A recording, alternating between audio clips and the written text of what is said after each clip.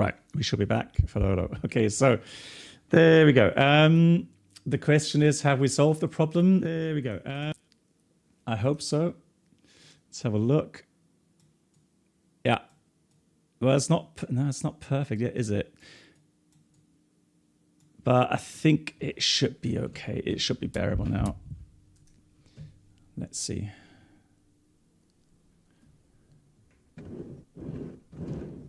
Yeah, it should be okay. Alrighty. So let's get this thing going. Welcome back. Thank you so much. Thank you for your patience. Yeah, so we're back on the FlightFactor 777. It has gotten some updates. Now, I'm not completely sure regarding the state of the VNAV. Thank you, Nico. Hello to you. Right. Anyways, let's power up the aircraft first of all. Let's power up the ADRO. Now, for some reason, if you go into cold and dark, all these switches are off, which is somewhat unrealistic because they should not all be off. Things like trim air, recirculation fans, humidifier, they should always be on, really. But anyways, let's switch these on, these automatic. Right, we're talking. It has autosave now. And Brew, hello. I'm not sure. Did you read that somewhere? Hey, Ted, hello to you.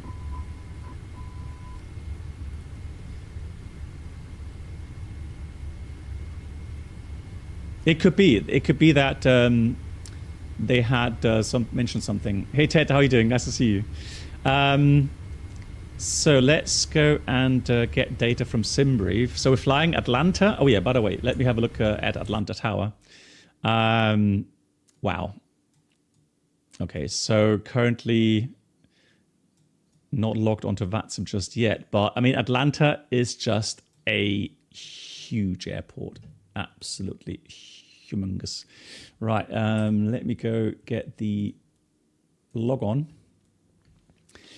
So it's telling me that there's no controller here. However, I should squawk 3337 for the IFR flight.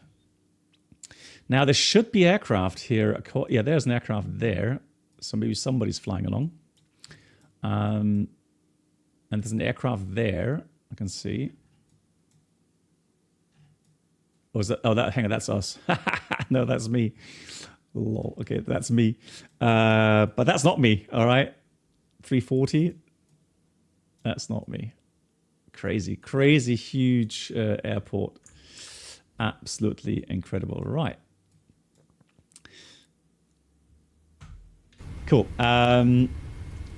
So let's get things on the road. Hey, Ghost. Hello to you. How are you? So if we go to airplane, let's go to weight and balance. Let's fill that in from SimBrief. Then we'll go to loading page. And then we're going to go catering, cargo, fuel.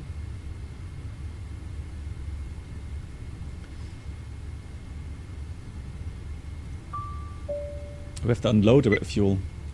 So we have more fuel than we actually should have. Hang on. So let me go quickly back here. Briefing. Flight plan. So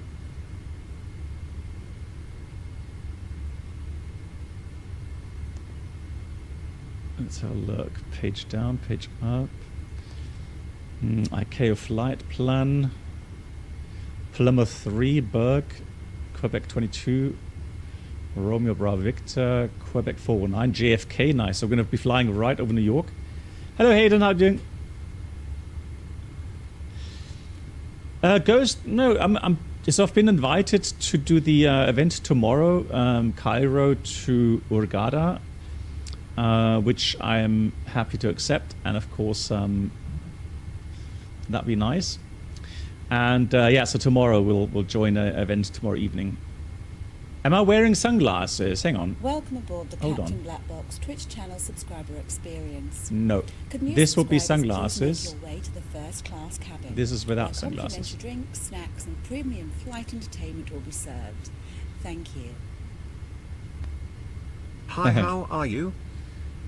Hey, hello to TV Avenger. Nice to see you. 71 months. That's amazing. Big round of applause for that. 71 months. That's a long time. TV Avenger, thank you so much. I'm doing well. How are you? Rumba, hello to you. And Oliver Garrett, hello. You're going to Boston?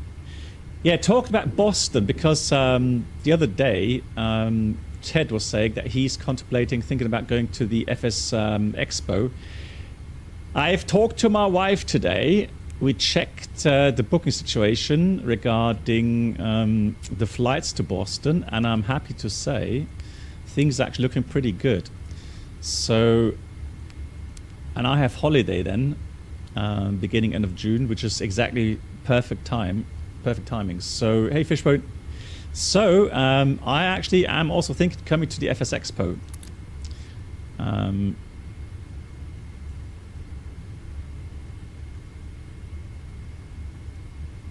So we need 18 tons. So for some reason,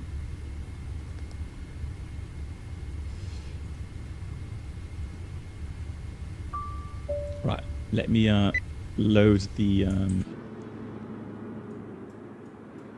fueling here. Oh, you've already booked the flights, Ted. Oh, fantastic. Ghost, well, it's pretty much on the same kind of same kind of lol, drop kind of venue, right? So it's about flight simming, hardware, software, companies doing some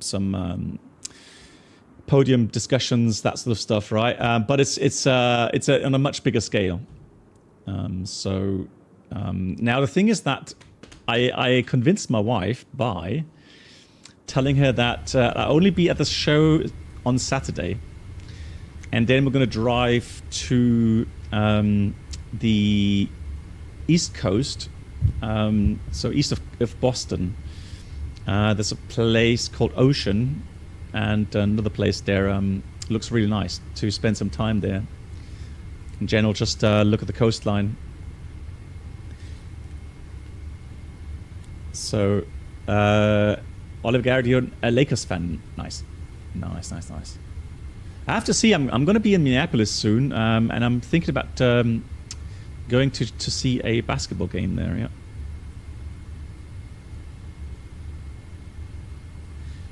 Well, we don't. So we don't fly in our fleet. We don't fly to Boston, unfortunately. But I kind of bribed her and said, well, we could go, go to Boston, and then spend a day in Boston, and then we'll drive down to the event on Saturday, spend the day there at the event, and then late afternoon we'll drive off and find a fancy hotel near that coastline. Yeah, that convinced her, so all good. All good on that front.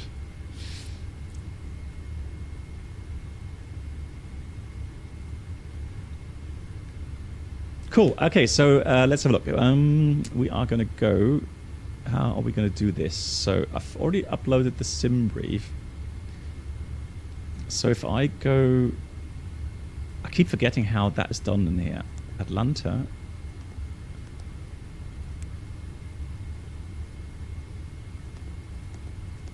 Boston.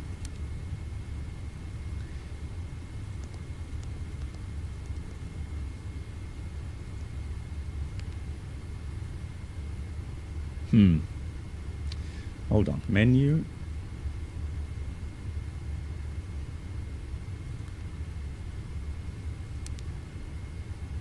Enough. Hey, Bob.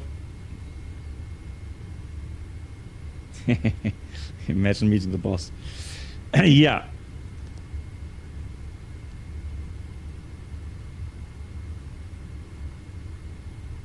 Now, hang on. Let me just have a look here. So we've got...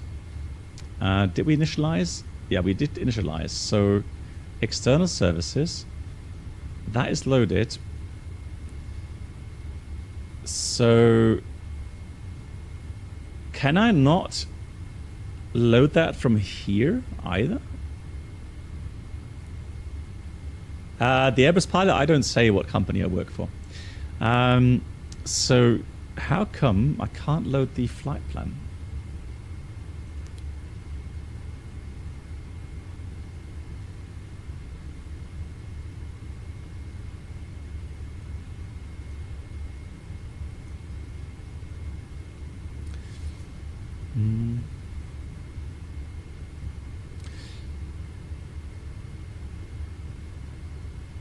All right. Anyways, let me check then. Real world ATIS. ATIS. How can I get the real world ATIS here?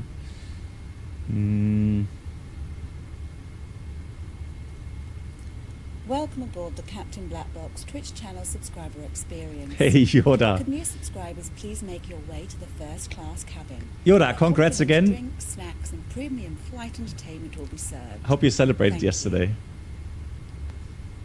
Wow, 65. 65. It's. I think it's longer than that, isn't it? 65. Thank you so much, Yoda, for the 65. And again, thanks for all the help. Yeah, the Navigraph charts, right? So if you open the app, let me see if I can open the Navigraph charts app somewhere. Maybe on my iPad, and maybe there I can get the... I would be happy as well with the news that he had yesterday. I would be happy too, to be absolutely sure. Right, let me have a look at the flights. Import from SimBrief. Atlanta, Boston. Then we have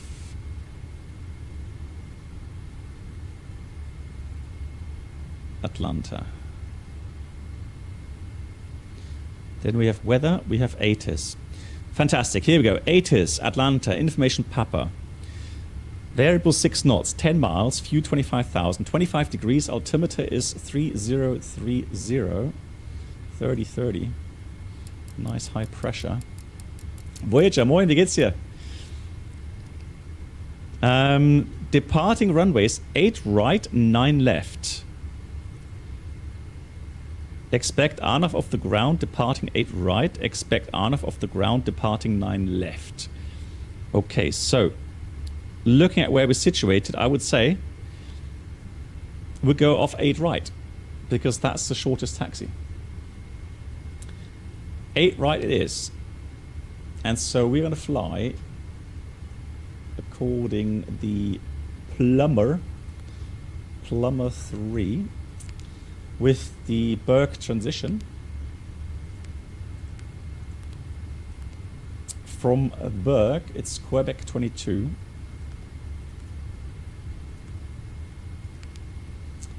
And we're going to go all the way to Romeo Bravo Victor. From there, it's going to be Quebec 419 to JFK. Quebec 419, JFK. There we go.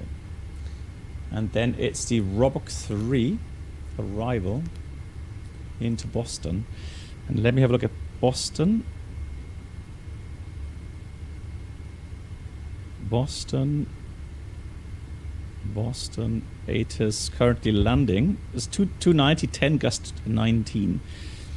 So we have ILS 27, RNAV runway 32. So let's have a look.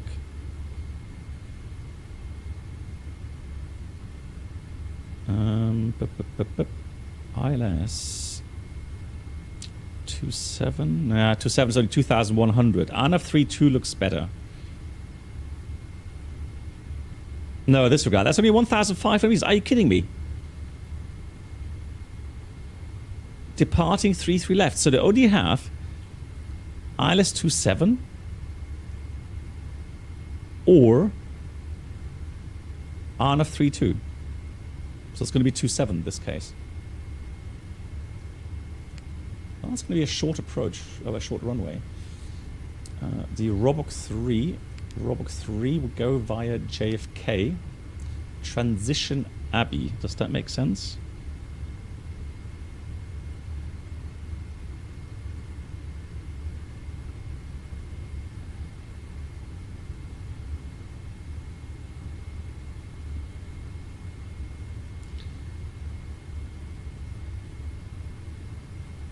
Does that make sense?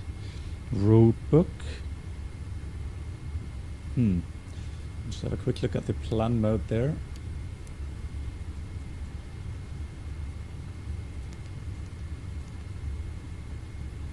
So that's that. No, so we just leave it as it is. So Hock2 is the last point. So it's without any transition then. And that way it should close that correctly. Hock2 radar vectors 27.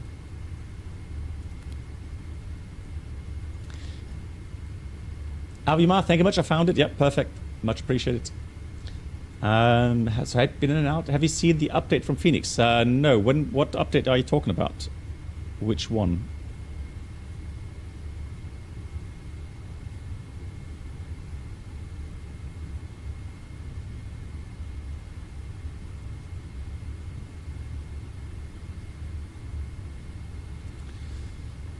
They're releasing an A320neo.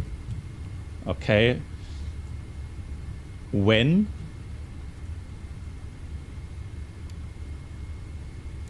Any time announced with that?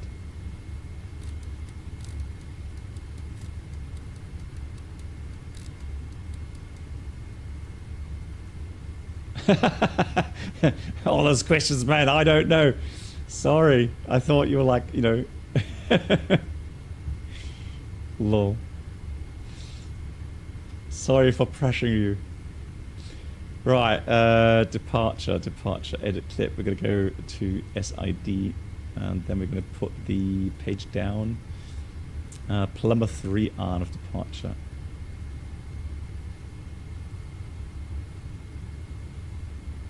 The 2 weeks, but hang on, Exponent, Margaret, did they say, so later this year? So they did not say any, they said this year. Okay, there we go. So of course, yeah, you gotta stir the hype a little bit, haven't you? So, yeah. Cool. All right. So just to show you where we are, we currently parked somewhere here, I think. Let's just check. Ramp 2. So we're parked here, and that's 8 right. And 319 winglets. Wow, so many different variants. Crazy. So the plumber departure takes us. Let me find the text box in here first of all. So top altitude is 10,000 feet. So that's one thing, 10,000 feet. And from 8 right, it says climb on heading 0905, intercept course 83. So Arnav, 83 to Ronnie, then Igby, plumber, and then en route. And the top altitude is 10,000 feet. Cool. Krishu, hello to you. How are you? 10,000 is set. And the initial was 095. So 095 is set. We put the flight directors on. Auto throttle should be on. That panel looks good. Let's reset the baro. 3030 is set. Let's do that here as well. 3030. Yeah, so let me reiterate my question that I had at the beginning of the stream, before I had to restart the stream. Has anybody some deeper knowledge, background knowledge regarding the 737 Classics?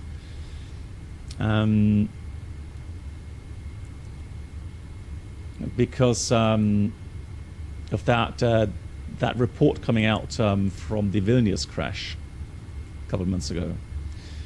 Loncorlerio had made a video on that, and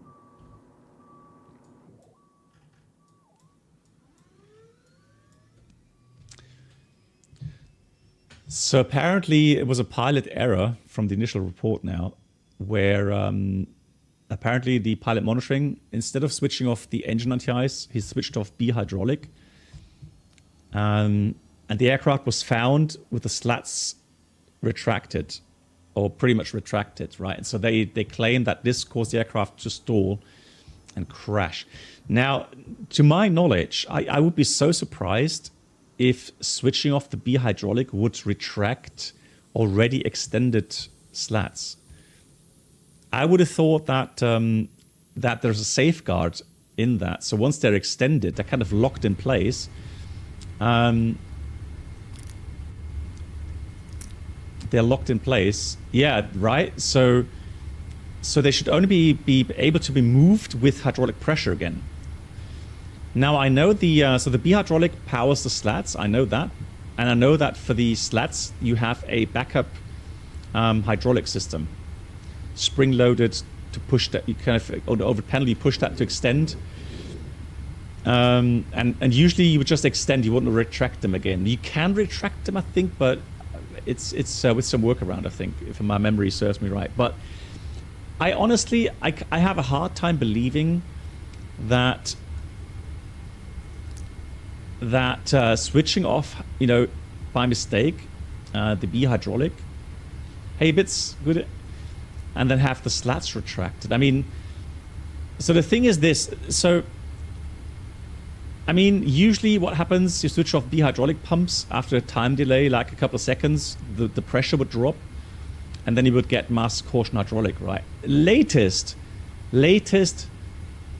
hydraulic message, or caution message hydraulic B pump or hydraulic B system, makes you look up, and surely that by that time the pilot monitoring would have understood his mistake and switched the hydraulic back on, right?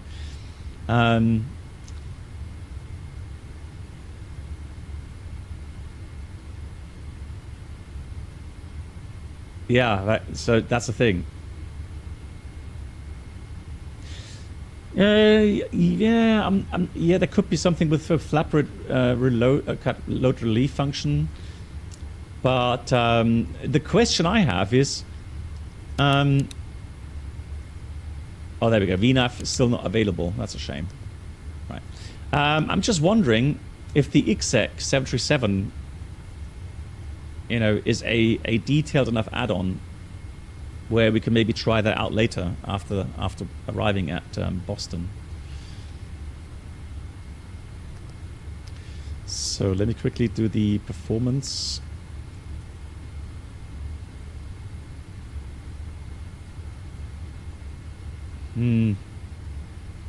Well, I'm not sure with the DC-10, Capitan. I'm not sure with the DC-10, to be honest. But again, I flew the 737 for thousands of hours, and honestly, if that really was an issue, then I think they would have focused more on training in that regard. Right? So again, I just have a really hard time believing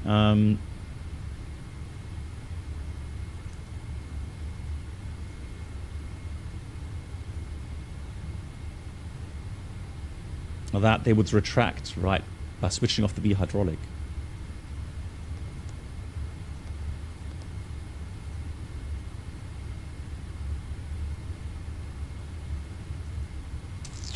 ATIS request, so I can't do that. Right, let's have a look. Can we request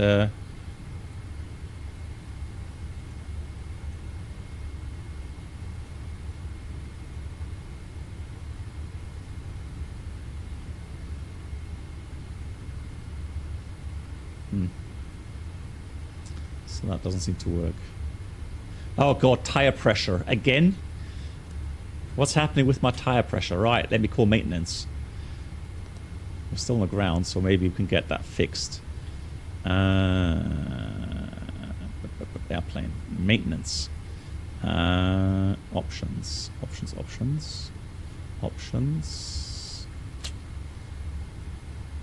No. Why can't I do gear and general maintenance? Alright, let me see. Let me see if I could get maintenance in here.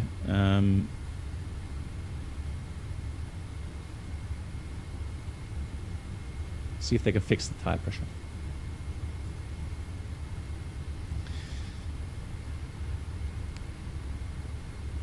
Right, in the meantime, I think that's our load sheet. Let's have a look. So we have a zero fuel weight, 171 tons. Let's have a look here, performance, weight and balance. So we have 171, that's correct.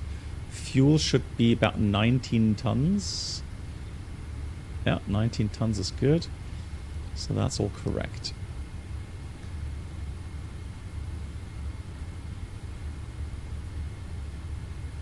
So it's variable 6 knots. I'm going to put in like 5 knots tailwind. Just in case.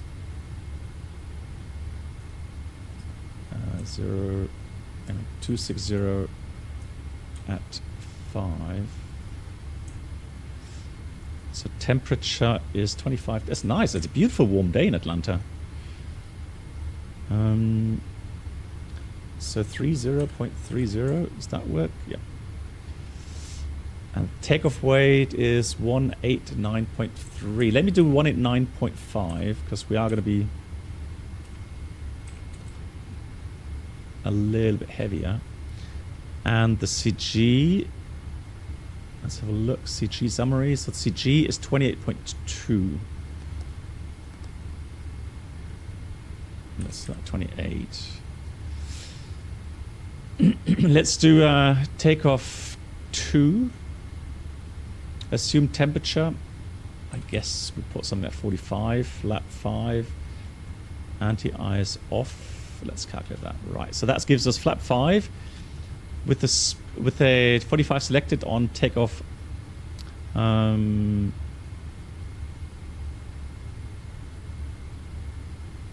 takeoff 2. Shame it doesn't say that in here. So takeoff 2 speeds 28, 31, 35. Seem fairly low, but oh well.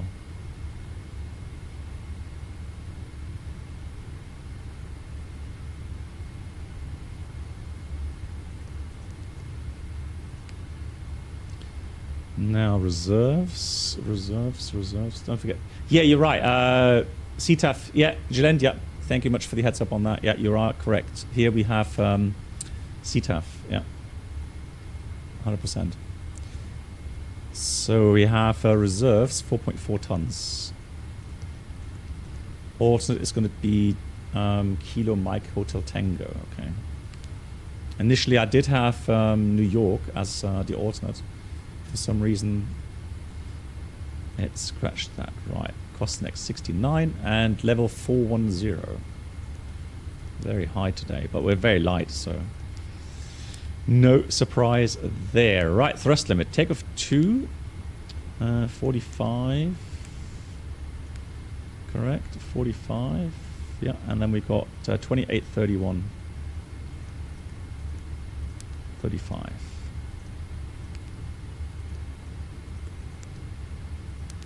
Flaps 5. Ugh.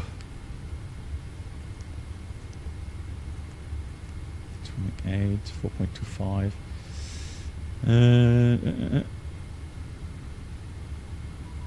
Yeah. I'll call you in a second. Hold on. PDC. Oh, hang on. That's interesting. Just received a PDC message.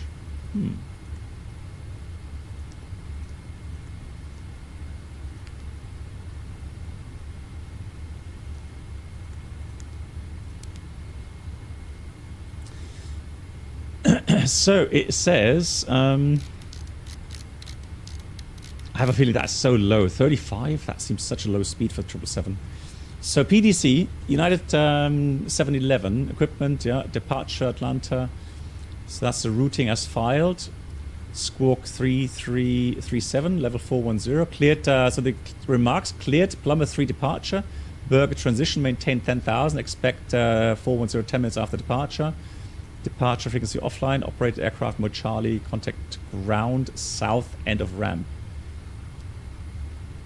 Okay, well I see that we have tower online. That's really cool. Thanks so much.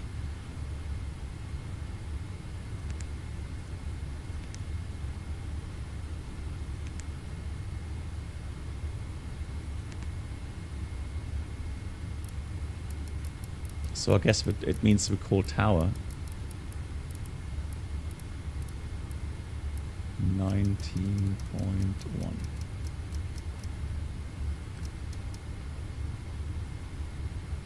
Yeah, I'm going to try to get that fixed. Let me just check something here real quickly. So airplane maintenance. Now, I honestly don't know. How can I... Ground services. Maybe that. Hang on. I have to maybe go maintenance. No, hang on. Let's go back again. So page down. Gear service. Right, so I guess I have to call for gear service first.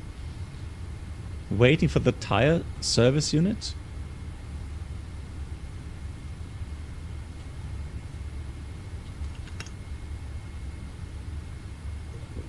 Okay, Air Hunter, thank you much for your feedback. So regarding the question we just had regarding the slats retracting, if you accidentally switch off the B hydraulic, and Air Hunter says the only way he can see this happening is when it's switched off during slat transition with the clutch released. Okay. Yeah, but they were really low, weren't they? Yeah. So I think... So they're here now. Let me just check now. So I think... No, look at that. I can't do that. That's weird. I mean, I could replace the tires, right? But I can't do... Yeah, but I mean, I would think that obviously... you know, they not only have the data recorder, but they also have found a voice recorder. So they surely will be able to... Okay, I'll tell you what, Lee. Hello, Ryan. Ryan, we're going to have a look at that during the flight, okay? We'll read through the announcement. Too much realism, yeah. Instantaneous for maintenance? So I honestly don't know. So ground options.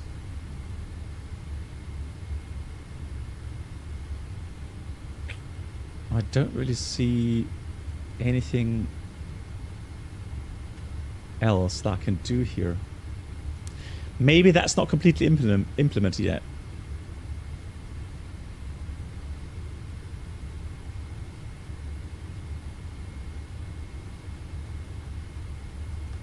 Yeah, the good catch. Yeah, I think I have the time actually set to March 13th. I'm not on real time. What time is it in the sim?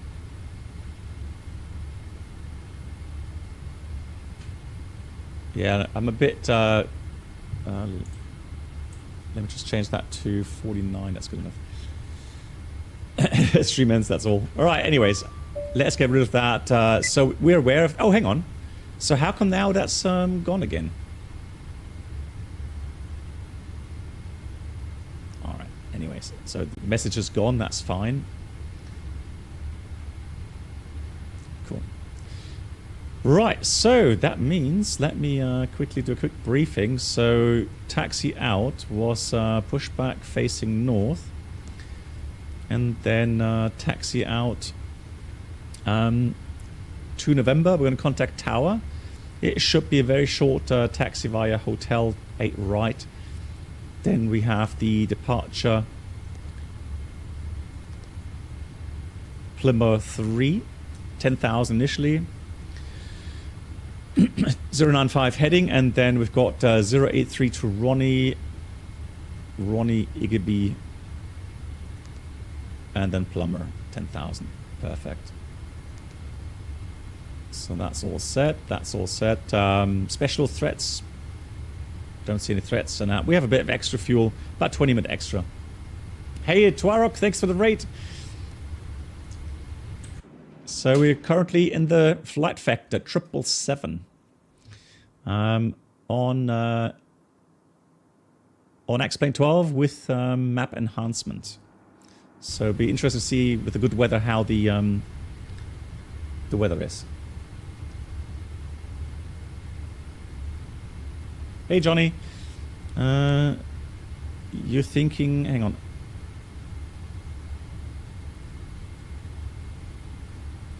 Options.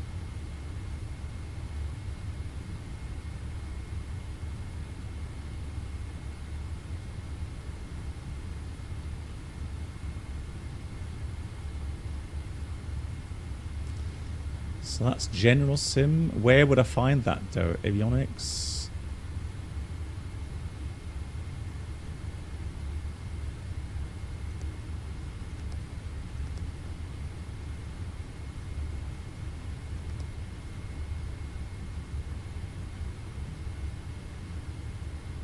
Equipment structure.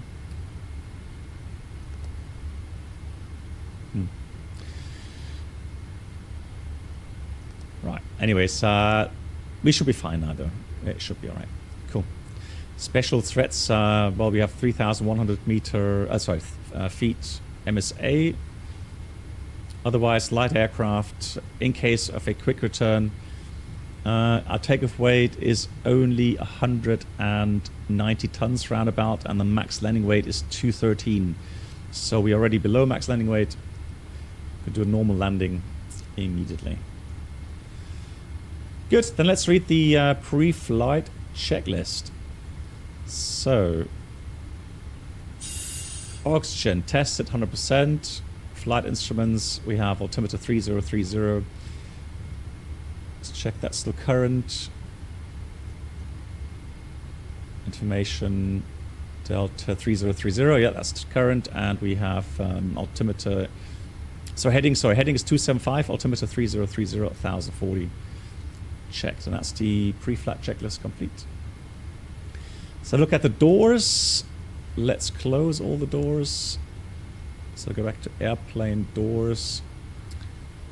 Close all.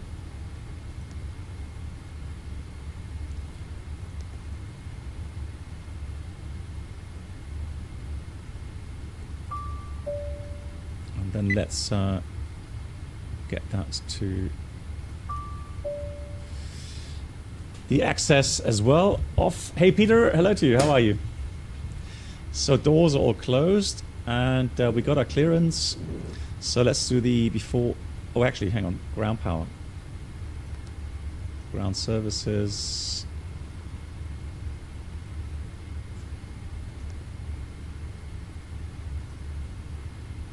So stairs off, ground power and the trucks. Brake is set. Elmo hat gerade enttäuscht festgestellt, dass du nicht von nach Frankfurt fliegst. Ja, es tut mir leid. Yeah, but I've been to Frankfurt so many times lately. Right, tire pressure, we're going to ignore that. Let's say that's a nuisance warning. Okay, it's known, dispatched according MEL. Right, then we'll do the before start items. Actually, disregard. Hang on. Then this center. And then left side, so right to left. Fuel pumps on, beacon on. We have engine page open, and the squawk was 3337.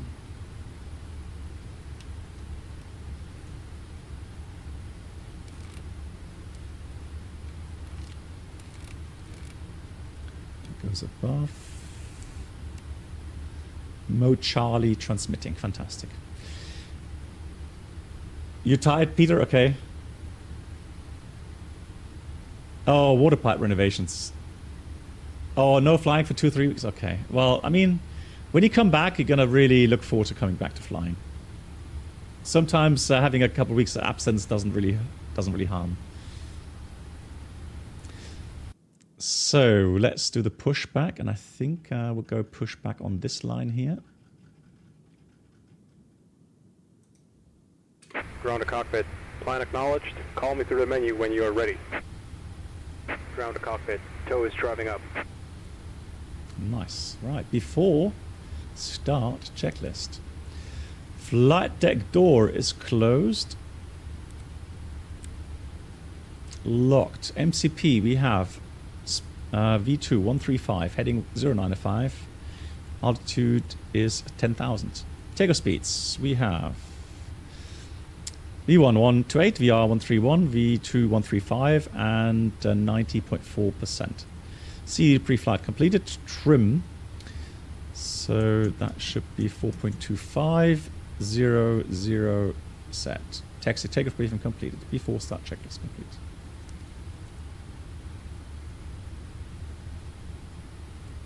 Peter, yeah, exactly. Okay, all doors and hatches are closed. Ready to connect. Also beautiful aircraft, I think. 777, love it.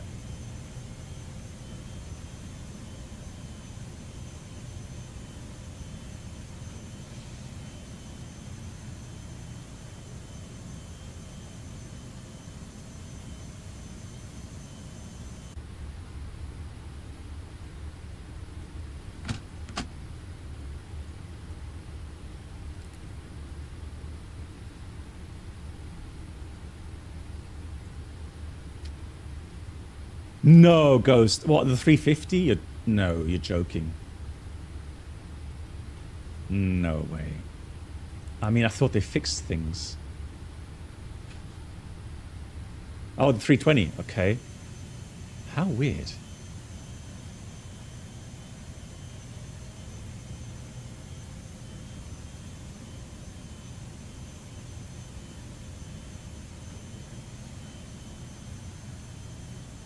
Ground to cockpit, please show me where you want to go. Already done that.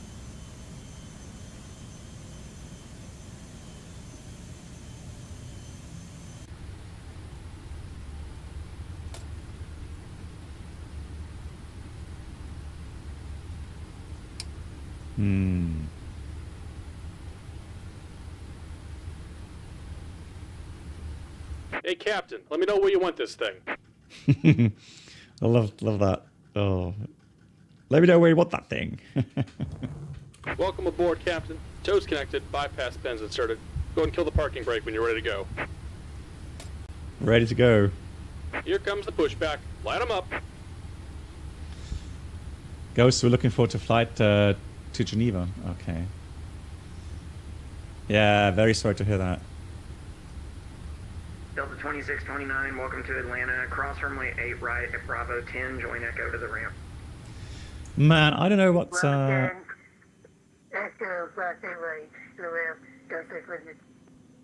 what the issue is today with the with OBS.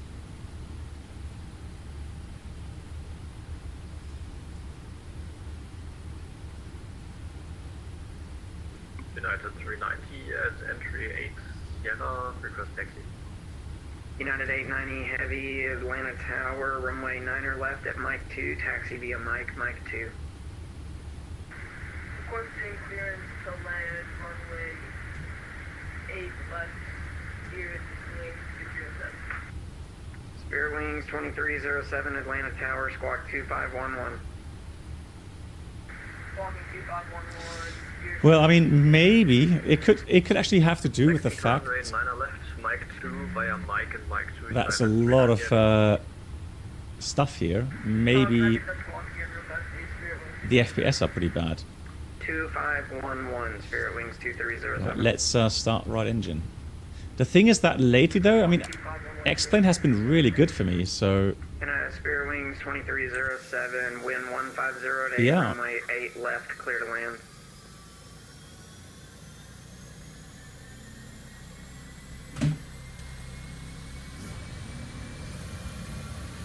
Spirit Wings 2307, runway 8 left, clear to land. Runway 8 left to land, sorry about that.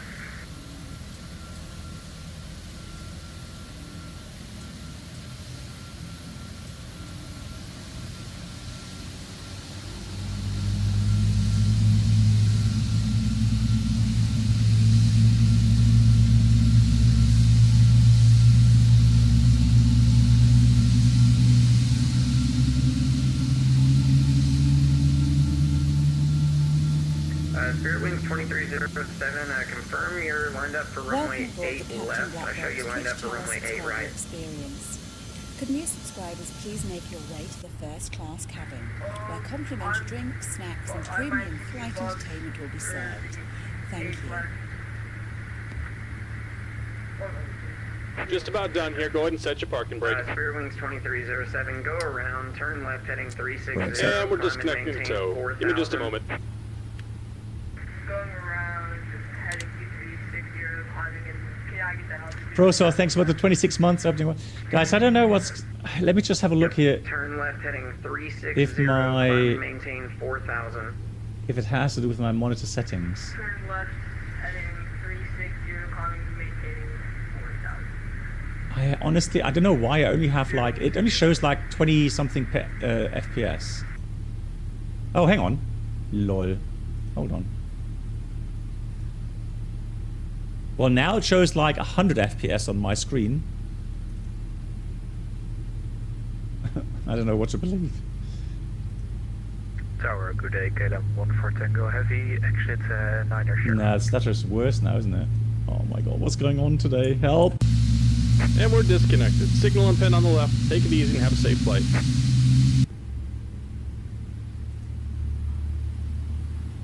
KLM 14 Tango Heavy, Atlanta Tower, hello, runway 9er left at Mike 2, taxi via Mike 2.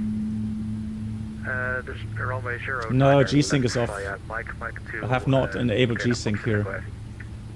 Spirit Wings 2307, turn left heading 360. Turn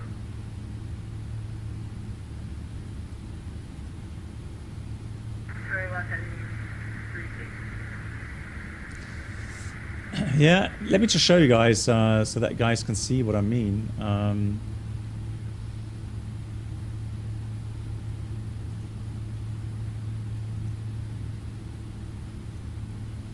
So can you see the top left or in the middle there? It says 100 FPS. So the weird thing is, on my screen, it's really smooth. So my monitor, everything's smooth. It's just OBS. It's just completely... I don't know. Display settings... Yeah, I'm on 120 Hertz right now. Yeah. Yeah, Air Hunter, I've never had the issue before. That's the thing, it just started today.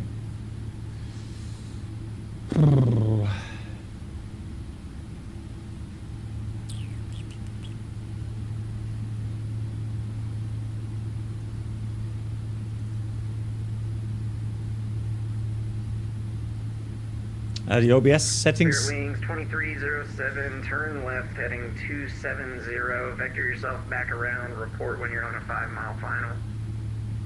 Yeah, I don't know. Turn left, heading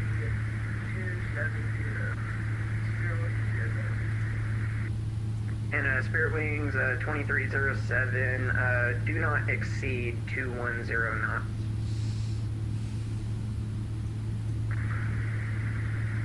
Hey Megas, I think at the beginning we had the issue with the screen capture. I think it has to do with that. Atlanta Tower, United 3741, holding short of Lima at ramp 8. Let me just, guys, you're going to see a black screen for a second, okay? United 3741 heavy. So let me just try that again. Let's add. Left at Mike 2, taxi via Mike 2. 9 left at Mike 2, taxi via Mike 2, United 3741. United 390 heavy, turn right heading 110, runway 9er left at Mike 2, clear for takeoff. So let me 110, runway 9 left, cleared for takeoff. add a display function. No, still the same. Megas, would you have any suggestions? You can see I've got enough FPS here. It's just for some reason something's just not right on the OBS. Aircraft calling PDC sent.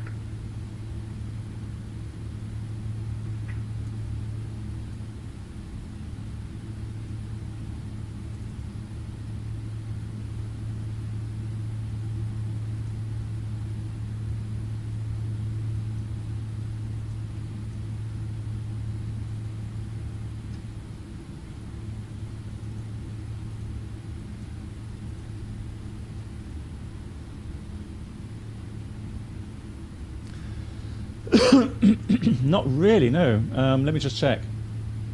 So you mean 3D settings, right?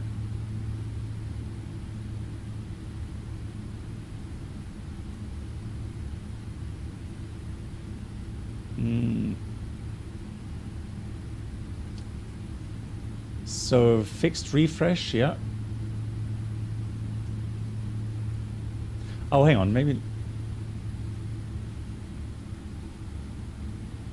Let me try that. But I fear that I may have to.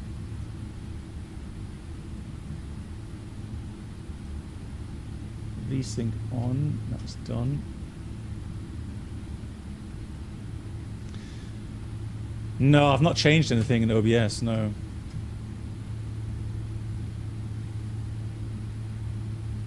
Man, that's annoying. Settings. I've not changed anything from last stream.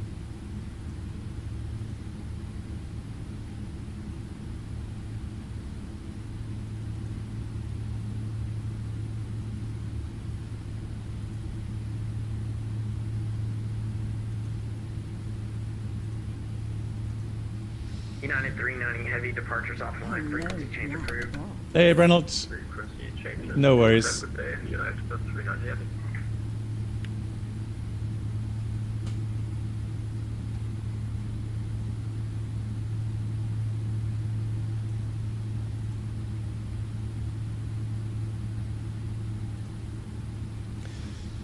No, Megas, if I switch it off, so Reaver Tuner is off now. I can check in the task manager, make sure it's gone.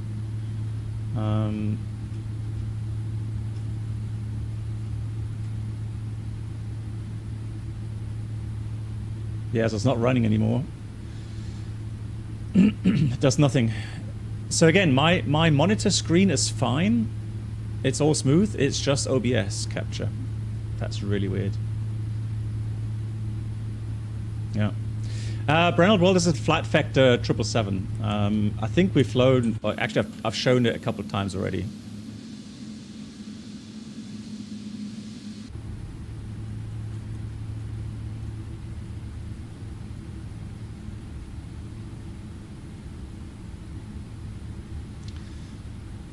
So let's do a recall check here. Tire pressure take off. So KLM 14 Tango heavy. we'll do RNF to flight Lidas, controls. runway 9er left at Mike 2, clear for takeoff.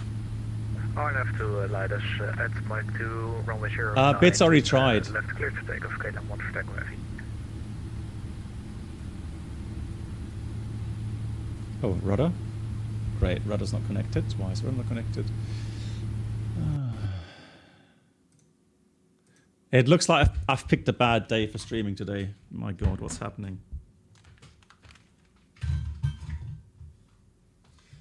I don't have DLSS, Brennell, here. It doesn't have it.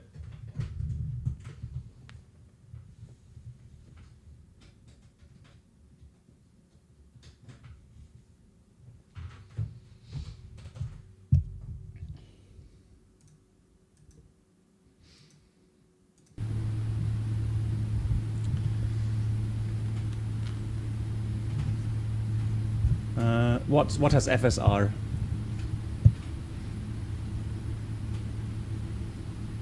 United 3741 heavy, runway 9er left at Mike 2, line up and wait. Expect a short hold for wake turbulence separation. So the thing is, I mean, what I've done is, I mean, it doesn't matter. I've used VSync, so I'm not using sync, right? So even if I don't do that, it doesn't do anything.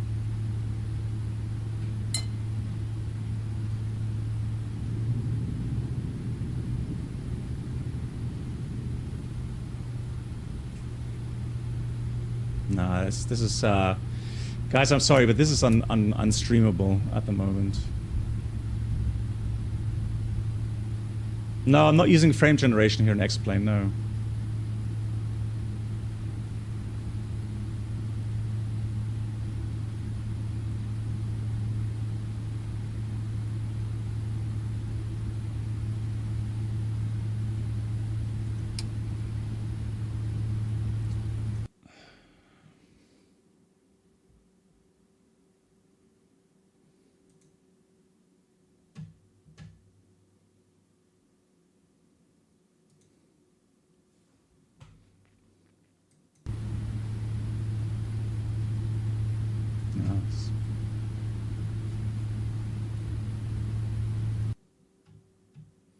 No, it is bad, Ghost. It is bad. Even if I'm taxiing, I can see the whole, the scenery. So 3741 heavy, RNAV to wide. so as soon as the aircraft starts moving, RNAV to line, just clear for takeoff, 3741 heavy.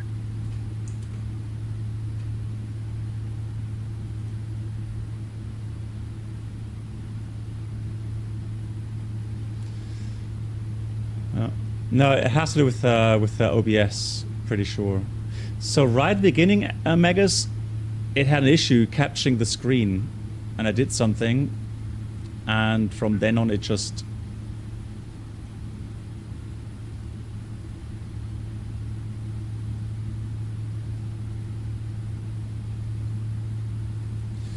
Right, guys, I can't fly like that, I'm sorry. Let me just try something here real quickly. Guys, apologies. Let me just do something, I guess. So just out of curiosity, let me have a look. Home email, I've done that already. Thanks for the info, but yeah, that doesn't work. Let me quickly have a look here. Let me just do that.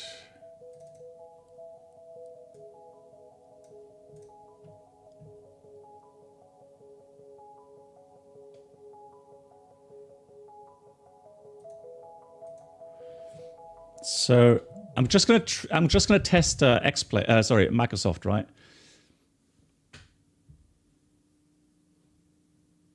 Yeah, Avima, exactly. So let me just simply start Microsoft, and then I'm going to fly the. Although I don't have Atlanta scenery.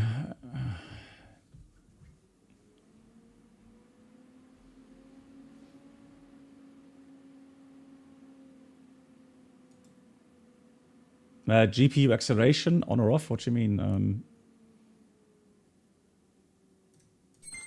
Again, that's something I've not changed really.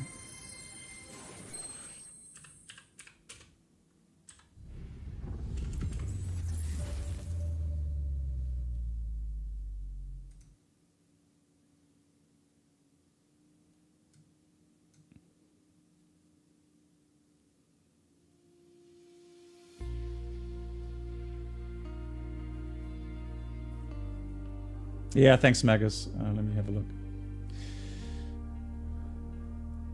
So I have hardware accelerated GPUs scheduling on. And again, I have not changed any settings. These settings have been here for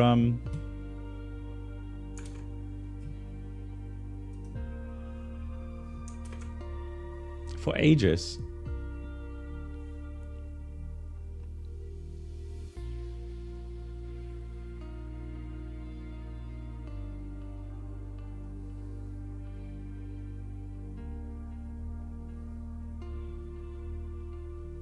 Hey, SI 120.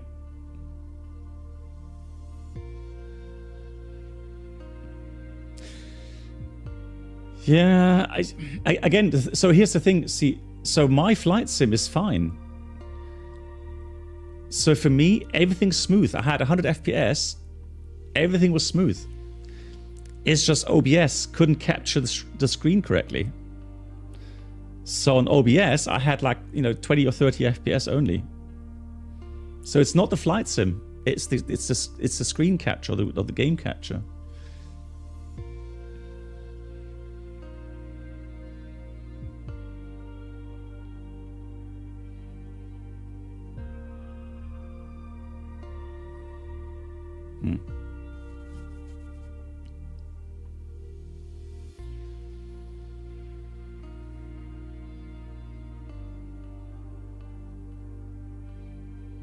No, I'm not on the testing team, no. And again, I've pretty much stopped all collaborations with that.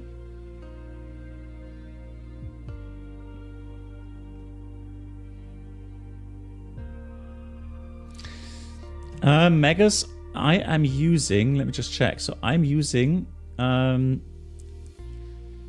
display capture.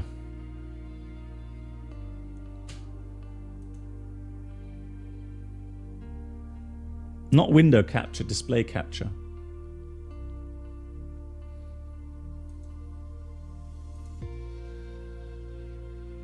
And that's something, again, I have not changed.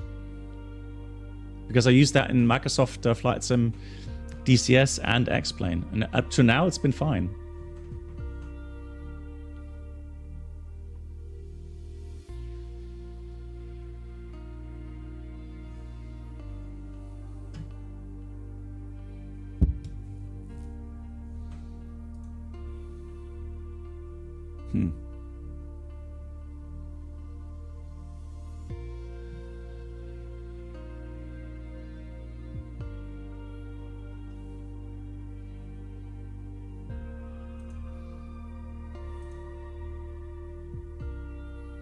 Okay, well, let me try...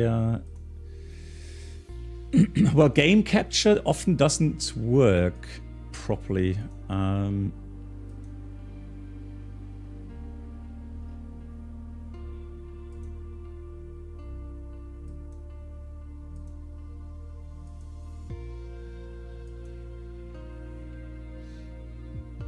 Yeah, so this is game capture. It doesn't capture the game.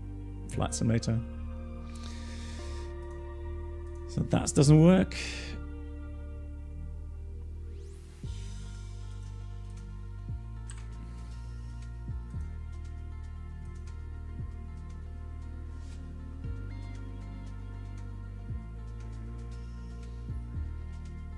And window capture.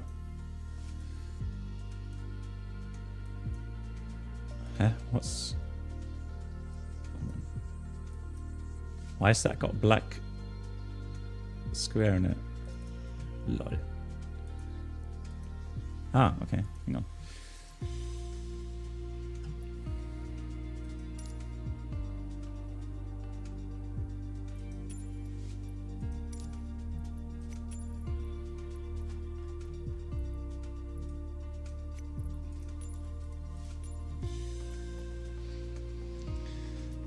So just for test, I'm just going to go spawn somewhere and just have a look how that works on the screen here. Actually, let's do that here.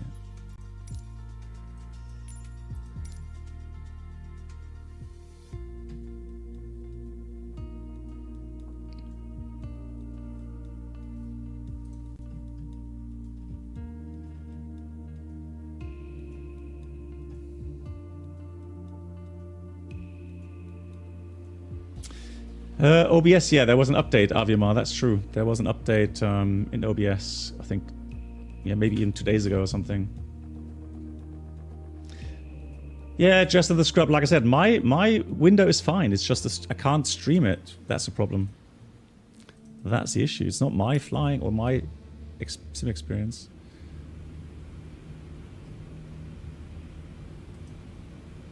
So let me just go outside here real quickly.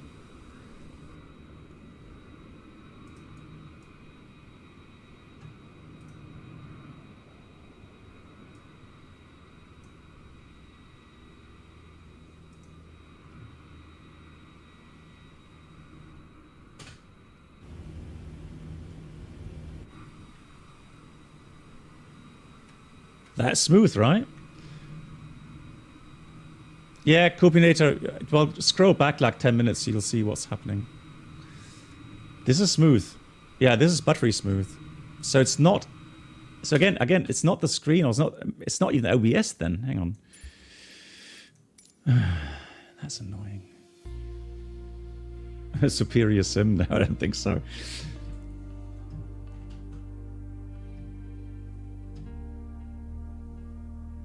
Yeah, that was smooth, right, on the OBS as well. Okay, but that was window capture. So let me try window capture with X-Plane then.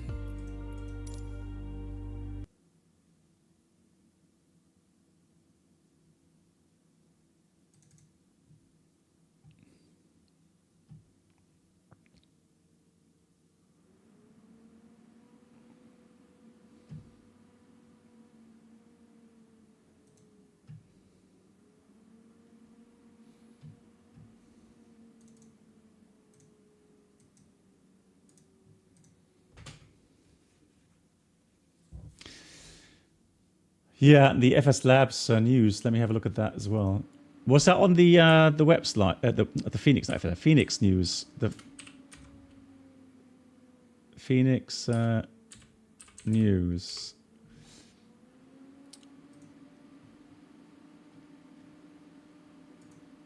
Right, there we go. So 2025 roadmap. No, it looks pretty. Not gonna lie.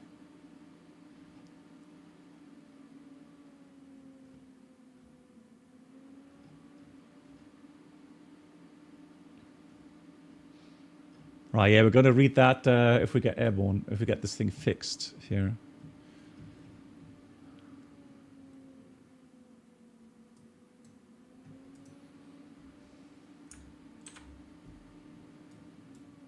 It's smooth. Oh my god. So this is a different... Well, hang on. Huh? What's happening? Why is it both smooth now?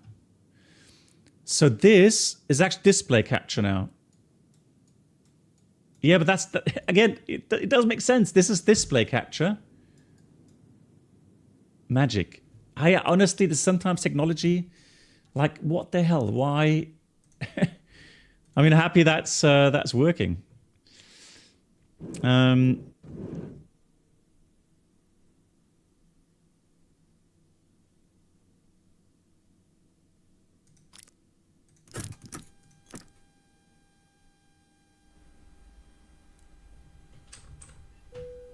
Let me just have a look. Hang on. I'll tell you what we'll do, though. Shall I...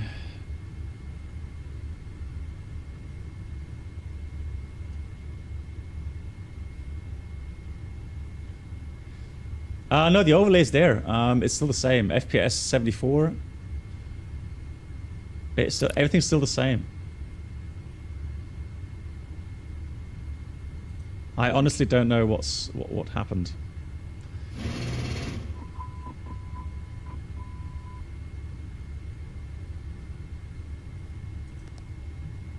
Ghost, yeah, we'll go. I'll do a very quick setup here because we've already been through everything. We've done the briefing. So all I'm going to do now is I'm going to go with airplane, weight and balance, and then a loading page.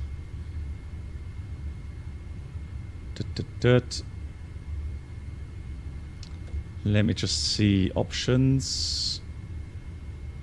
Where do I do fast load?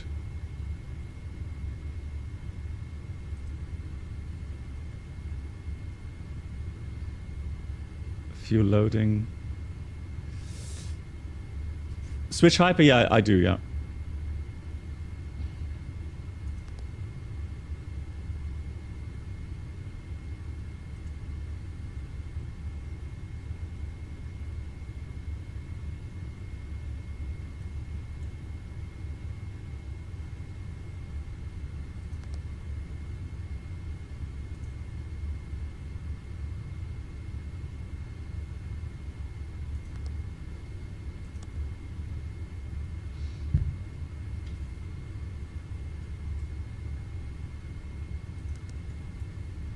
These are all open. So let's do airplane quickly, ground service, stairs.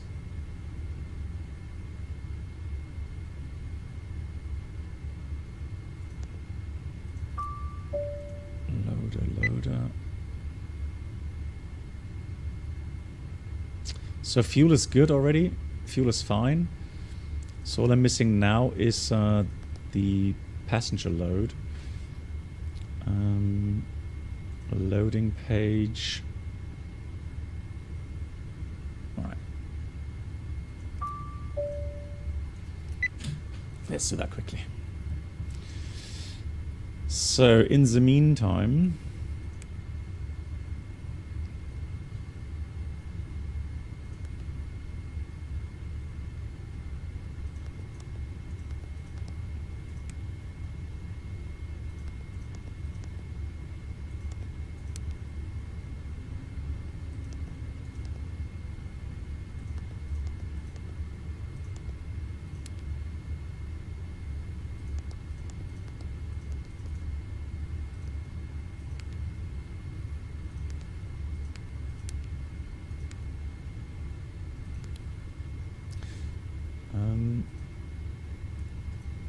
What I'm going to do though, I'm quickly going to refile the flight plan. Yeah, so future pilot, I already restarted X-Plane. I even restarted the stream to fix the issues, but nothing helped. And then now I've started Microsoft, and now it's working. Like, all right, well, I'm not complaining for sure. Switch Hybrid love to fly the 787. Well, it's a beautiful aircraft. I can say that much. I am really, really happy to be flying it IRL. Great aircraft. Maybe not the best aircraft to start your flying on, I will say that much. Because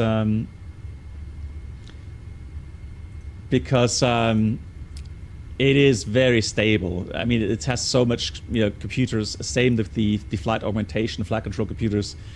It has so much stuff there that's really helping the pilots to control the aircraft, especially when you have gusty winds. So, like I said, I think it's not the best aircraft to start flying with.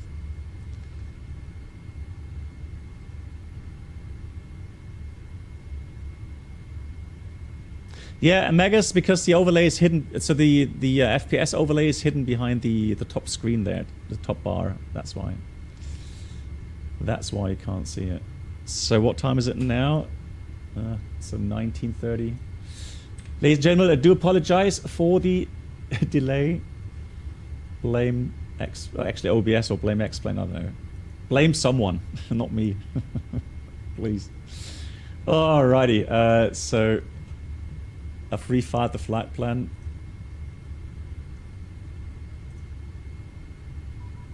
Right, so now the squawk is going to be... So cleared Plumber 3, departure Berg, maintain 10,000. Squawk 3337 still, okay, interesting, alright.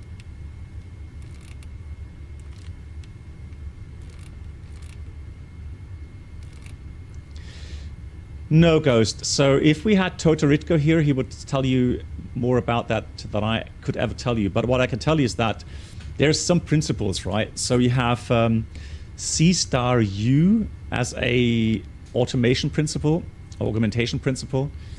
And I think the 787 has like C*, but I think it's missing the U. So it's got abbreviated U controlled. So what that means is that the 787 has a stabilization augmentation where you have like bank limiter, you have a system that prevents you really from going over speed or flying too slow. However, it doesn't have a full envelope protection, meaning if you interact on the flight controls in a certain way, so for example, if you go too slow, get into the amber band area, you cannot trim nose up anymore. So that means if you want to keep the pitch up as the airspeed decays, you have to continuously pull back on the yoke, which gets heavier and heavier to do. But theoretically, you can do that. So the flight augmentation here will not prevent a full stall, right? While the Airbus in normal law will do so. Right, so that's the one of the big differences between that system. Delta 879 to Shitsy, thank you for your service. Bye bye. See ya.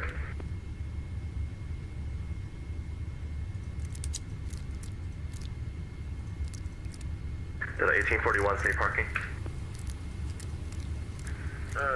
Could we get the sign up parking? Sorry, say again. Exactly. So we do have the ultimate control. Roger, hold Charlie 8 right Delta. Do we have? There we go. Right, we've got the load sheet, which is good. So let's take that there.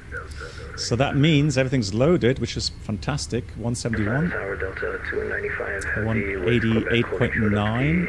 Ramp 7 de-icing pads requesting taxi 2. So Delta 295 Heavy, Atlanta Tower, runway 8 right, taxi to Echo Hotel. Close all the cabin doors. And Delta 1841, so Delta is going to be one more to the west. But So we have you're everything else closed. Up against the whole shore bars. Cross runway 8 right at Bravo 10. Right turn echo to the ramp against your discretion. Okay, crossing 8 right here and okay, my discretion to the ramp. Is it me or towers? It's really loud, isn't it? So we're going to take the same values that we had initially. So 171. Reserves of 4.4. Cost next 69. 410. We'll take takeoff 245. Flaps 5. CG should be 28 still. Let's have a look. 28 is fine. I'll tell you what, I'll take those speeds here. I'm a bit happier with a bit higher speeds. Delta 1841, give way to a company heavy A350 northbound on Delta. Yeah, but the other guy was pretty quiet, so I think it's just the tower that's really loud. Oh, hang on. Huh? VNAV? I'm confused.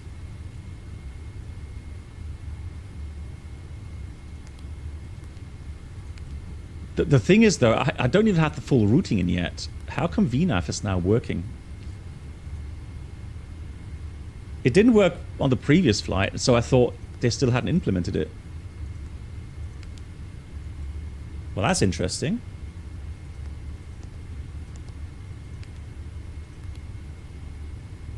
Well, we can try that out.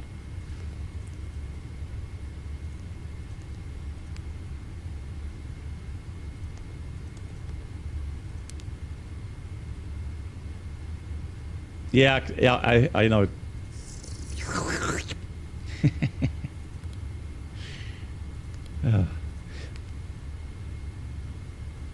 No, it's not. You're pulling my leg. It has not been working for the last 6 months. No way.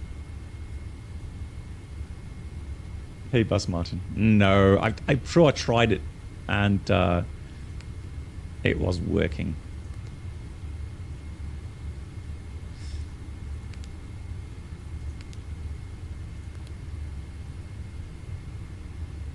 Cool. So that means we are pretty much ready to go. So let's go airplane doors. Let's arm everything.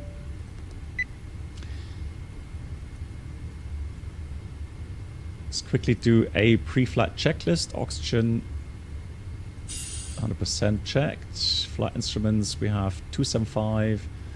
Altimeter 3030. A couple of months. Okay. I'll believe you there. I believe you. And altimeter 3030 at 1,070 feet. That's a pre-flight checklist complete. Right, so we'll do again the before start items. Oh, before I do that, let me try get the APU running.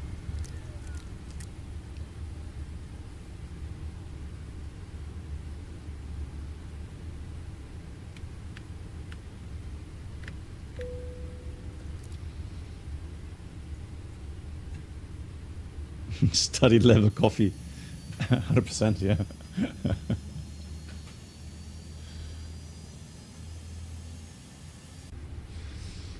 Fully agree. Right, stairs. Drops. Oh, yeah. Oh.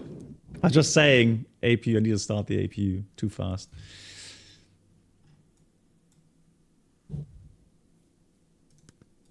It will be online in a second. There we go. It did start. Nah, probably complain. Mac.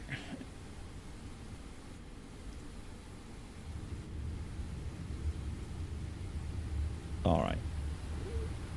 Let's have a look. So good thing is the routing is still in. Just to change that again. 95. 141.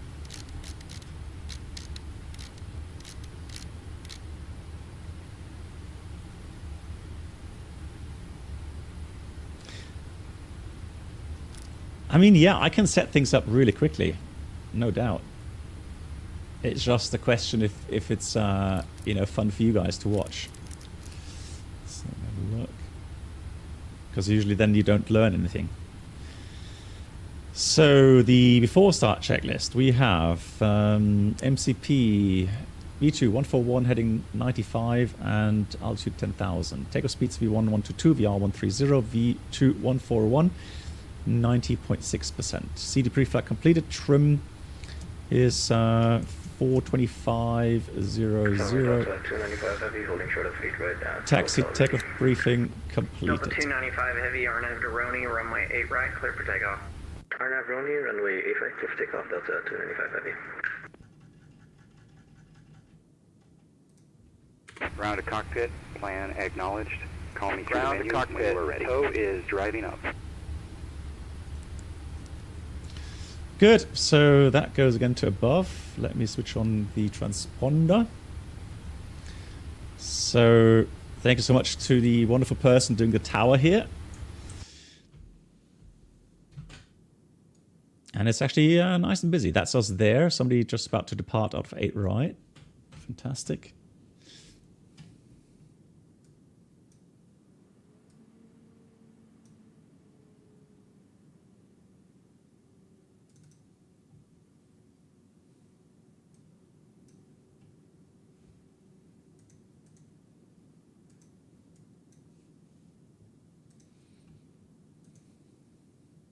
Okay, all doors and hatches are closed, ready to connect.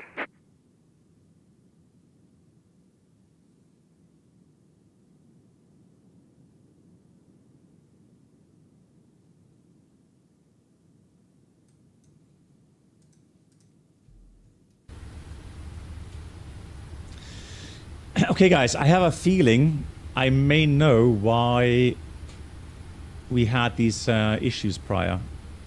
I think that was because of the map enhancement add-on. Because right now it's not running, and so maybe that was the reason that I had these really bad FPS. So I'd have to check that when I'm offline tomorrow to see if that was really the culprit.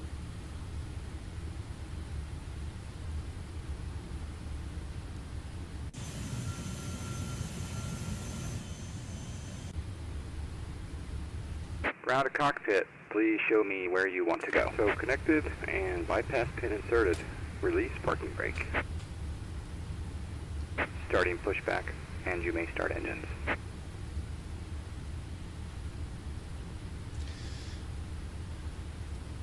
Yeah, we'll talk about the Phoenix update during the cruise flight. Hey, thanks Megas, it was nice to see you. Have a great weekend.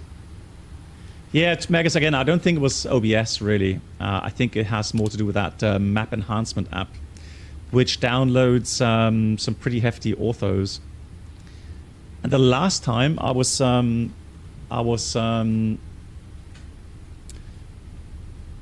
already had it cached, but not today. I think that was the problem.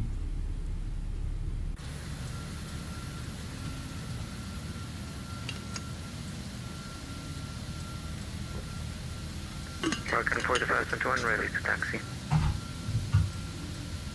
Hey, LA Aviation. Good evening. 295 heavy, departures offline, frequency change approved. Copy to com Delta 295 heavy, have a good afternoon. American 732 heavy, was that you calling for taxi? April, American 732. So Kelts, Black Horse got into X-Plane about 4 months ago. 732 heavy, runway 8 Lifelong right, Microsoft taxi, guy. Been absolutely loving it. Taxi 8 runway 8, control what call American 732. The Navigraph integration, you mean the charts? Right, let's start left engine. You mean the charts, or you know, in the AviTap? I mean, here we have at least some bigger charts or displays. But I agree that I'm not happy with the AviTap either, if that's what you mean.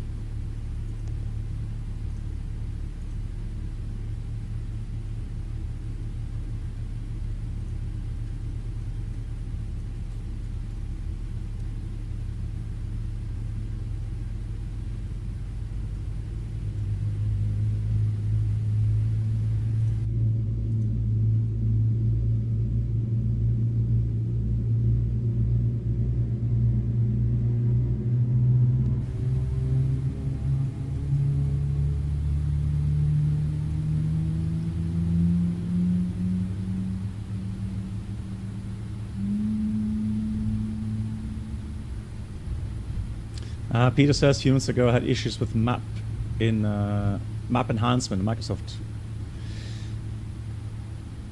Yeah, I will have to check again. I'm a bit confused, but that's the only thing really that's changed now. And so I have a feeling that was really the problem. Complete. Set parking brake. Brake set. Cool. Disconnecting tow. Stand by. Let's do the before taxi items flaps 5. So APU off. The rest looks good up here. Flaps 5. Recall check. Fly controls. Up. Down. Left. Right. Left. Right. Neutral.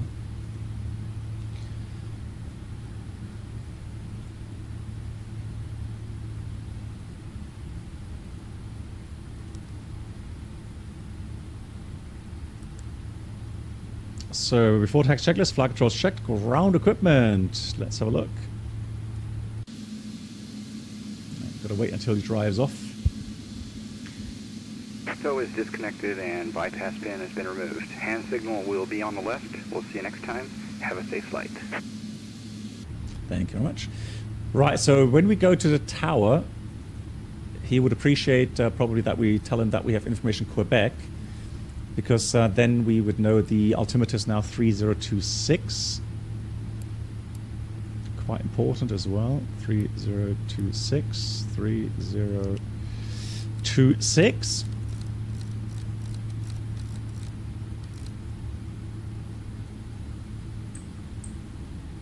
All right, there's the all clear signal.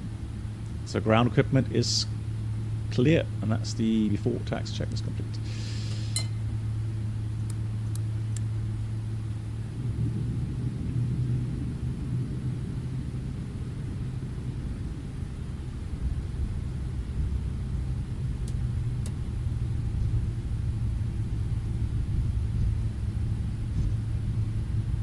I do like the sounds here, I have to say.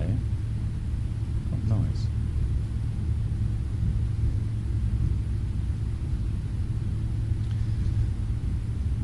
Atlanta Tower, good afternoon to you. United 711 Heavy is approaching 2 November with information Quebec. United 711 Heavy, Atlanta Tower, runway 8 right, taxi via hotel. Via hotel, holding point 8 right. United 711 Heavy. American 732. So that's not far. That's why I chose. Runway 8 right, clear for takeoff. That's why I chose the only, clear for takeoff, 8 right, American 4. that departure. Right, cabin ready. Let's do before takeoff checklist. Before takeoff checklist complete. Checklist complete.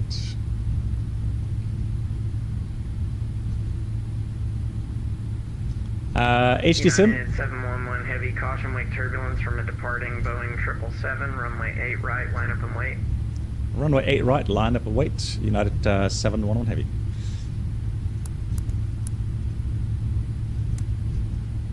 Cool. So the next checklist should be after takeoff. Cabin crew prepare for departure. We're going to have a bit of wind from the right.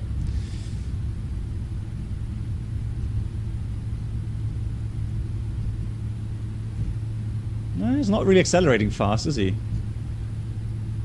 I have a feeling that he's got some issues there.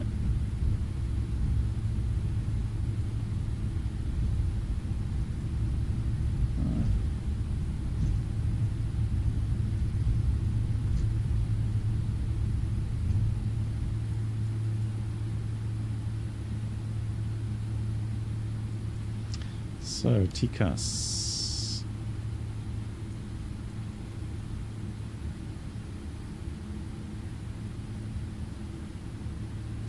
Oh, that viewpoint, come on. There you go. TARA, fantastic.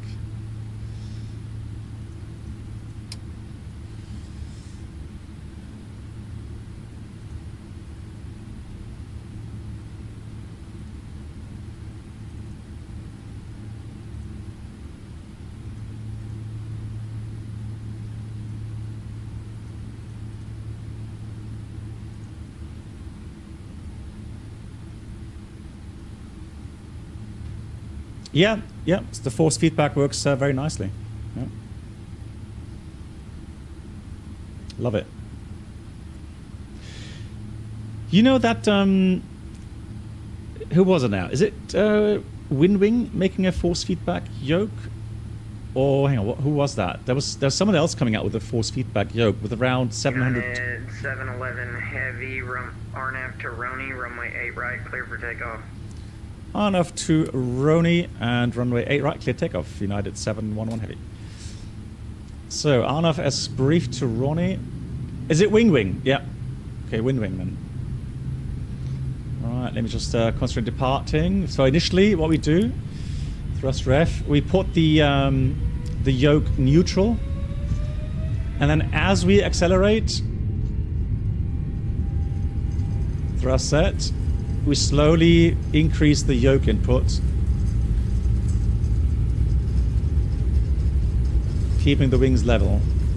So we kind of get a feel for how much we need as an input. V1. Rotate.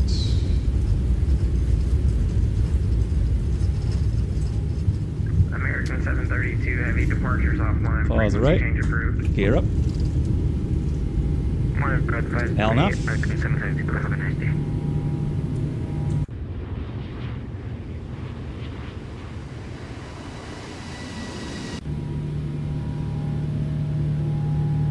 Thrust ref, VNAV speed. EC72. I love the roar of the engines. So cool. 5x5. Right, there we go. Left we go. That was a bit high pitch there. Atlanta Tower, this is PC727. I apologize. I guess my V pilot got kicked off. I'm requesting clearance for landing.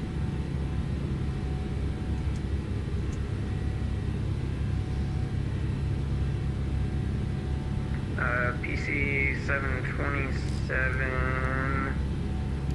Flaps one. You're a bit outside of my airspace. Flaps one. Report when you're on a 5-mile final.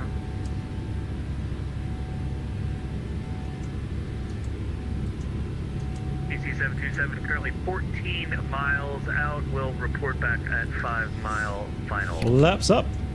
Flaps up.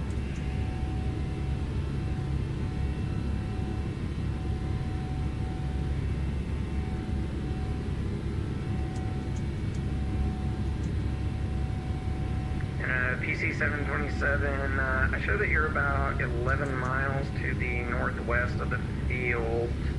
Nicely trimmed. Does that sound right? Autopilot.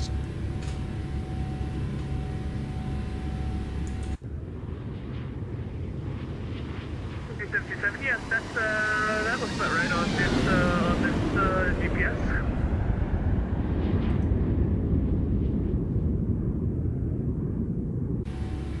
Roger, yeah, just report when you're on a 5-mile final for 8 left. Trim on takeoff? No. So what we do is we set the trim for takeoff, and then so after you lift off, then you get a feel if the aircraft initial trim was correct or not. And so if you have lifted off, you take initial pitch for the climb, and then you feel like you have to continuously push or pull on the yoke. Then you would trim the aircraft.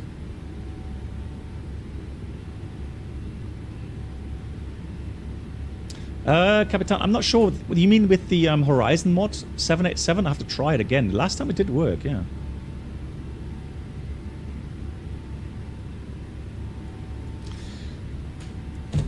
Yeah, the aileron input you maintain until you finish your rotation. So once you rotate to the initial climb pitch, then of course once the aircraft starts flying off the runway, you will get a feel on the amount of yoke input you have to do, right? Bank input you have to do. So then you just, of course, try to input to keep the wings level.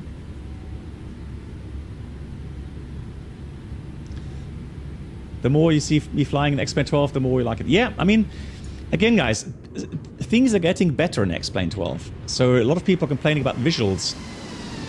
And that's an area where they are currently working on. The same with the multi-thread performance. That's where they're working on as well. So right now I don't have map enhancement working. What you're seeing is the SimHaven free ground, well, not textures, but ground kind of autogen. So houses and I think trees as well, right? 10,000.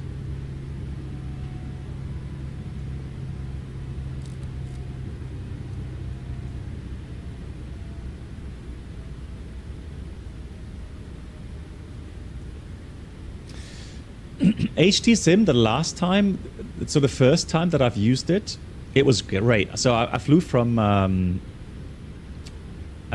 Faro to Barcelona, but I had done that complete flight previously, prior to the stream, and so I had everything cached, so I didn't really have to download anything. B727, about 5 miles out. Let's read the after takeoff checklist. Requesting runway. After takeoff checklist complete. So now, today, the weird thing was, I don't know what caused the issues, but while I had good performance here in the sim, it was just really struggling with OBS for some reason. I don't know. B727, runway 8 left, clear land. Thank you, sir. I will have to do more testing with that.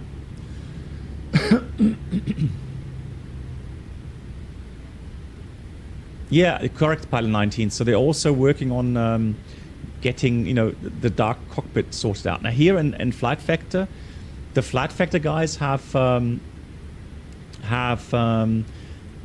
done something else on their own regarding the cockpit lighting. And United 711 Heavy is maintaining 10,000. Shall we switch to Unicom or? United 711 Heavy, my apologies, frequency change approved. No worries, frequency change approved. Have a nice day. Thanks for the service from United 711. Bye-bye.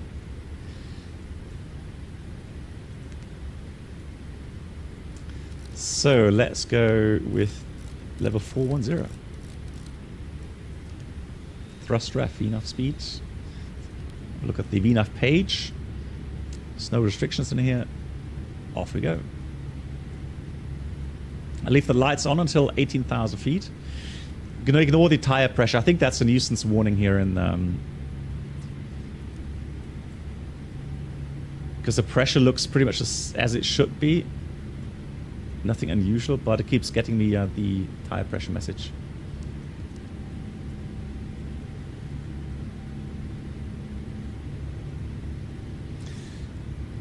How different is it from auto-ortho? I think it's pretty much the same, to be honest. I mean, well, I don't know. So it seems like, for me at least, the download is a bit better.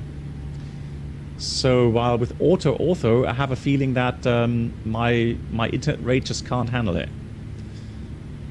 While with the map enhancement, it works. Well, at least if I, you know, previously cached most of the routing, then it's fine.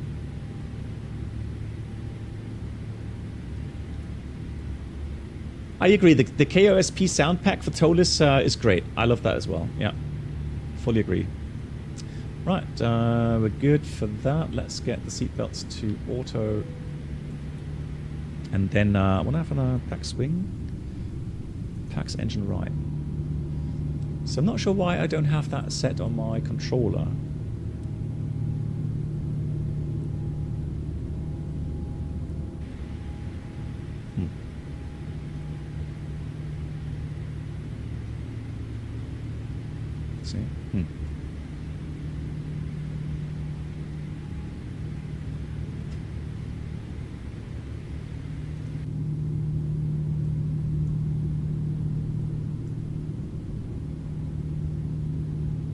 Lovely little wing flex there. That's really nice.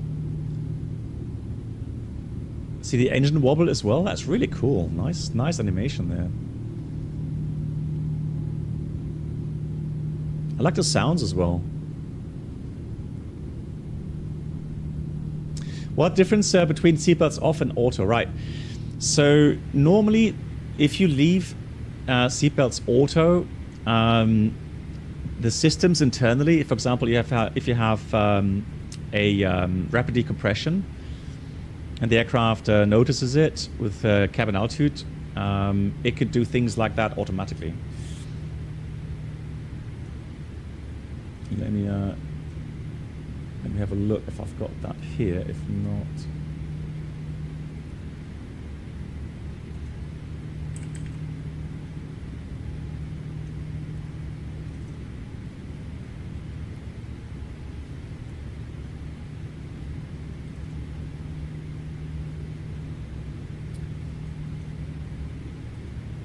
so I've got the old PNVG 777.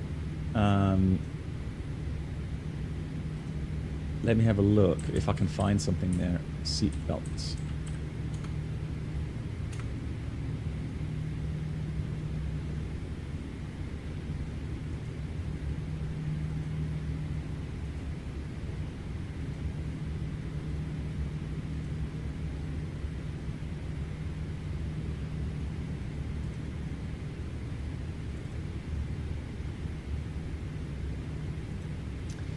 Let's have a look. Seatbelts. Seatbelt. All right, overhead panel, seatbelts. So, number 1, explanation. Let's have a look. Can find explanation to that.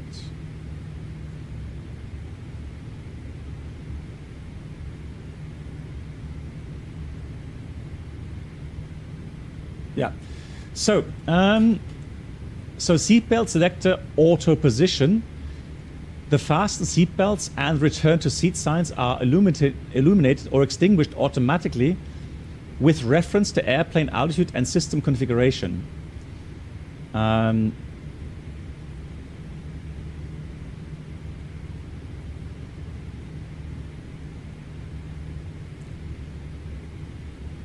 oh yeah, there we go. So anytime extra oxygen is deployed, so supernumerary oxygen, they call it, is deployed, no smoking and fasten seatbelt signs will illuminate automatically regardless of the selector position.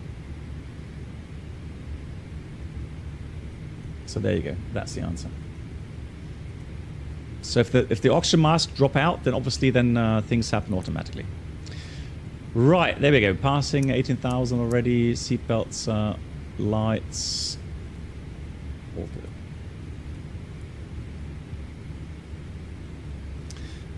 You will take this flight from Boston to Miami later and check out the new updates. Which ones you mean, updates? Sorry.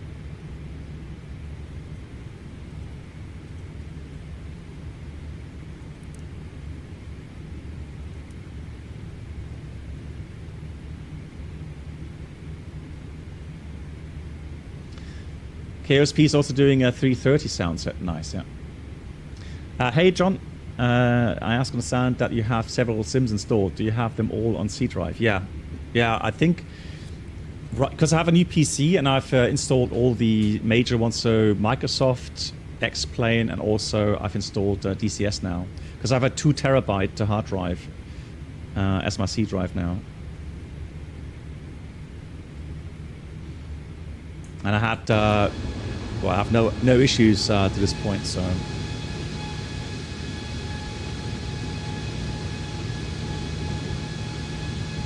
Cool. As we are climbing up, let me have a look. I'm interested now in the Phoenix as well, what they are saying. So let's have a look. Well, hang on, no, let me go to their website. Right, that's their website. So that's the official Phoenix website. Let me have a look here. So, pictures worth 1,000 words or something, right? Yep. I won't leave you on the cliffhanger. Don't worry, I wrote 1,000 words too. Well. HD Sim, this is the absolute latest update, yeah. I mean, it is still beta, right? So I just updated this morning, HD Sim, yeah. So welcome to our 2025 roadmap. Big Phoenix update. So straight to the point, we built some Neos, and now that we started flight testing them internally, we felt it a good time to start talking about them. So So here's the thing. There's obviously a really, really big competition going on regarding who will bring out the highly detailed Neos first. Is it FS Labs or is it Phoenix? Because I think the FS Labs are working on a 321 Neo right now. So there's obviously kind of a race going on to see who gets these things out first. So to begin with, instead of attempting to turn our CU into Neo with a bit of brain surgery and ECAM fiddling, we've opted to replace the entire ECAM from ground up to a Neo standard. I mean, that's good, right? So if this holds true, then this is something entirely on a different level compared to, let's say, even indie builds, right? So they are modeling, ECAM stuff in the, Neo, according to the Neo standard, so that's good. So it's solely Phoenix, so no longer shared with ProSim. Okay.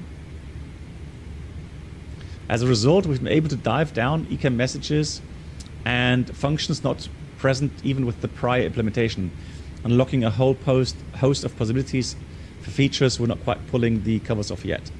We've always maintained we didn't plan on building the Neos, which is true. We refused to commit to it until we are certain we could bring it bring an entire new ECAM without spending 5+ years doing it.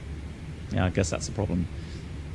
I mean, I can imagine it's complicated because the Neo engines, they are special. They are really different.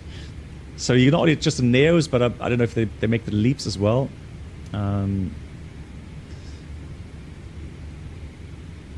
Let's continue reading.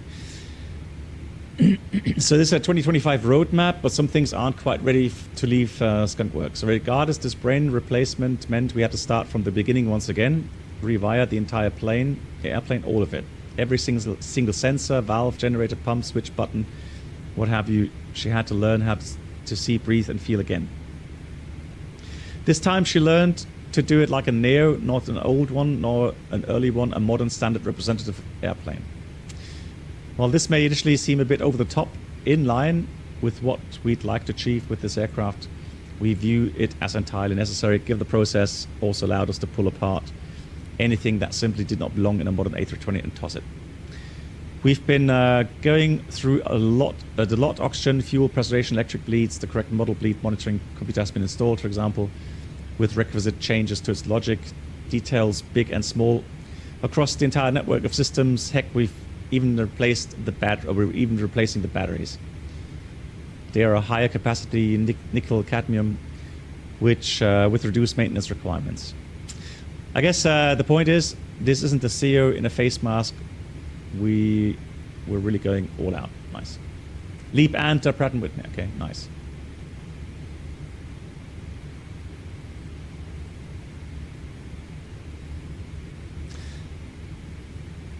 Well, yes, so Kurtz, I mean, then you're one of the few people that that want to get both versions to compare, see who does what better, right? But I understand people saying, hey, I've already got the full CEO lineup from Phoenix. Why should I buy another 321 CEO from FS Labs, right? So I get that.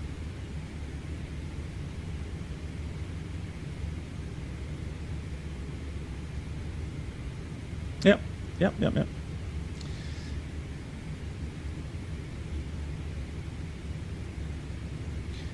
So I'll save most of this for later. I think you get the gist for now. We have now more work to do before I can wax lyrical about this again. We spent an awfully long time telling you all we weren't building Neos, and frankly, we absolutely didn't want to build this plane in a compromised fashion. So we waited until we were sure we could deliver this experience in a way we felt it did the job justice, which involved a lot of learning, R&D, and failure. Adventures which are best kept out of the spotlight for everyone's sanity. Well, okay. Yeah. For now and moving forward, some quick fire important details we're looking at launching later this year. Okay, so here's some important information. So later this year, whatever that means. We're building the 320 Neo and the 321 Neo. Okay, so there we go. Direct competition to the FS Labs. Hey, John. The Leaps and the GTFs will be both be fully representative in XEM. And finally, we are putting all this in one package. This is a standalone product. No prior ownership necessary, but read on. Okay, so interesting. So this is a completely standalone product. External engine modeling. Thanks. Yeah, I was just wondering what that X is. So external engine modeling. Okay.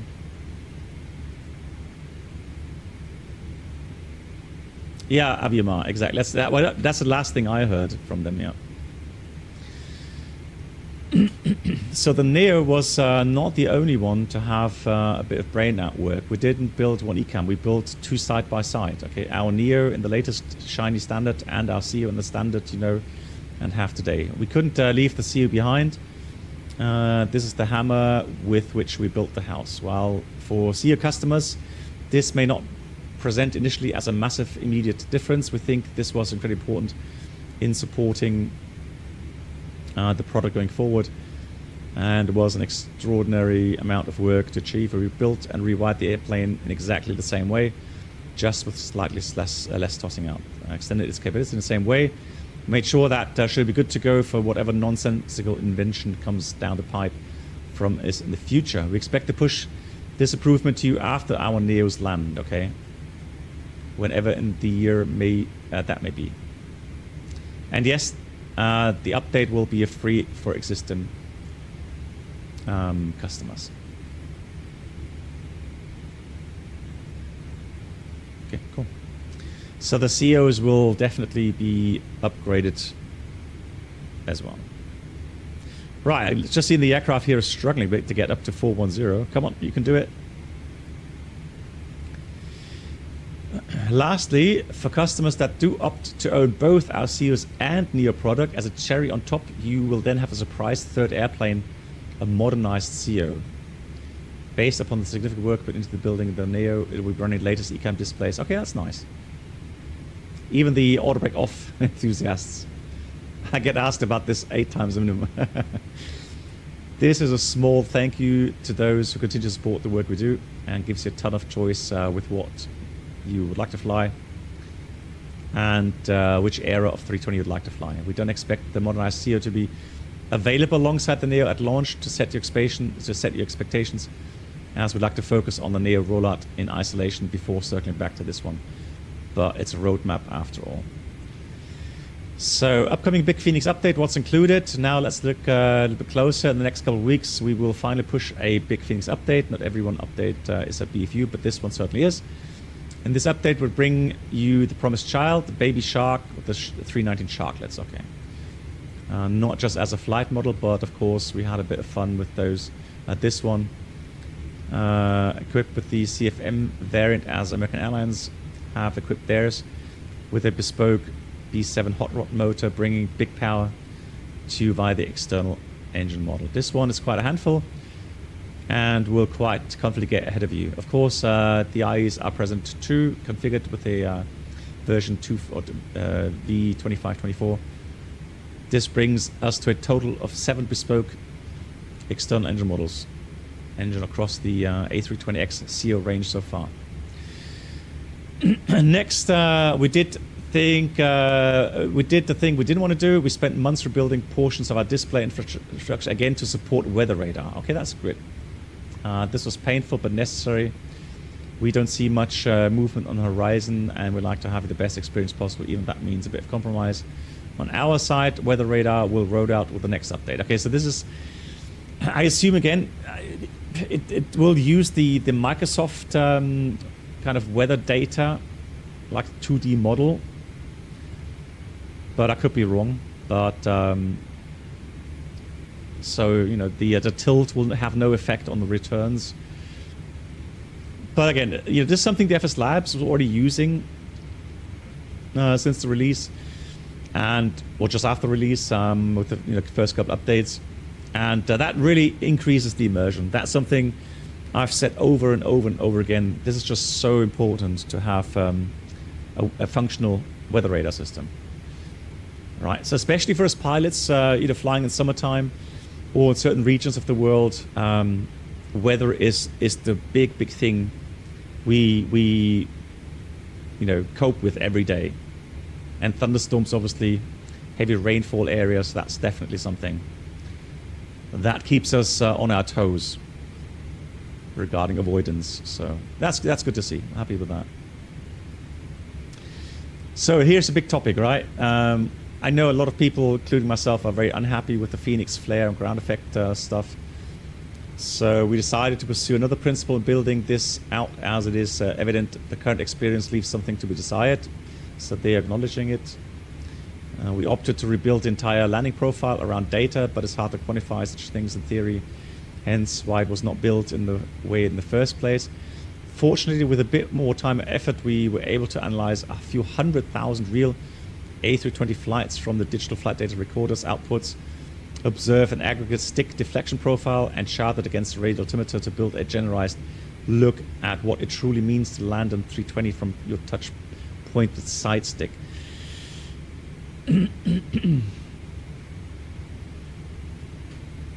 Ghost, I mean, I can send you the link if you want to read it on your monitor there. I mean, I can try to get this a little bit bigger here as well.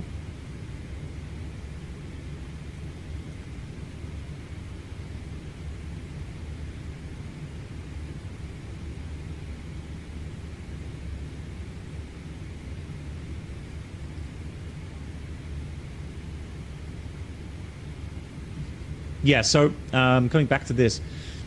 So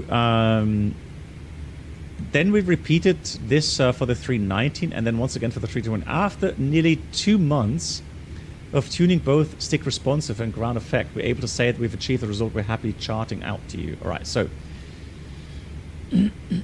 so we have, so that's the aggregate of 800,000 IRL touchdowns. So this is what pilots in general on average did. So the COs have a certain flare mode which starts at 50 feet. It memorizes the current pitch position of the aircraft, and from there will position the elevators nose down in such a way that it will decrease the pitch by about 2 degrees over 8 seconds. So that means in those 8 seconds, you will have to pull back on the side stick to counteract that kind of nose down elevator input from the flight control computers. And that means that you are going to have a feeling just like a conventional aircraft where you pull back on the stick and you have to hold that back pressure to let the nose not drop down. Right? Because literally every pilot these days still learns to land aircraft conventionally. Right? So you have the coupling of thrust and nose pitch down moment, for example. Well, the Neo has a slightly different so at least the 321 Neo has a very separate kind of flare mode. So the flare in general, what I remember in the 321 Neo definitely feels a lot different to the COs. Now the 320 Neo, I would have to revisit the manuals for that. It also has an adapted flare program, if I'm not mistaken. But because the aircraft is not as long as the 321 Neo, the effects aren't, quite as drastic.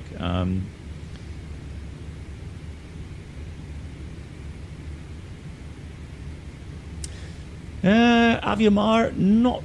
I mean, I agree. 50 feet is a bit early, but I remember, especially on the 321s, at 50 feet.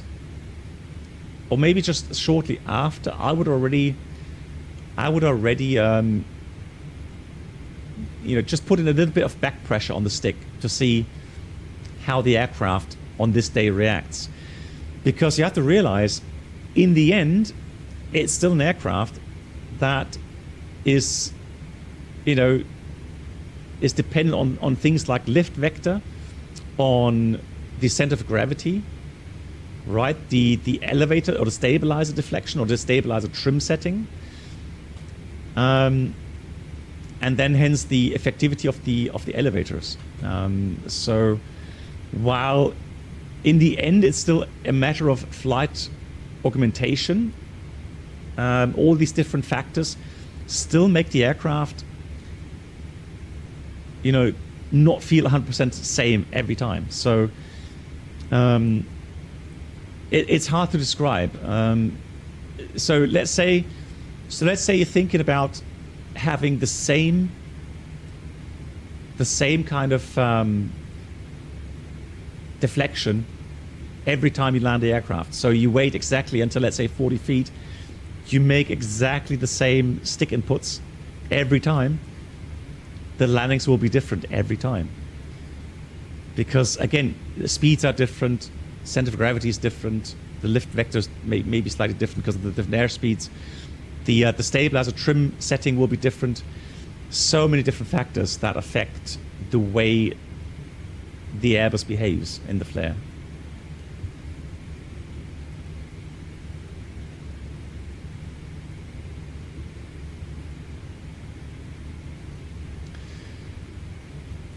I have one problem though.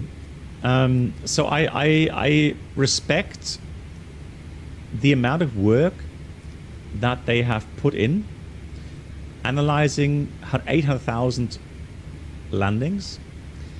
I don't know exactly where they got the data from, but that's beside the point. The thing is that I truly believe they put in a tremendous amount of work and effort in trying to match the Phoenix behavior to real world behavior. And even though it's an external kind of model, I fear that Microsoft messes things up in certain things.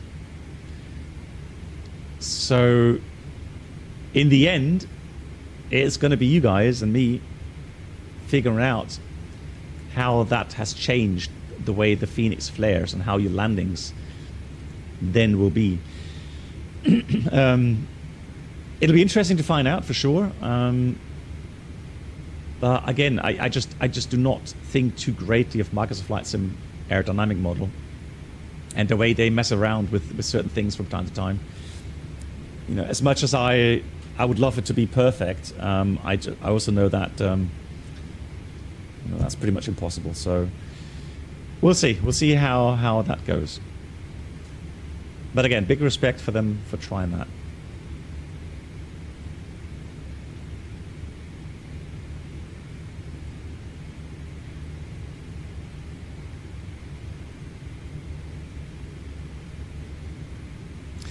Yeah, Alias, absolutely, because a lot of people in the community have, and a lot of customers have complained about this, right? So for sure, this definitely is a good thing. So they also done some tuning with the fly-by-wire tuning, response curves and dampening, all been adjusted. We recommend a completely linear sensitivity, both pitch and roll, just as it is on the real aircraft. Okay, all right, so they're tweaking some more. Around the EFB, leader charts will now be supported. Okay, we have also reached backend of V-speed computations, unlocking the ability to display stop margins. We've shoehorned them into the current UI, but we're looking to refresh it in due course. Elsewhere, we've refactored a bunch of simulator to EFB communications protocols. Okay. 2024 customers. This update brings us the first official compatibility patch. We've now rebuilt the project for 2024 harness, the new modular sim object systems, converting our library of sim liveries to further. We've included full walk-around mode support, nice, including new external panels you want to see and play with, fully functional and hooked up system, okay. If you like to swing the gear doors open, feel free to walk over, unlatch the panel, and yoink the lever. Nice. Nice, okay, cool. The refueling panel is now also functional. nice. Okay. A new entirely 3D AEVC soundscape in the flight deck, rebuilt for the IAE Victor 2500 sound set. Okay, good. Okay, nice. Yeah, huge update for sure. Very nice indeed. So, how are we doing here on the flight today? Mach 0.83, kind of easily cruising along, 500 knots ground speed. Progress estimate landing at 2034, now 30 to go.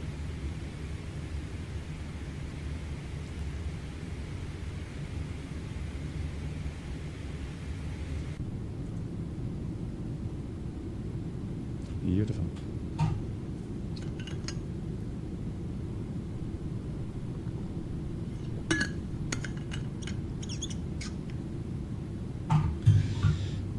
Yeah, Aviama, exactly. So, you know, that's the thing, right?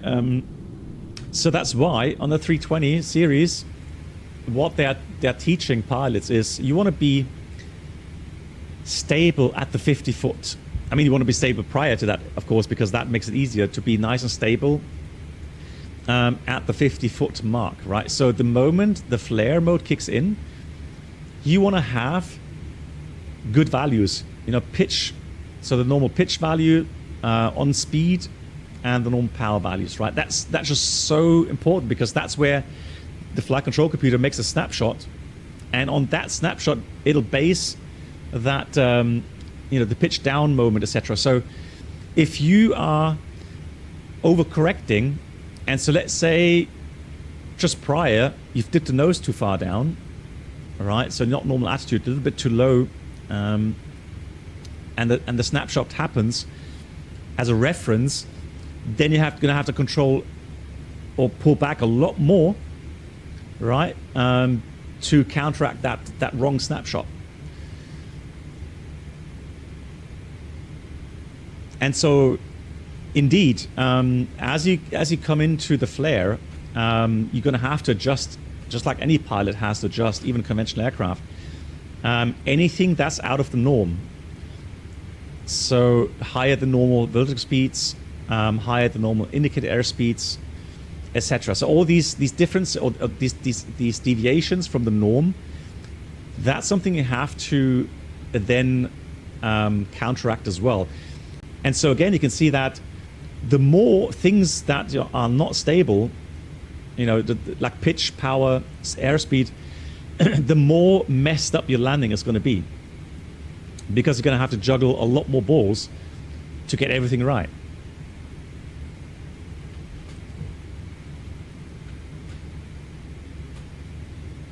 Hey, Ghost, thanks a lot.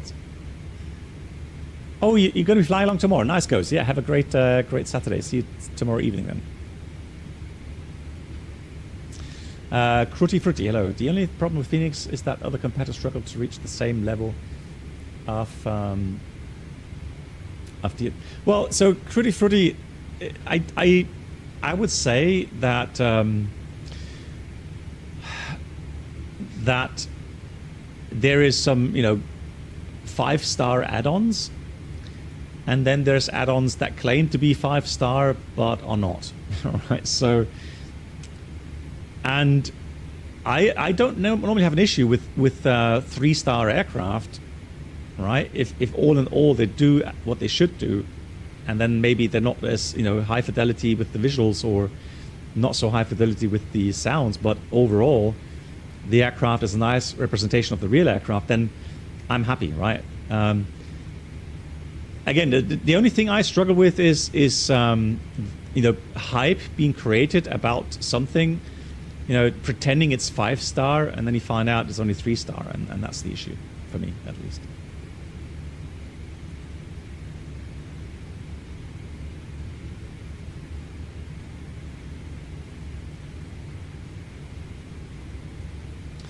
Aviamar, to my understanding,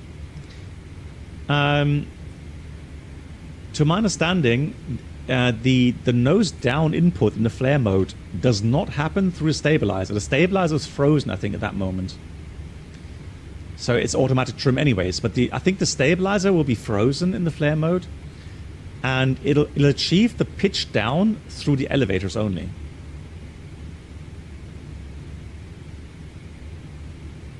Correct me if I'm wrong, but that's what I remember.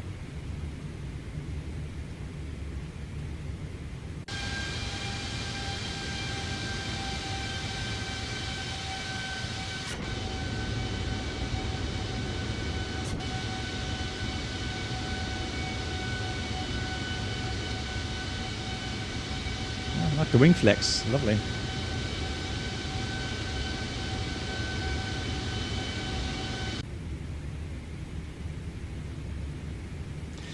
Alias, I didn't want to put any names out there. I mean, Indie Builds wasn't the only one.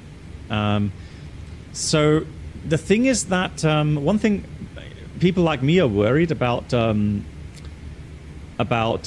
kind of practice is that if you can convince people to kind of FOMO in right on release day to buy the product because they claim it to be so absolutely fantastic, you know, highly detailed, never seen before level of detail, whatever, right? Whatever words you use. And then just not, you know, living up to that because people will feel somewhat betrayed. And here's the thing. So, I mean, Amir posted something about that release of Indie Builds, right? And I mean, Amir was criticized for posting that, but I mean, I guess he was a bit upset about how Indie Builds went about with that release. And of course, the thing is, if add-on makers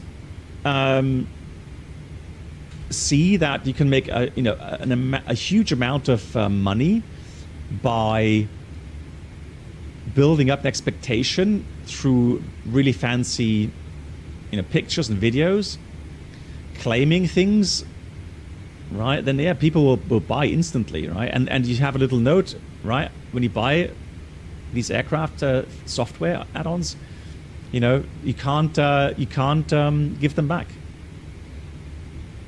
right? You buy them, that's it. You can't return them.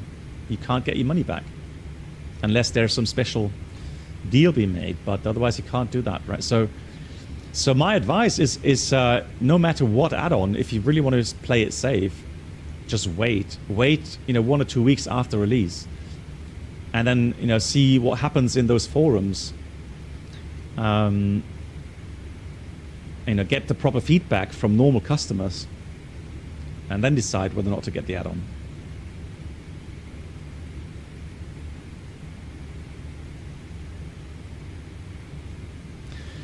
Oh, Elias, I mean, everybody to their own. I mean, you know, but that's what, you know, I've actually said, and I'll make a little intro video for my streams.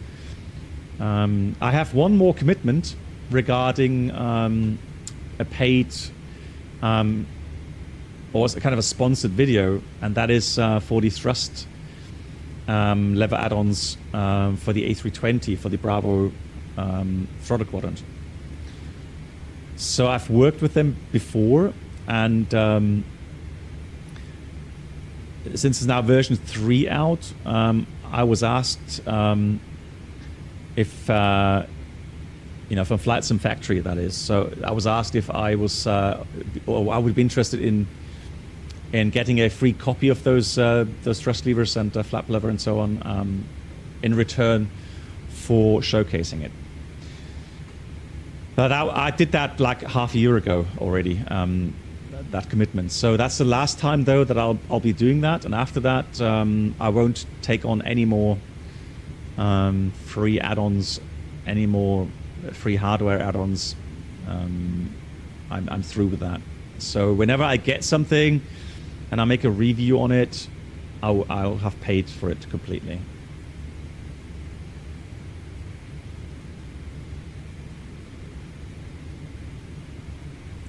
So sure, I'll be missing out on, of course, revenue because, yeah, I mean, if you go in the path of hyping things prior to their release and people are, you know, excited, and then you stream and then people make donations or, you know, give you a subscription or whatever, you know, sure, I'll be missing out, but honestly, like I've said, to me, this has become a circus. So ever since Microsoft 2020 was released, regarding influencers, things have changed, and in my opinion, it just has become a circus, and it's not good. It's not good because people, you know, understand, and a lot of people, I think the majority of people will feel betrayed by these practices, right?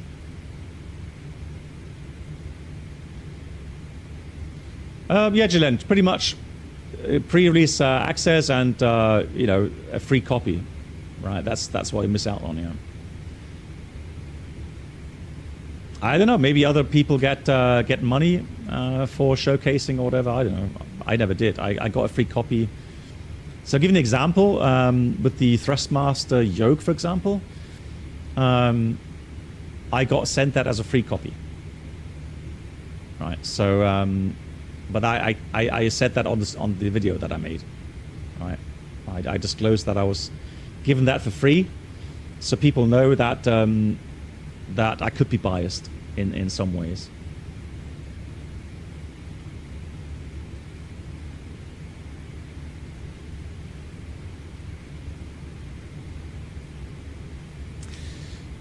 Are you talking about Cupinato? So here's the thing, guys. I was initially quite excited about the 737 classics being released by a company called CSS, but then I was made aware of the fact that they have some really strange purchase limitations. So I think they only accept a credit card or cryptocurrency,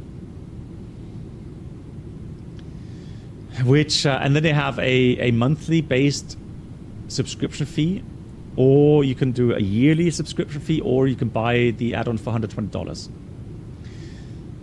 And I don't know about that.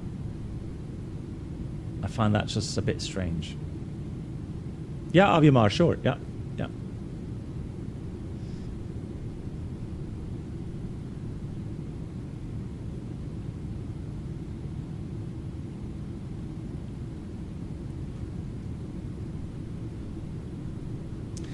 So Cupinato thinks so Microsoft 2012 will also have a rent feature as well. So in what regard, Cupinato? So add-ons in general, or just Microsoft Flight Sim itself? I mean, you know, if you have an Xbox, what's it called, Game Pass, you get access to 2024. No.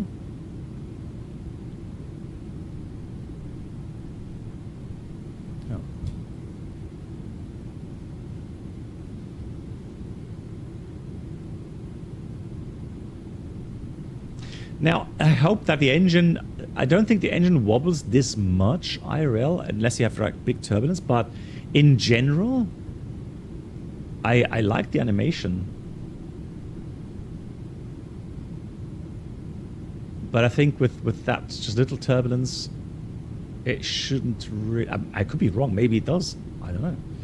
I've honestly not sat here on a 777 watching the engine, so next time I'll watch it.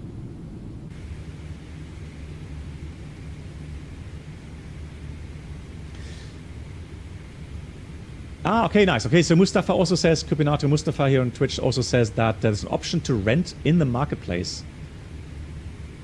That is interesting. That's interesting. Yeah, I'll look into that.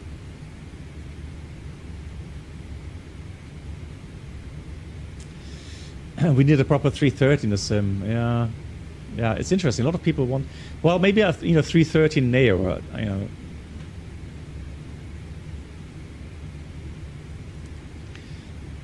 Let's do that. Yeah, that's a lot of airports. Right, Barry.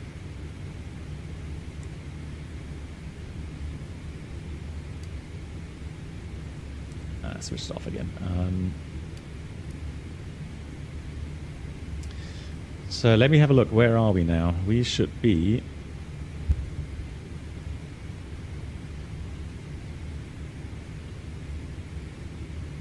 Bup, bup, bup.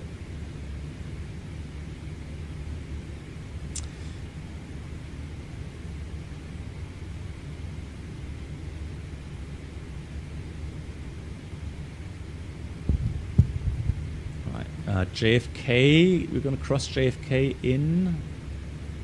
Let's have a look. Route data.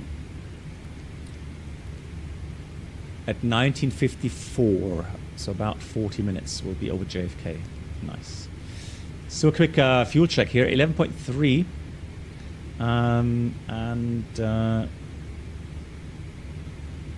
Been flying for about an hour. So Brand is... So Brand is a fix. We can check the fuel. So let me just put that into the fix page here. Let's make a 25-mile ring around that.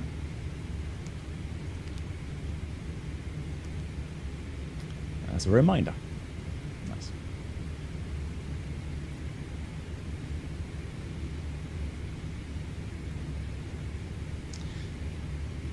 Yeah, I mean the 737 Classic is an aircraft, I guess, aimed more at the more seasoned flight simmers. That have flown the classic 737 maybe back in P3D days or something.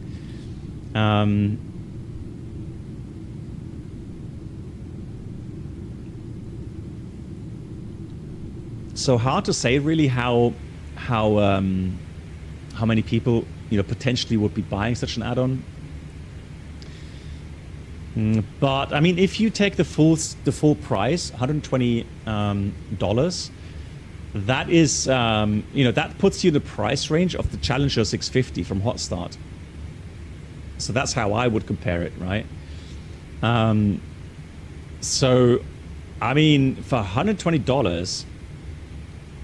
You really need the proper full, shebang, right? Including proper system simulation, failure simulation, system behind the scenes like hydraulic, electrics, the interaction between those systems. Not just scripted. I mean, really properly simulated, which is hard to believe these days. There's not many add-on makers that do that.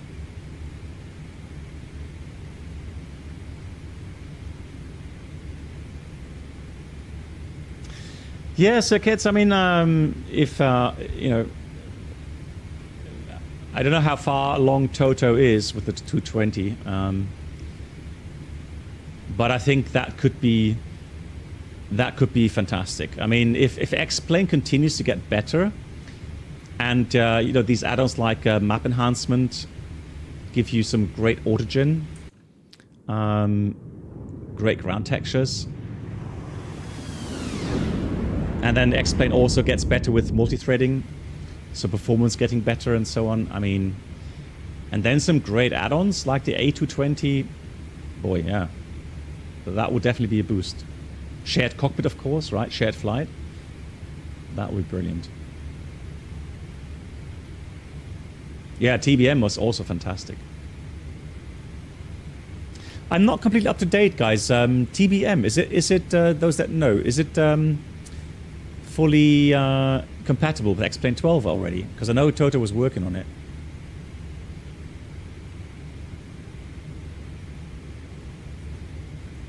Not yet. Hey, Ducky, hello to you. Not yet. Okay, thanks. Cool.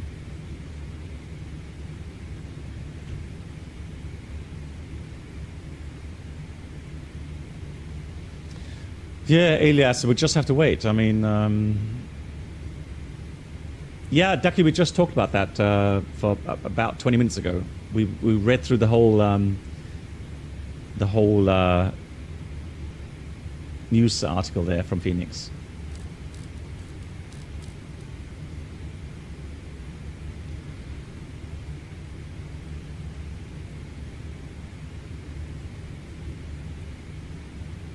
Now, let me have a look. Can we fail something?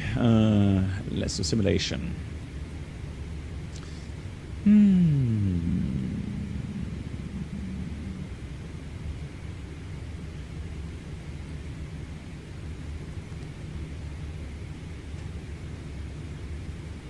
Ah, there we go. Failure controls. Let's go all failures.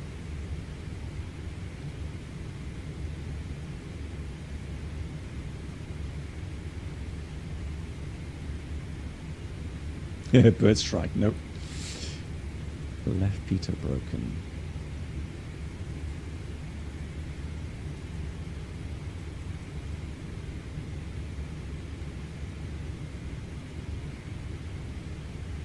Oh, angle of attack, right sensor broken. Man.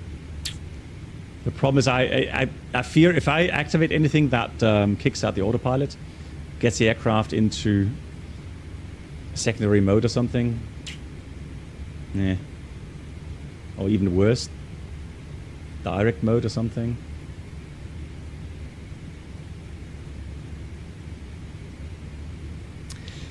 Yeah, I honestly, I don't know why they keep ignoring that community feedback with the textures, because if that's one of the biggest kind of complaints people have, you should address it.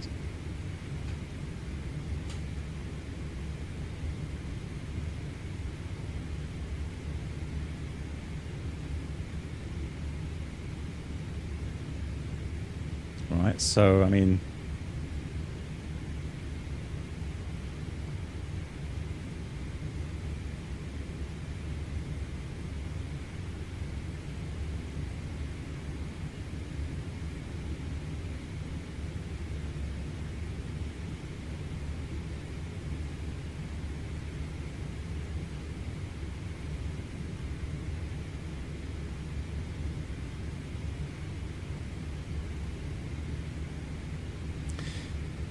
yeah, but the thing is with the E-jets, I mean, there's also definitely some complaints going on, right?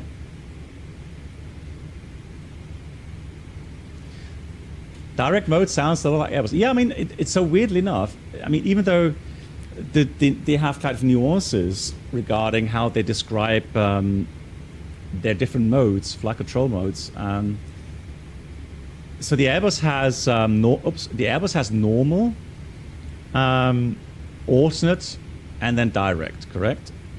While let's say the 787, and I'm pretty sure the 777 will be the same. It has normal mode, it has secondary mode, and direct mode.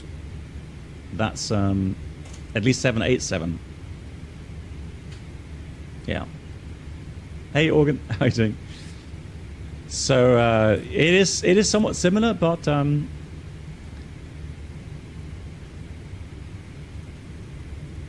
look at all the failures in here. Crazy.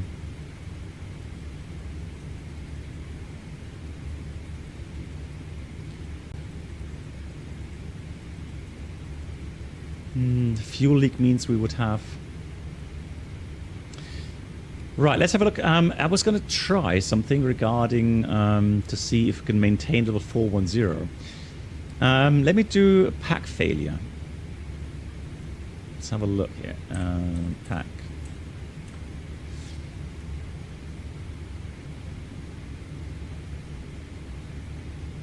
Let's do a pack right internal error. Right, let's see what happens.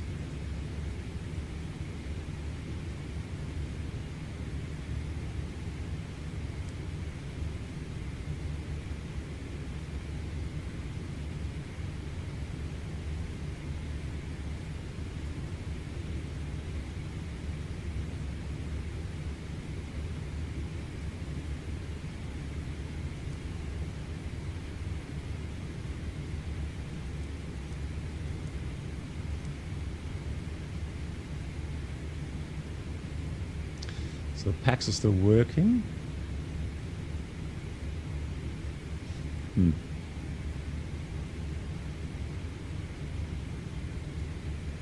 Hey Lilo, fantastic. Happy to hear that you're happy with the first labs. Fantastic.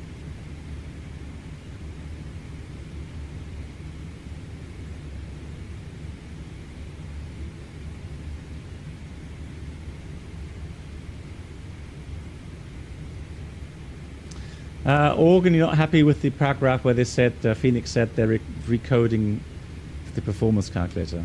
Okay. They're kind of undermining your work, is that what you mean?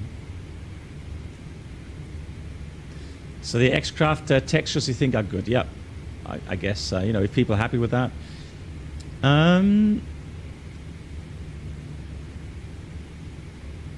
So how come it's not really doing anything?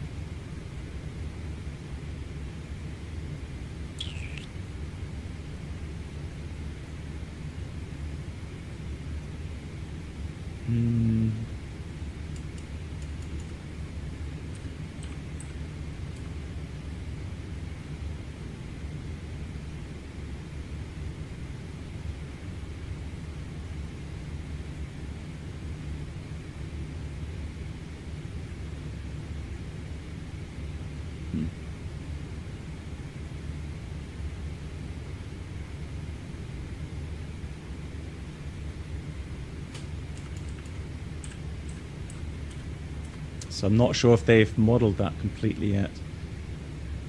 So right internal error. Okay, let's have a look. Right. Minor control fault. Let's try that. Ah, there we go. Now we've broken it. Oh.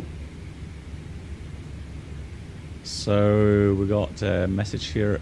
Pack right and trim error right. Let's have a look here. Yeah, we got some faults. Okay, let's run the normal checklist. Pack right first of all. Pack right. So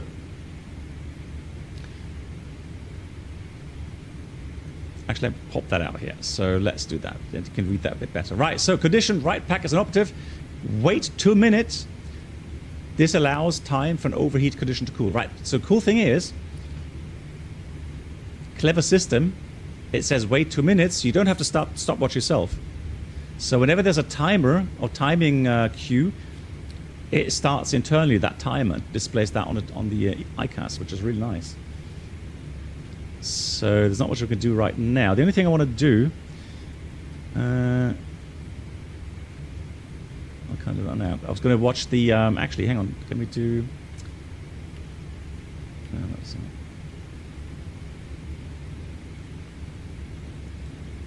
If it maintains cabin pressure on the remaining system. Well, let me just try that, hang on. So we can see currently, yeah, cabin altitude, yeah, all fine. So it's maintaining that, no problem.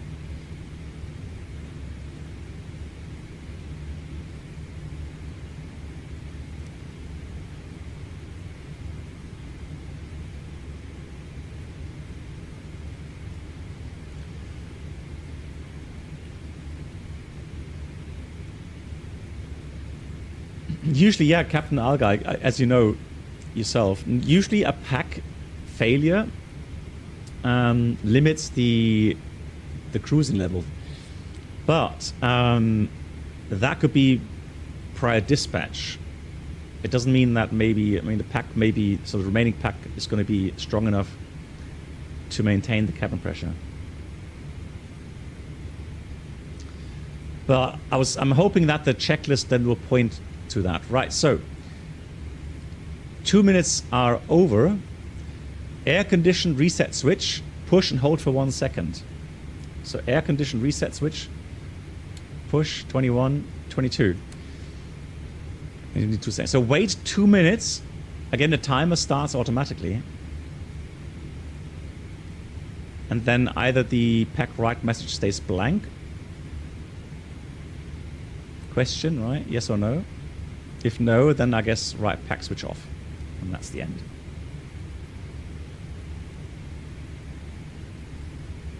Yep. Mel rules. So as an example, if you dispatch with one pack and operative, it will tell you, at least on a 320 it was like that, it will tell you that potentially you're limited to, I don't know, 35,000 feet, and the speed brakes have to work normally. Why?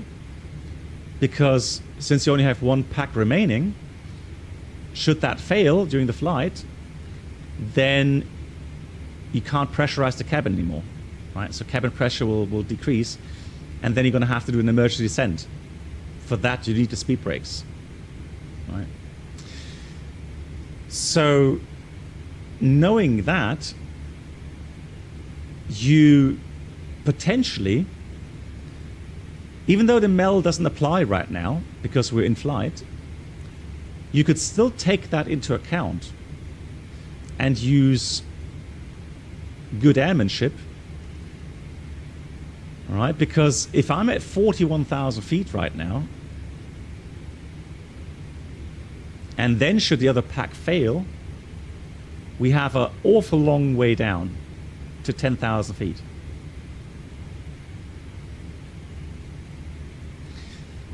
So in this case, if we have enough fuel to reach destination anyway, so if you have some extra fuel maybe, then maybe it would make sense to descend down to, I don't know, 31,000 feet or 33,000 feet or something like that.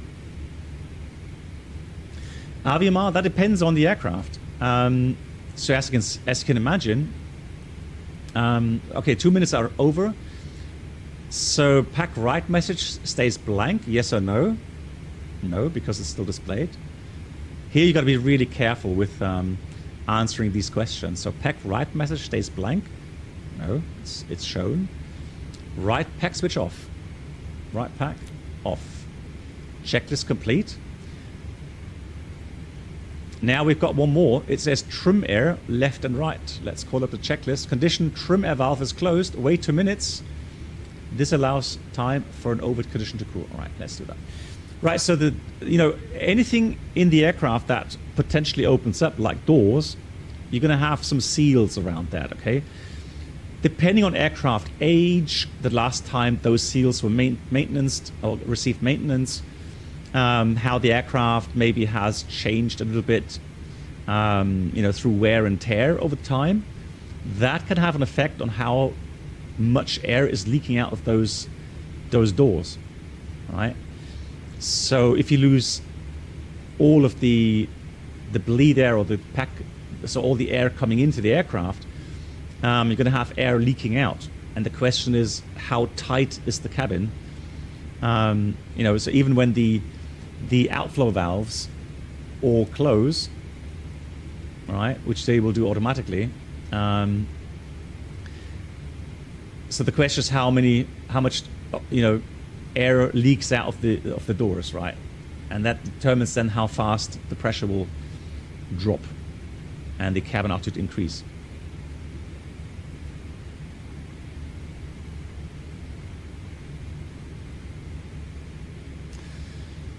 Gilent, you would have to ask the authorities for that.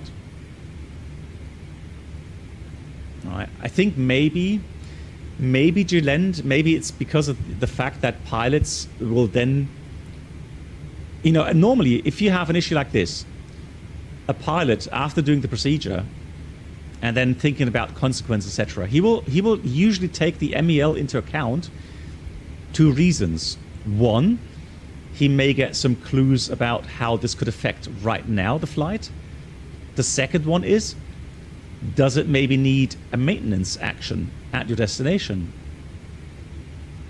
i.e., do we have maintenance at the destination? Do they have some spare parts there maybe, etc., right? So that's why we would still, even though the minimum equipment list is only valid until we move under own power, strictly speaking, then, if you say just minimum dispatch list, maybe then people get confused and then not look at it, yeah.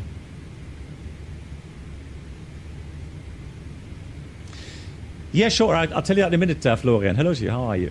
Right, 2 minutes are over. Air condition, reset switch, push and hold for 1 second. We have to wait 2 minutes again. Right, so, looking at the display here, right, so, if you look at the way the system is made, right? So you have a bleed system, right? You have bleed air from the low stage compressor area, and then another one usually from the higher compressor stage, right? Depending on the RPM of the engine, right? So in takeoff or climb, in cruise, the engine RPM is high enough. So normally the lower pressure, so the lower compressor stage is enough to supply the bleed pressure demand, okay? During descent with idle power, then the high pressure valve will open to supply enough bleed pressure to the system, all right? So very simply speaking, right, you have very hot compressed air going downstream towards the pack system.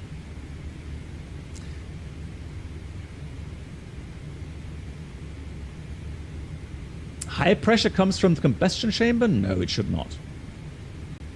Because then it would be contaminated with... I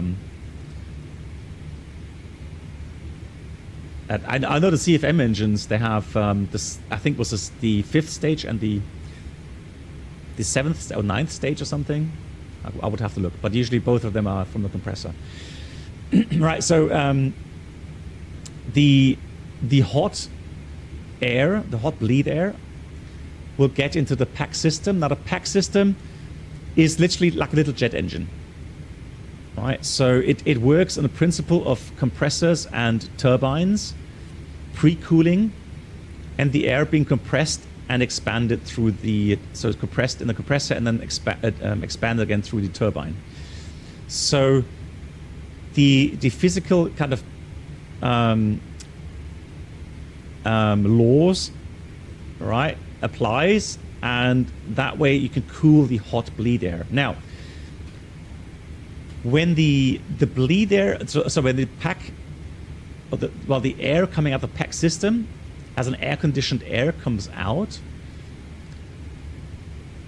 it is trimmable to a certain degree. However, to help with certain conditions, you have a bypass around the pack system. And you can modulate that bypass valve, right? So the trim air valve is what it does. It trims the hot air to mix with the air-conditioned air. And that gives you a wider range regarding temperature regulation in the cabin.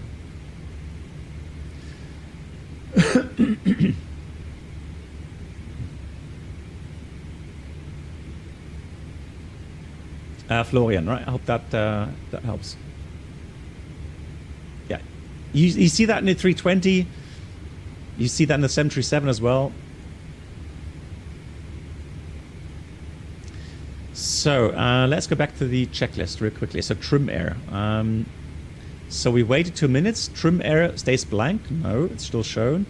Trim air affected side off. Trim air right off. Checklist complete. So now that we've done the both checklists, we can see that there's no more rectangles around those prompts there. And so that means we've finished those. So we cancel those. And that's it. Almost arrived. We're almost over New York. Top of the send is here in about 80 miles, 90 miles. So yeah, we are not far off. What time is it? 10 o'clock, okay.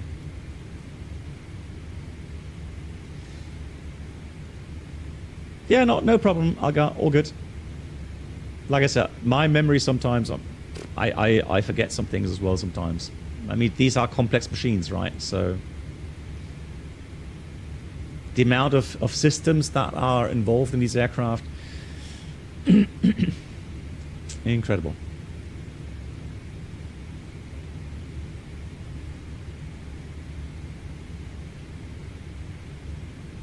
Cool. Yeah, so like we said, let me have a look. Do we have control anywhere now?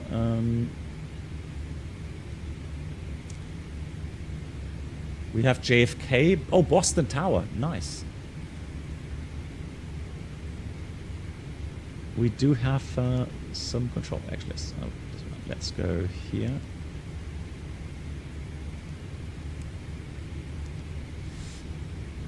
So we've got Brand coming up. Fantastic.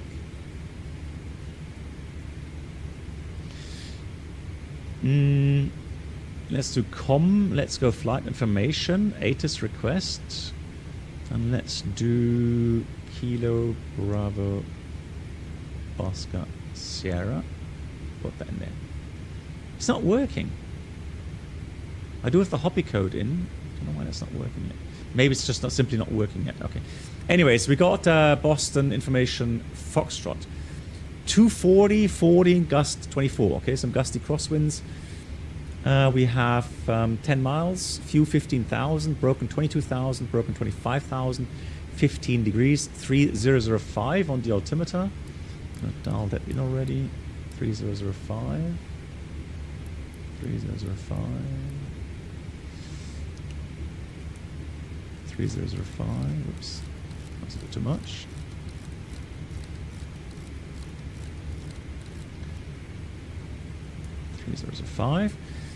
Then we have runway 27.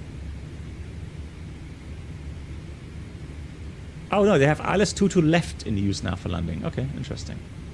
Let's have a look. So ILS 22 left.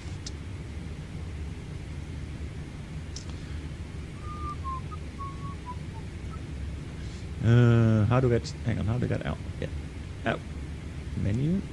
Oh, terminal charts. Chart clip. Ah, there we go. So now Boston. So we want to have edit. Arrival. We're going to be on the Roebuck 3. And the ILS approach 22 left.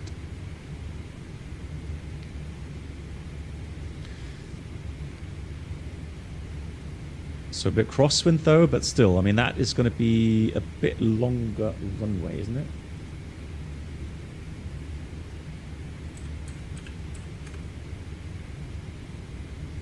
Let's have a quick look here. So we've got 22 left. Yeah, 2,684 meters available. And the exit is Echo or Mike 1. Should be good.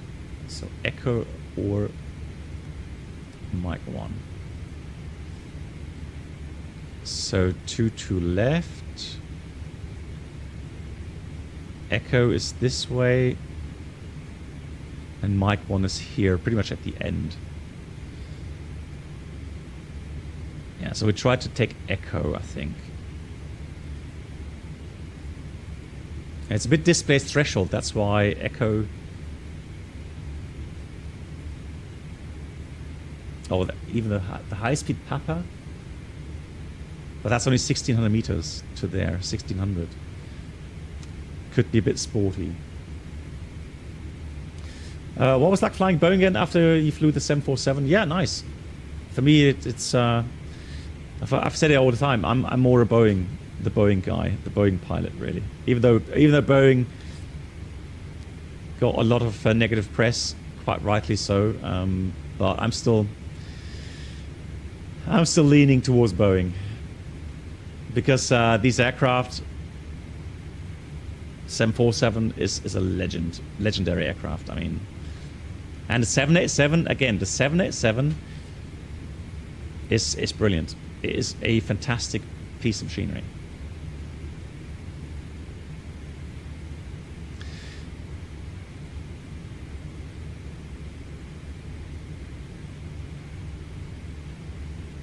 So, I mean, we could theoretically take Kilo, right? Since they do have... I mean, Echo looks a bit small.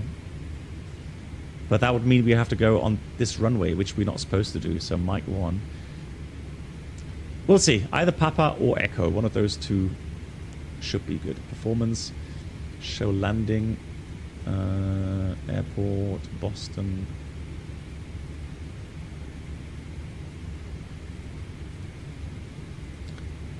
To left, dry, the wind 24014,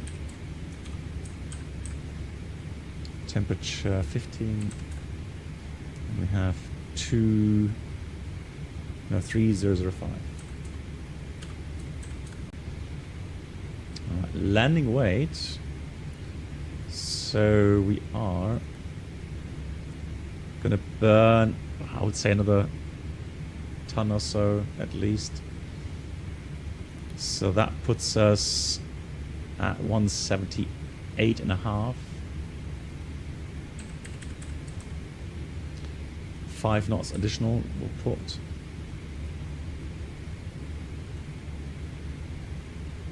Yeah, we'll take non-flaps.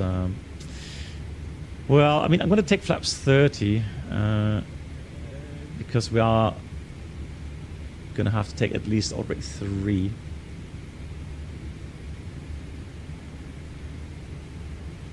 So it's telling me about 2,200 meters in this configuration, and there's some additionals there usually, so that should be fine. So we're going to take the Jesus Christ. If ATC is offline, you may receive automated guidance to assist online controllers. After receiving instruction, resume own navigation as auto ATC does not offer separation, and it's not in the area to provide feedback. Okay, so this is interesting. It tells me New York Center advises cross news at and maintain level 270. Okay. So let's put that in here.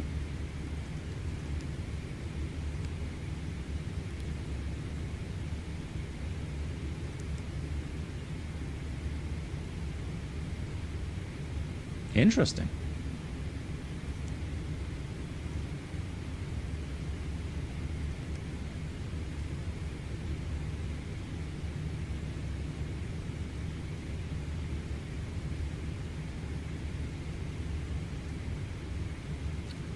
Okay, news. So there's no restriction there initially, but fix was 230. That's already in. Ruizy 230 knots. Between 210 and 230 level, all in 17 above. Banky 16 above. Roebuck between 190 to 12,000. Provi 11,000 above. Correct. Actually, let's do that. Provi. Then we've got. Is that 27? 2 to left as well. Okay, so Cran. Now the thing is, though, I have to change that real quickly. 2 to left again. This JFK.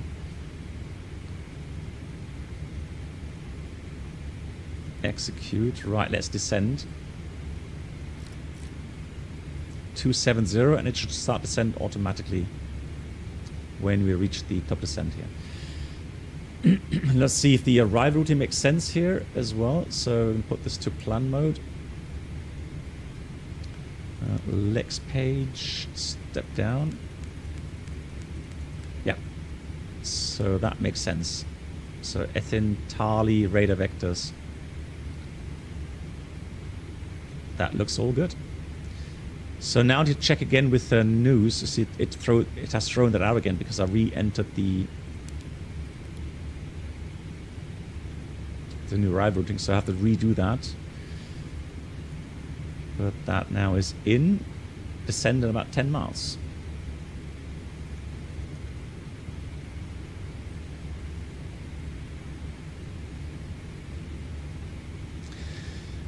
JFK, we're supposed to have JFK 1 hour 24 after takeoff.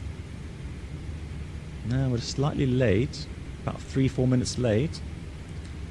And we're supposed to have 6 tons plus extra, which is 1,600 kilograms. So 7.6 is what we're supposed to have at JFK, and that looks pretty good actually. So fuel looks good.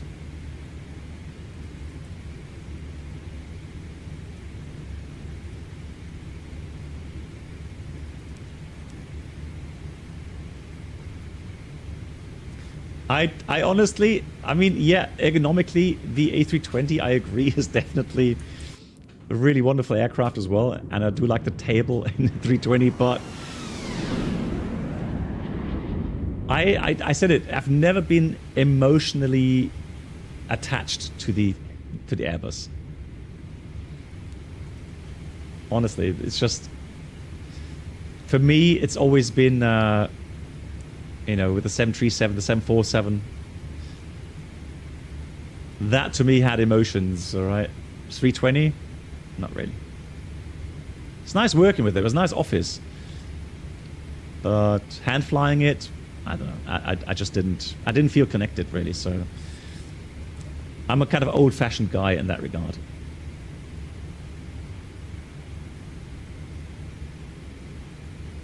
Yeah, but Moritz, the thing is with those tutorials, I not only did them for the community, I did them for myself. Because I found that really, it was at a time where I was flying the 320 for about 3 to 4 years.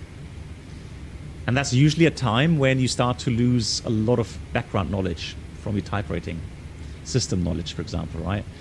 So for me, that was a really great way of refreshing my memory. Because if you make a video about the system or procedures, you know, you're going to have some real-world pilots watching the videos. And if you get things wrong, they will post that immediately in the comment section below the video. So I made sure that I dug deep into all the manuals, make sure I get, you know, I get my quotes correct on those videos. And again, that really helped me in many ways. So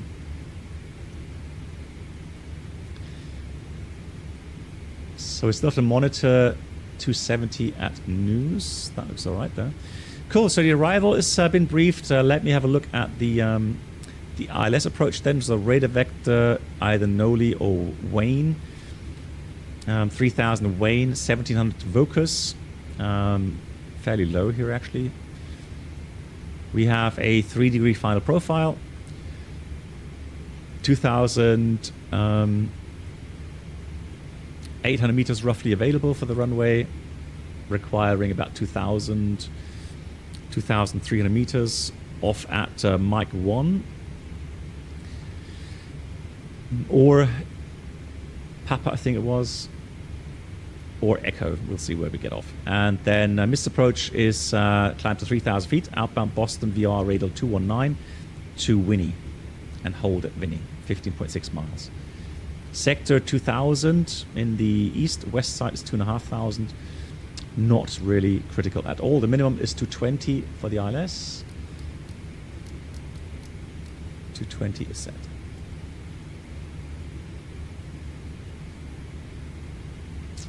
So New York approach. I'm not sure if I need to call them. No, they're just responsible really for New York itself.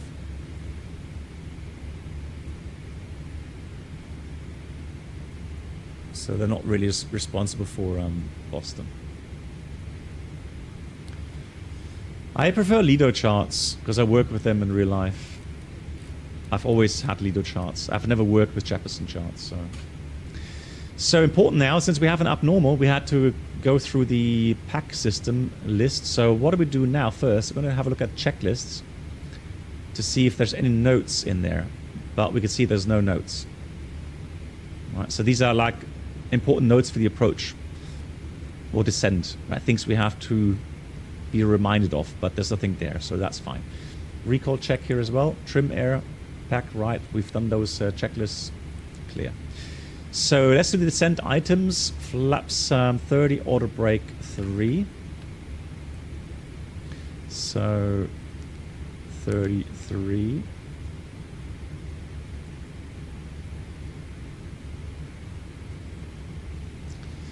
Recall was checked. Minimums are set.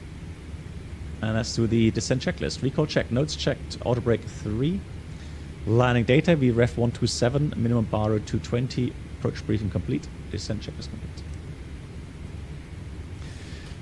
complete. Yeah, well, Switch. I mean, I you know, since I've worked with them all my life, it's easy for me to say that I think they are a lot easier to read, etc. Right? But I mean, maybe someone else disagrees because they've worked with Jefferson charts all their life.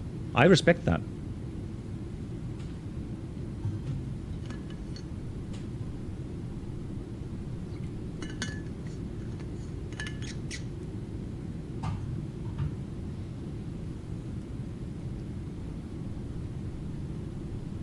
Ah, okay, Captain Naga, you had a discussion 2 weeks ago. You just moved the CRJs, and you missed the cockpit and logic. Okay.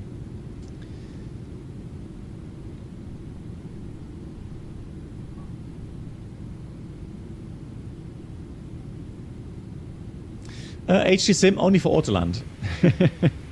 So, yeah, our company has a simple rule: manual flight, manual thrust, unless you're doing Autoland.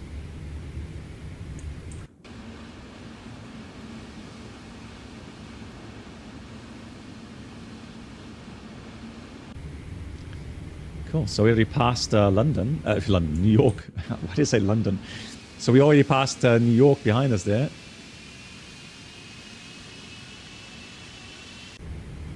Beautiful.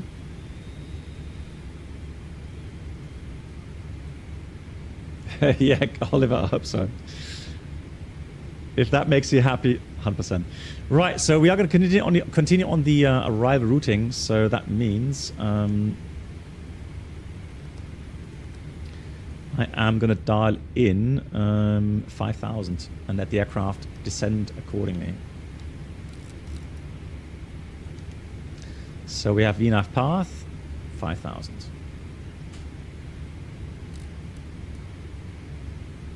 Hey, nice, Jota. Have a good landing. Yeah, exactly. London is the big city on the other side of the Atlantic. Right, let me have a quick look at the bleed page here, guys. So engines are running towards idle now. And let's see at what point maybe they start going with the high pressure valve as open. Let me just try that. Let me put that to idle thrust. Let's see. Just from a logic kind of point of view. You see the duct pressure now falling. But it's not low enough. Oh, hang on. That's the start valve. Disregard. Disregard. No, forget it. It doesn't do that here. It doesn't have a high pressure valve, it seems.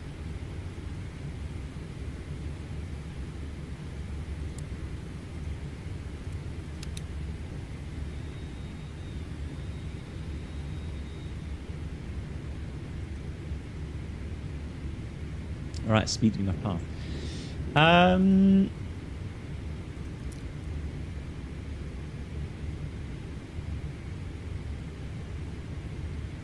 Yeah, so typical for these big aircraft, very often you can only kind of air condition one of those cargo holds. Here the same, you can only air condition the forward. So any livestock would be put into the forward, or any temperature sensitive cargo you'd put into the front cargo hold. The rest will cool down, but usually it will remain. Although I'm a bit wondering why it's showing 7 degrees as a value that you could actually modulate yourself. But it only has forward air conditioning. Hey TW, how are you doing? Yeah, so Mr. Mango said that FlightFactor have done something to adapt with the cold cockpit in general in XP12. So the next update should fix that with X-Plane and with the dark cockpits. But for now, they kind of modded it for themselves.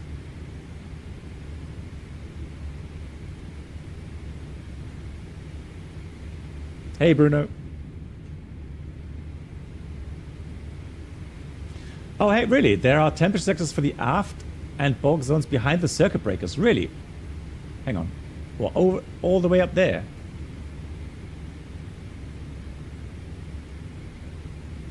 Oh, you're right. There is. Hang on. Let me just... let me have a look. Control panel. Right. Let me have a look.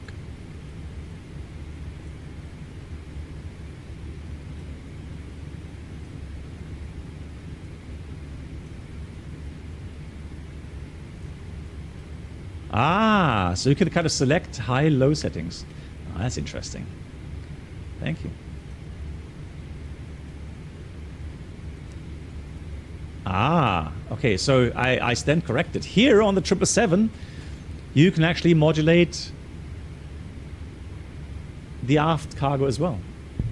Basic, but at least you can model it. Yeah, I was getting confused because the magenta values, those are usually values you can select or change. But I agree, it's a bit weird that we have, even though we've selected 22 degrees, we get minus 37. Maybe it's just a problem here. Maybe it's a little bug in the add-on. And again, it's still beta, right, guys? So still lots of things to do. Yeah, so Valid, we went through that announcement about 20 minutes after takeoff. Yeah, I read through the whole article. And my initial, so overall, I think it's a great, so I have to respect that they went through such a lot of trouble to look at so much data regarding the flare and the pilot inputs and try to match those with the Phoenix or the settings so that the Phoenix needs the same inputs. But I just don't know how Microsoft Flight Sim in the end, right, influences all these values, right? Hopefully it won't interfere at all, which means then we should get much better flare behavior. But again, I'd rather try it for myself before getting hyped. All right. Poor animal froze, yeah. Andre, you win some, you lose some, right? I mean,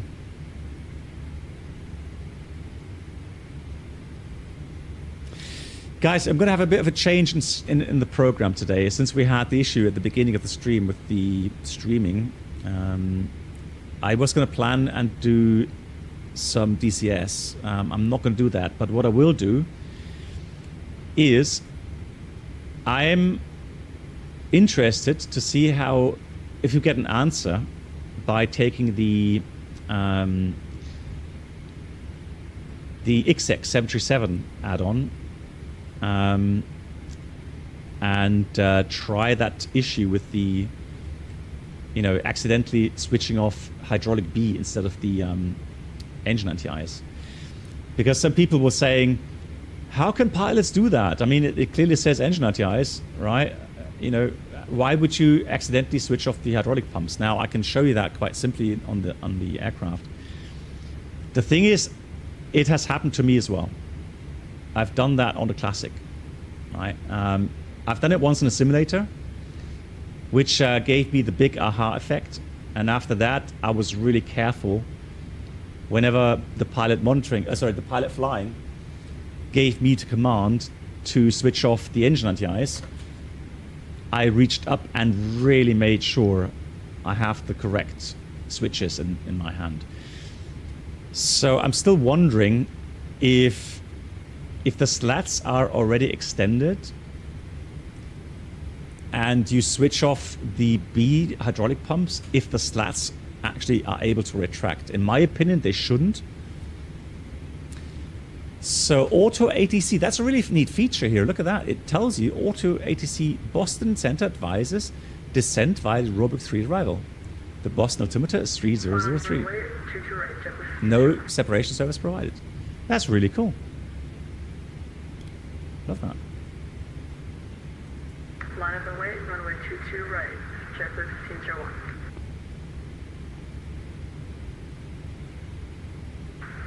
Yes. Can you hear me?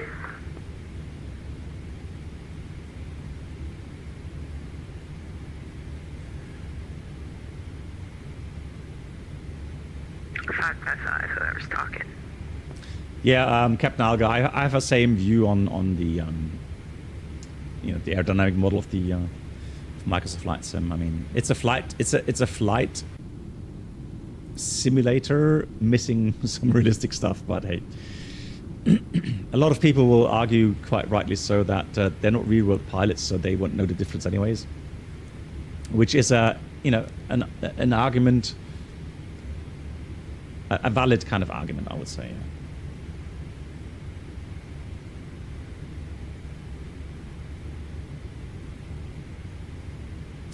Yeah, I think so, Lorith. I think both the anti-ice, they have a kind of a notch.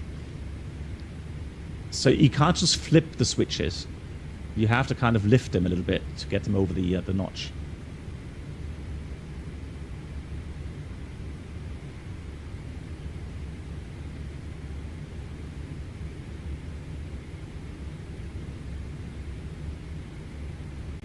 Yeah, nice. Like that, yeah. So initially, so we have Boston Tower, 128.8.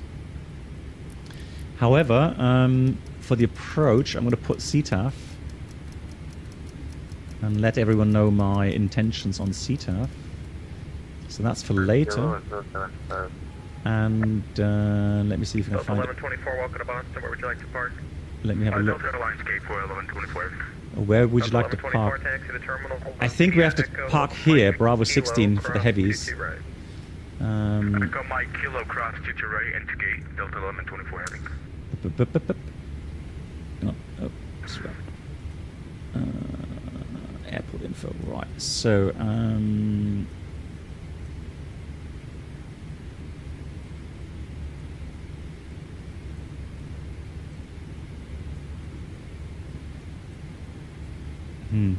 I'm not sure. So I guess Boston probably doesn't have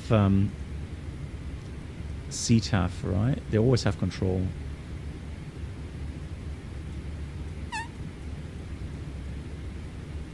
Oh, where, guys? So Andre, or whoever knows, where would you find the CTAF on here? Usually, you would find that on the airport info, right?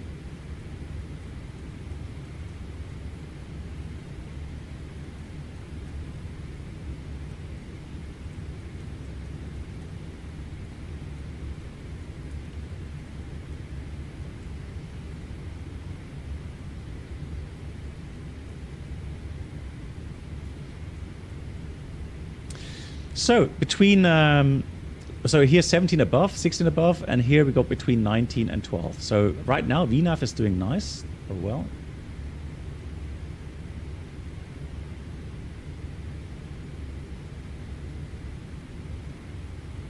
Ah, okay. So in case of tower not online, okay, not approach or departure. If the tower isn't online, then you get CTAF. Aha, okay.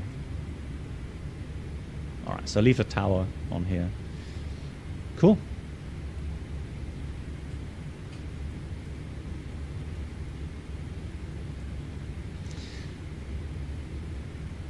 Yeah, so it's now doing a little bit of level flight.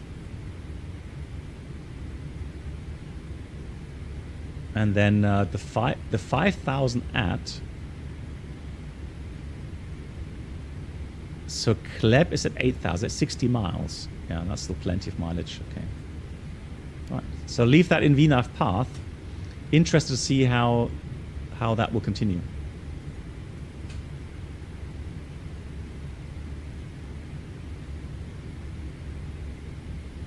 VATSIM radar has some. Okay, yeah, like that's what maybe got me confused.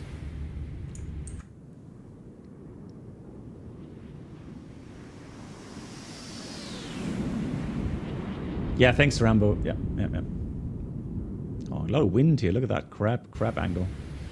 Yeah, 70 knots.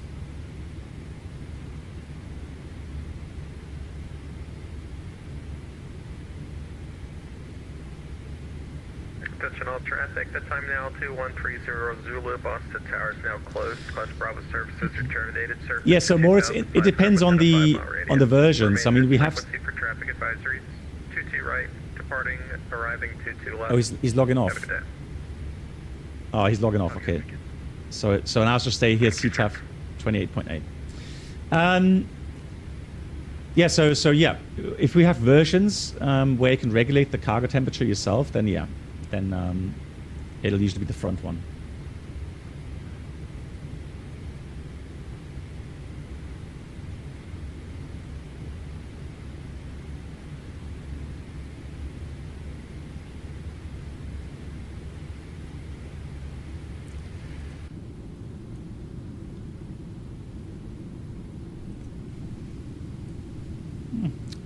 Right hand side is better visuals. Golf course.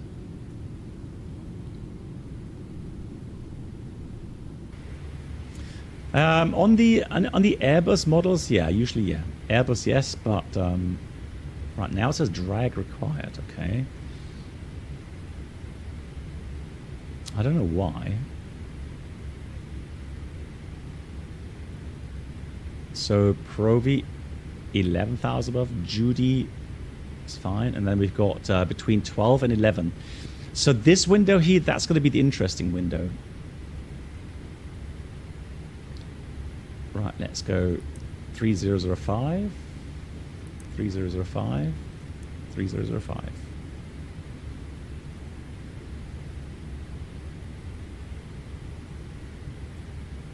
Yeah, I know, right, Voyager? Elmo would have waited for me.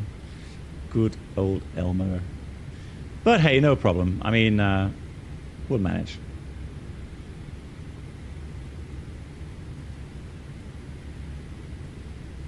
Yeah, I'm just, you know, the VNAV function here is not that new here on the FilghtFactor.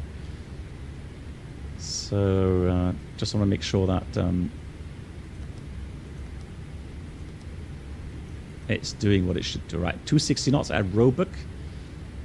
So 260 is the maximum we should do. It's a bit on the high side here. Cran at 250. So it's now got. It's got to get back to 250 and also between 12 and 11. So I'm just leave it running for now. But it is telling me drag required, okay. Yeah, because we're a bit fast. All right, let's help it. I'll help it a little bit. Let's get back to speed, but I'll leave that on VNAV path.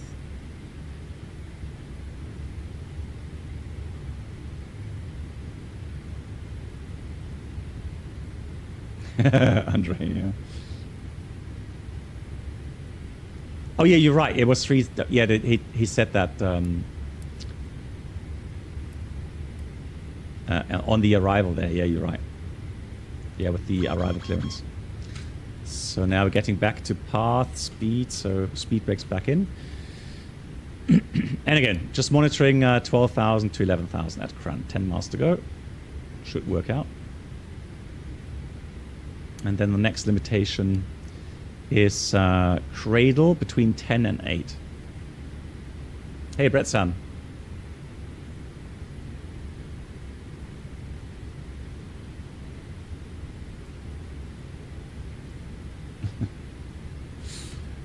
Hey, Joshy. Good day to you. Well, I don't know. So, Joshy, I'm not sure. If you're using NVIDIA, I have a feeling if I activate Zinc, it often throws it out. It doesn't activate it.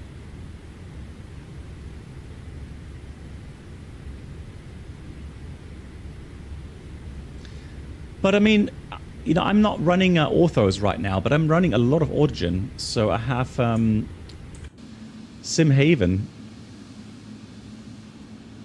which looks perfectly fine. It's not the best, but it looks all right already. So, and I get like 70 FPS. At the moment. Yeah, Brett, I'm doing well. How are you doing?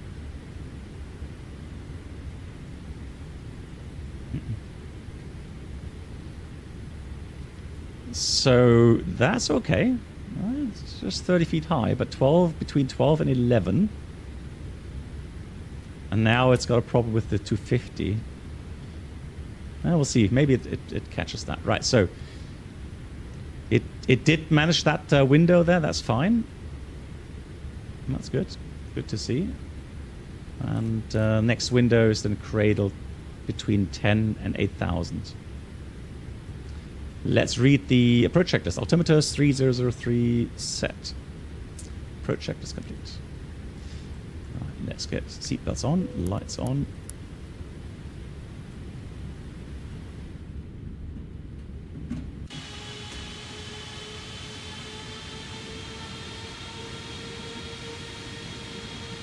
Oh, Bretton, you're in Japan. Japan, early morning. What was it, like 7 in the morning or something?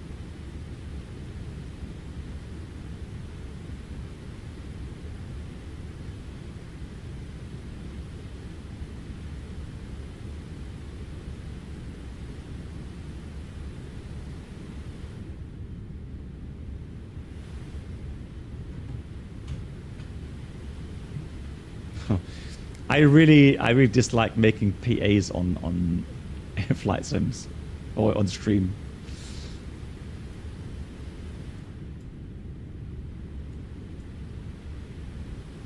Brett San, you recall, used to be on the island of Guam, but moved here about 4 years ago. Nice.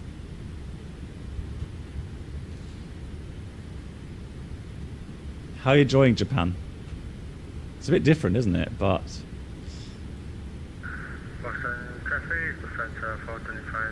temperature. Let's have a look here quickly.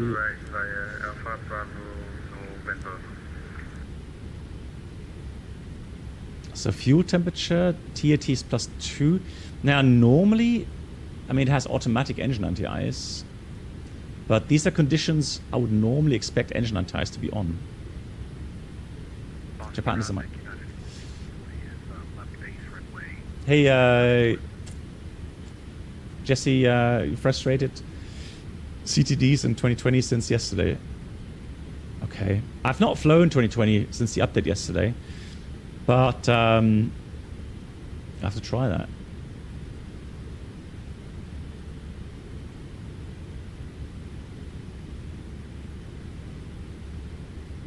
Worst thing you saw was a type rating where an examiner faked to be a flight attendant, even off.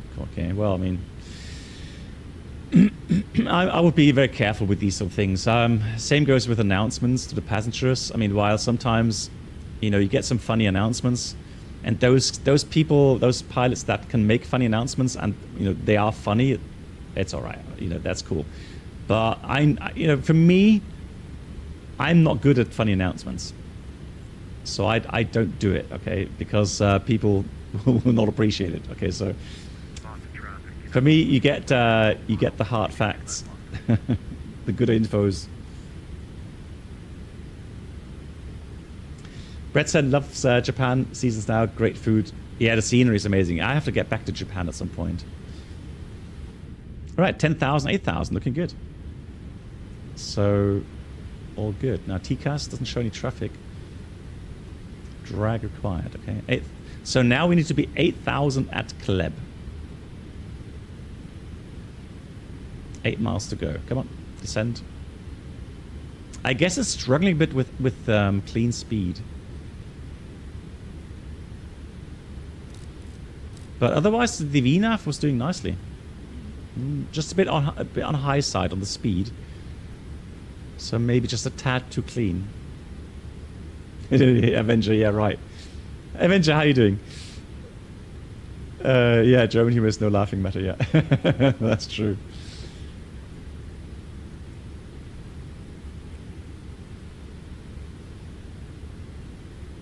So the airport should be visible on the left-hand side, right? Yeah, that's the Boston downtown.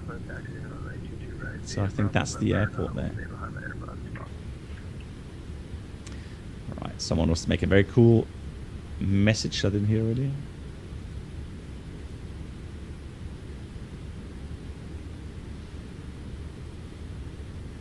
And United 711 is currently at Kleb, so east of the field.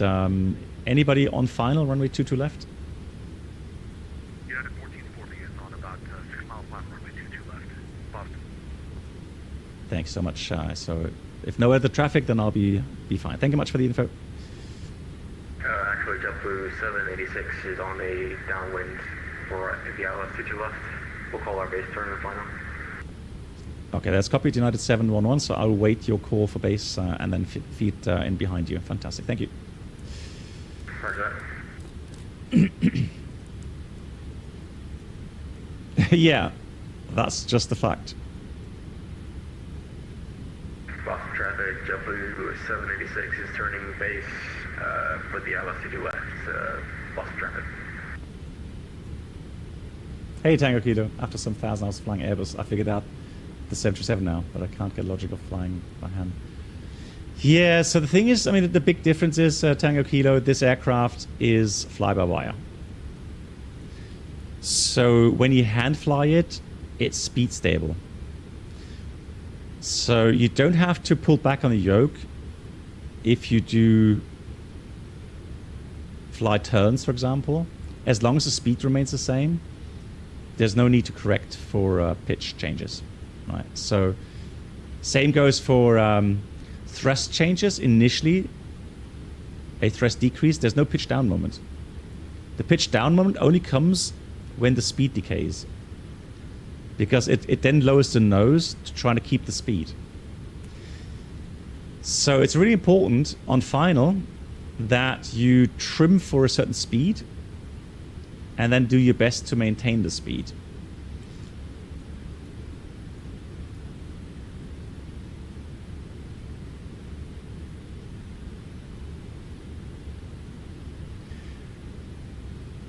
So I think what I'm going to do, guys, I'm going to go and put Patrick, and then behind that I'm going to put Wayne. If there's no one else on the final, that should work out quite nicely. So let's do that. Close that. We should be good. Right, nice. So 5,000 at Ethan, which is perfect. So that has worked quite nicely. Traffic, JetBlue 786, 15-mile final, ILS runway 22 left, Boston traffic. Yeah. So Tango Kilo, it's one of those things, the moment that you get used to it, it really feels nice. So on the Tango Kilo, if you fly the PNBG 777, for example, in Microsoft Flight Sim, there's an option in the MCDU where you can display the trim speed, which helps you then set the trim to your desired speed. And once you have achieved that speed, then the aircraft should be trimmed. It's not 100% though, but you know it's close enough. But the real aircraft does that a lot better. So. Yeah, me too. 12.2 should be good.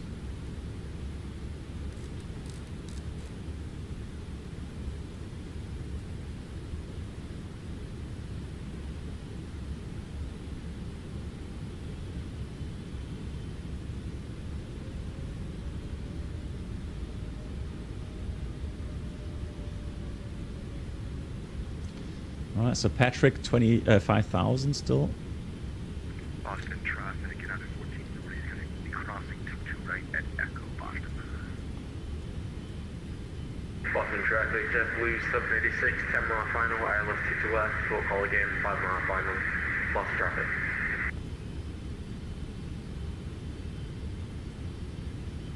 Yeah, Tango Kilo, the 777 or the 787, both of them will keep the altitude.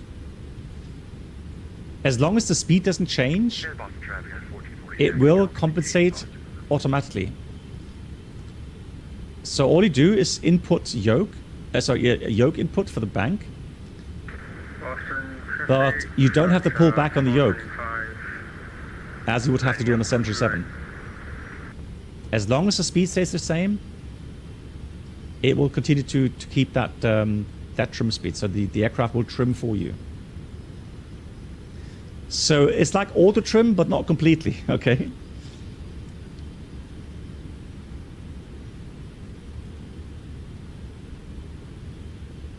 Give a different example.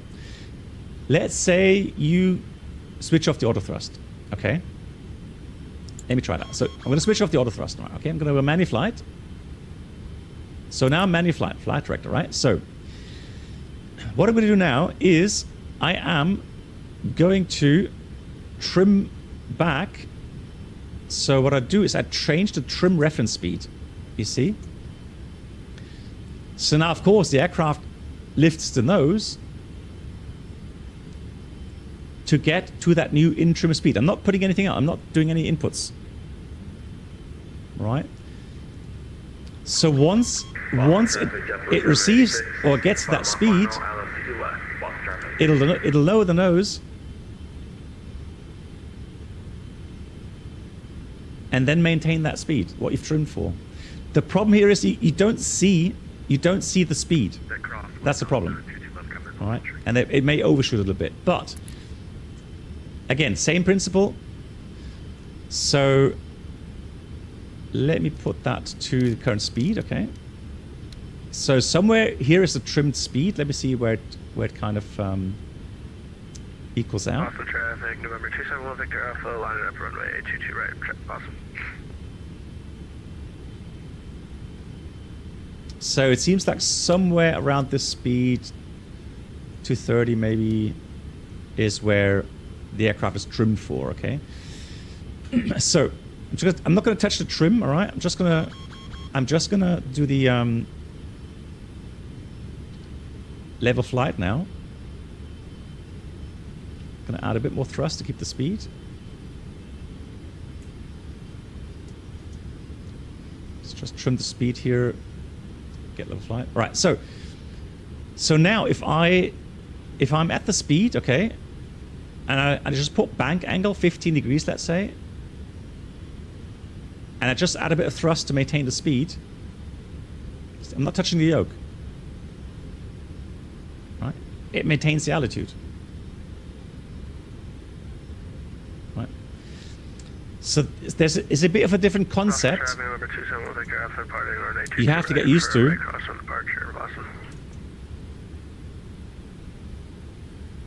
And really what you have to do is just be a bit more careful with your inputs. That's all.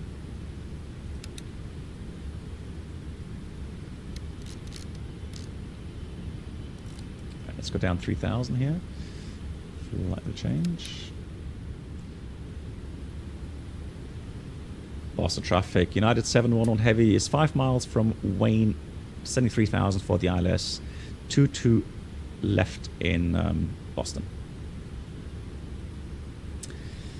So let's make sure we have the ILS tuned. 10.3 India, Lima, Quebec, November. All right, that's tuned. Fantastic. Flaps 1, speed check, flaps 1. All right, Boston, there's the airport. Lovely.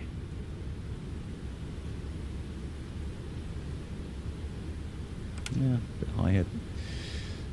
Flaps 5. Gonna get some speed brakes out, trying to descend quicker. 796, heading on to runway 27 and then vacating onto Kilo Alpha to Lock, glide slope armed.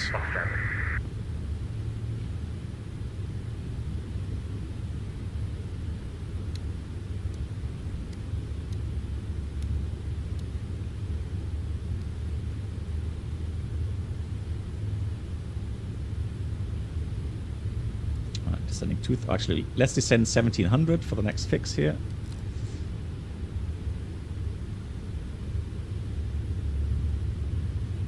Lock.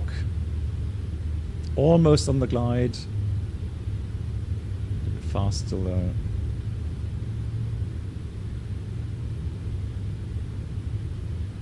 Boston traffic, JetBlue 786, crossing 150 right. Boston traffic.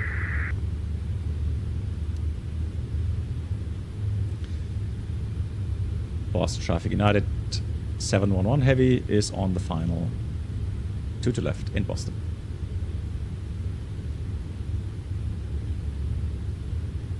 And there we go. Glide slope, gears coming down. Speed brakes retract. 3000 missed approach set.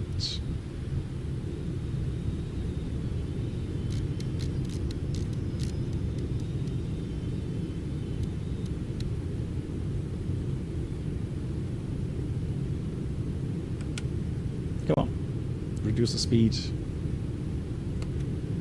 Flaps 15.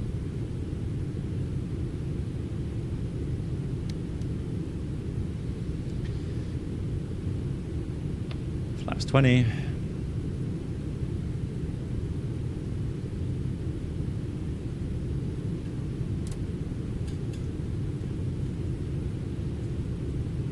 Go manual thrust here. Flaps 25. Flaps 35. There's one traffic there.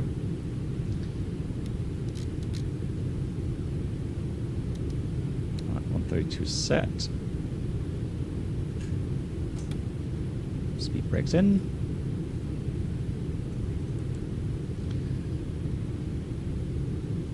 And flaps 30.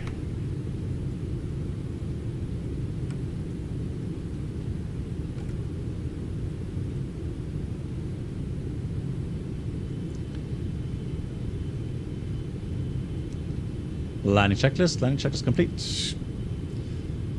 Runway is clear. Manual flight.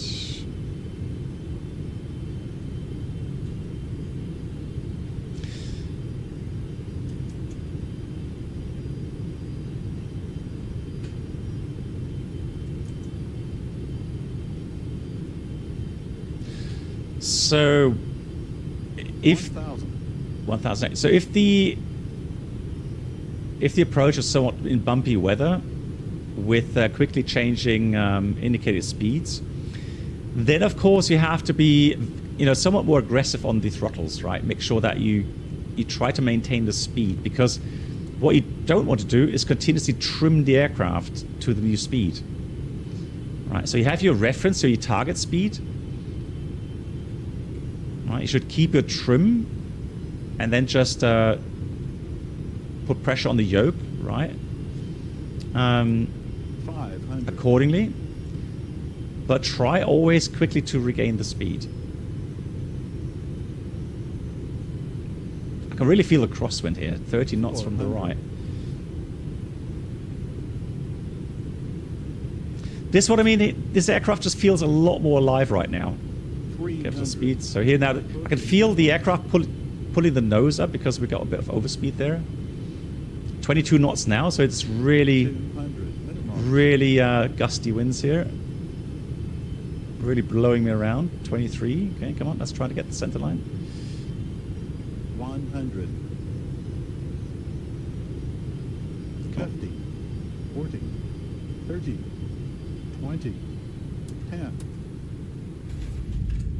Right, look, that's a problem with the crosswind here in X-plane. Look at the amount of input I have to do.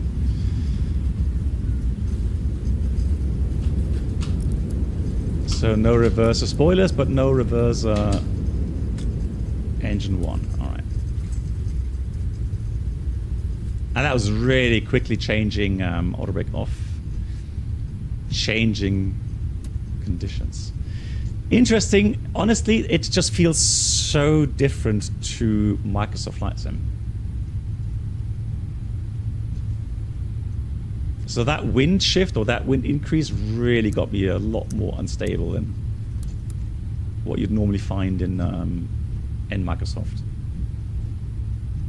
That was definitely a firmer landing, yeah. But honestly, here in X-plane, I don't want to float around because that wind will push you off the runway if you're not careful.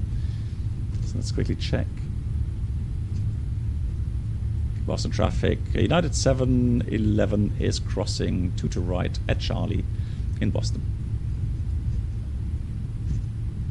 Don't see anyone. Left side, right side. It's going outside view real quickly. Yeah. No one there.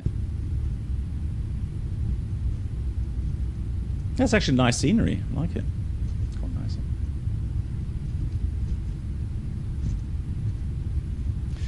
Yeah, so my opinion, and I've said this many, many times, is that here in X-plane, when you have crosswind conditions, it's just too strong. Meaning your ailerons just do not have the right amount of authority to counteract these wind gusts. I mean, that was only 22 knots. So imagine if you come up to 35, so the max crosswind limit of 35 knots. So imagine having that, then you do this, and the aircraft still goes left bank. If the wind is coming from the right, 35 knots. You can't stop the wind pushing the wing up, which is unrealistic. So yeah, one of those little things here in X-plane that I hope they fix at some point.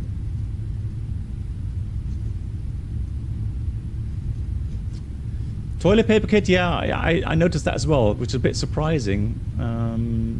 That it's not really following the glide slope very well. Yeah, I saw that. Well, it's like a quarter dot high, wasn't it, all the time?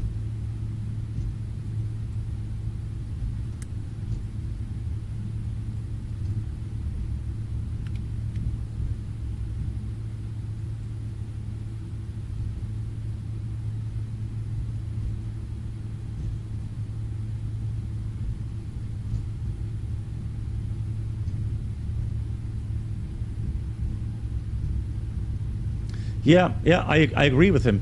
Yeah. Here in X-Plane, that's what I noticed as well. So anything 20 or above wind gusts is just too much. It just affects the aircraft too much here in X-Plane. So while in general I do like the flight model here more than compared to Microsoft, but only in a certain wind regime, right? So only if it's like between I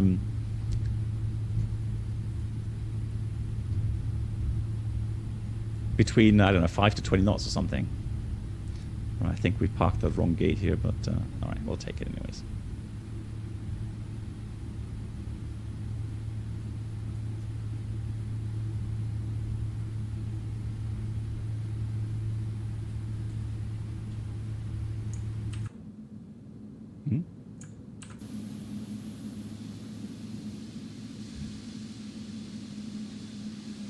Yeah, so you can see that gate is definitely not made for 777. That tail is sticking out too much. All right, anyways. Excellent.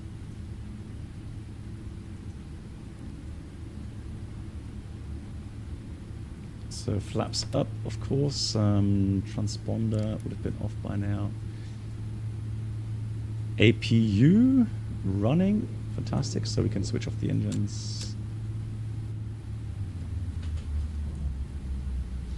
Quick question: IL engines do windmill both? Yeah, it depends on. So if the wind is from behind, on if you're standing on the apron, and you get wind from behind into the engine, then it can windmill into the other direction. Yeah. That's why, if you try to start the engines into a very strong tailwind, so that the IAE engines, for example, they needed to be then started manually and not with auto start. There was an extra procedure for that. Thank you much, Aviyamar, for watching. Have a great weekend. Thank you so much, Aviyamar. Cool. Checklist. Fuel pumps. There we go. One missing. There we go. All right. So now just park brake set, and that's the shutdown checklist. Okay, cool. I am going to go quickly.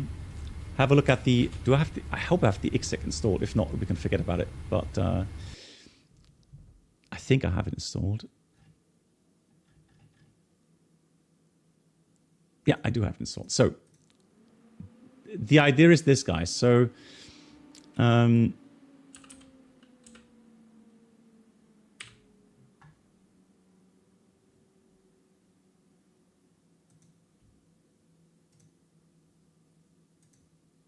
so let me just do that.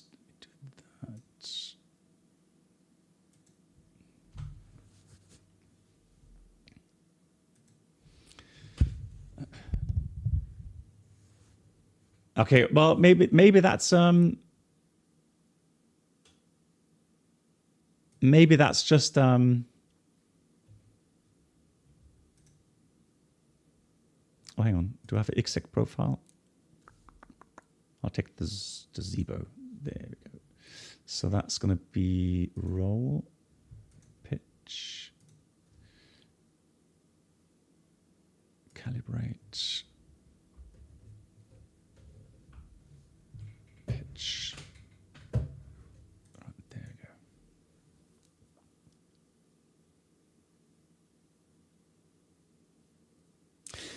Yeah, Johan, I'm not complaining too much about okay,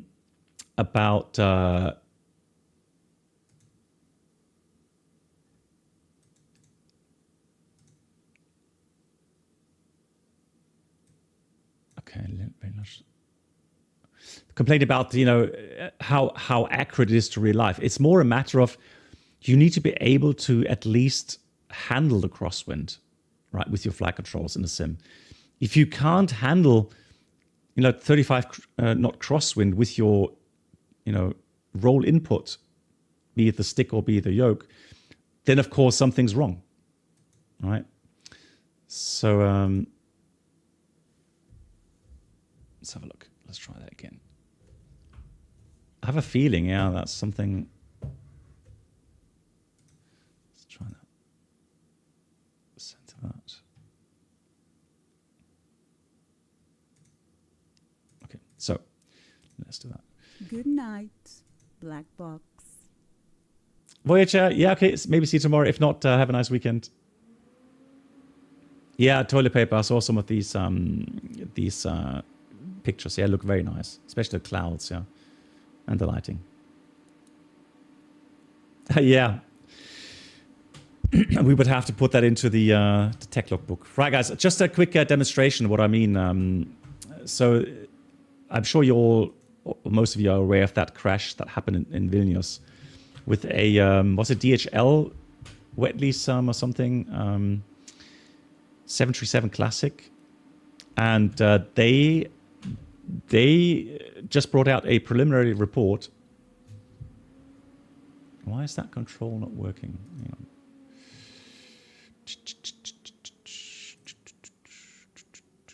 Oh, hang on. It threw out the... all right, so there we go. Cool. Why is it cold and dark, for crying out loud? All right.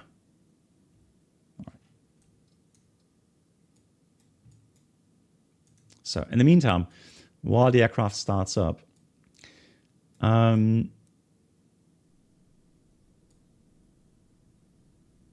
so if you look at the those switches here, right?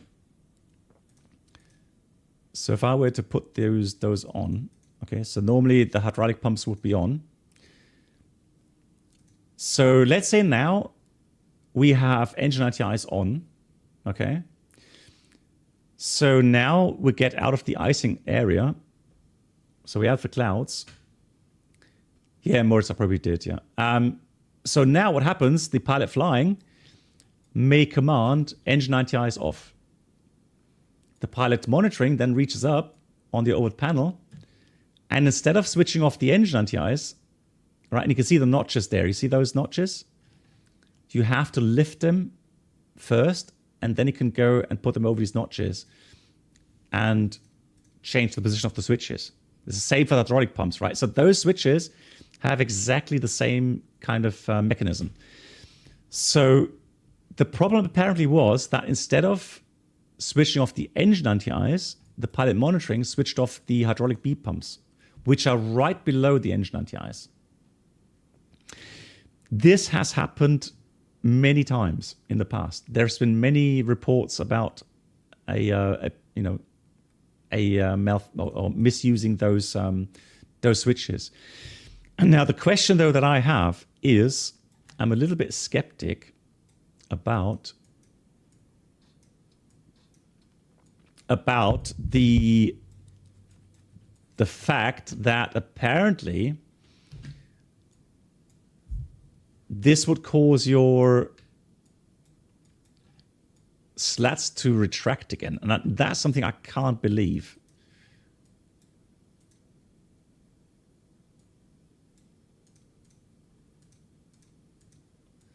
And I want to try this out here real quickly.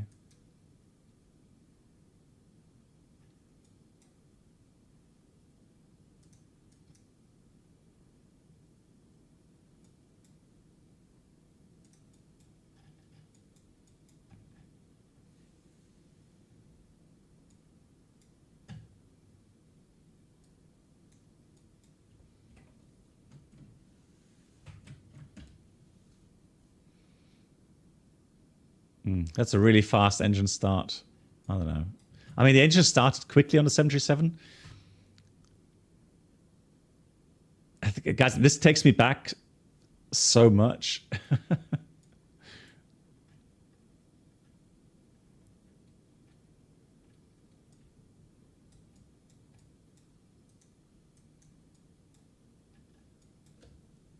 I mean, I think I've flown more like 6,000 hours on that on the 737 Classics.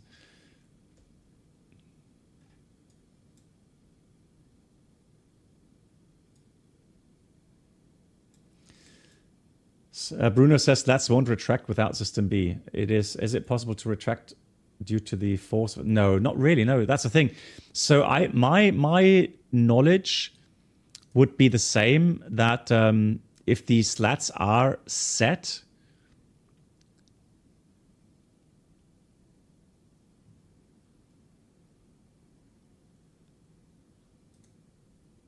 then they will not move unless you have hydraulic power available.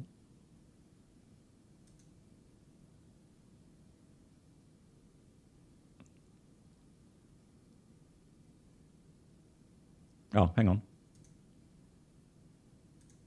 Let's do ready to fly. So Bruno says leading edge flaps, slats, normal hydraulic systems in up. The leading edge flaps and slats can be extended. Yeah, I know. Yeah, but that's a standby system, Bruno. Yeah, I know that. So you have alternate flaps, and there's a toggle switch down. And I know the flaps, they move electrically, but the slats get a hydraulic impulse and move to full extent position, and then they can't be retracted apparently. And there used to be a little trick, I think, with that. Anyways, now again, let me have a look here. So, dark cockpit, okay. So usually it shouldn't happen that you actually hit those switches if you want to get the engine ATIS off, right?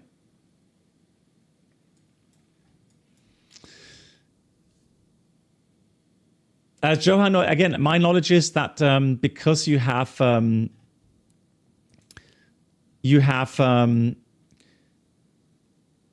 hydraulic cylinder, so it's a hydraulic cylinder with a hydraulic kind of jack, and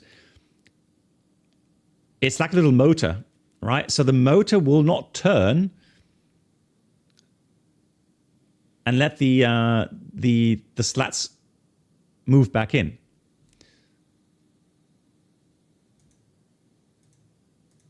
Right, let me have a look here. So we have MAC 15.5, zero fuel weight 43, reserves 2, cruise 5,000, route.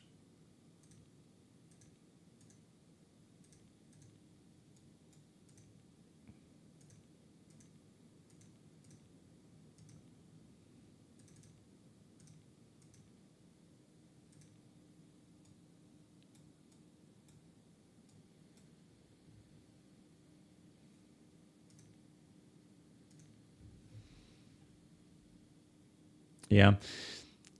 So, of course, the question is, well, how can pilots make such a mistake? Well, it's human factors. That's the thing with it. So there's many reasons why potentially you can throw a wrong switch or make a wrong input or whatever.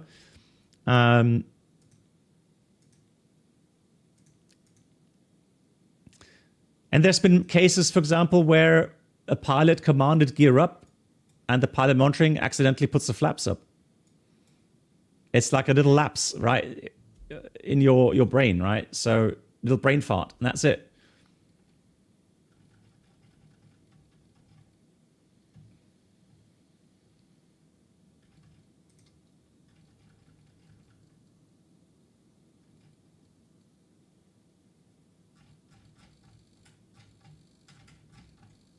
Those sounds, lol. All right, let's have a look here. So let's do hopefully flaps 5 here.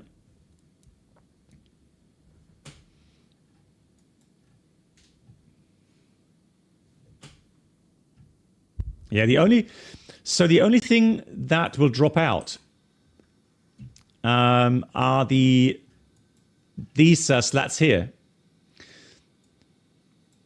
So these are Kruger flaps or Kruger slats, and they, without power, they could potentially drop out.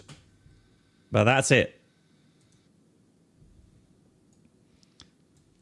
The other slats would normally stay in. Right, hang on, one more section here. Flaps 5. Yep.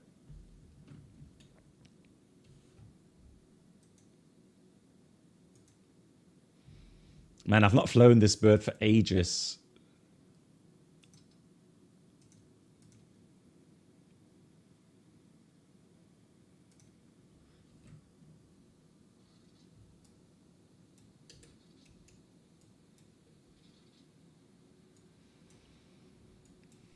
Good night, Black Box. Peter, good night to you.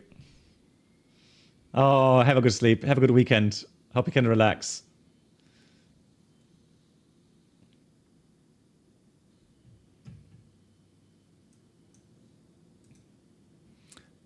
I have a feeling you guys have very low output of the volume here. I need to change that. Come on, pull.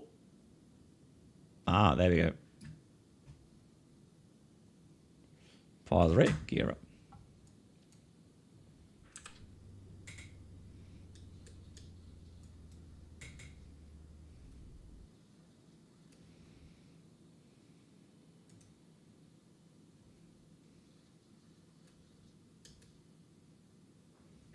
Wow, that pitch angle, crazy.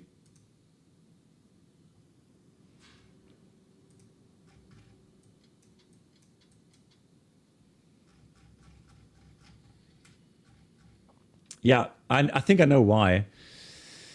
Preferences.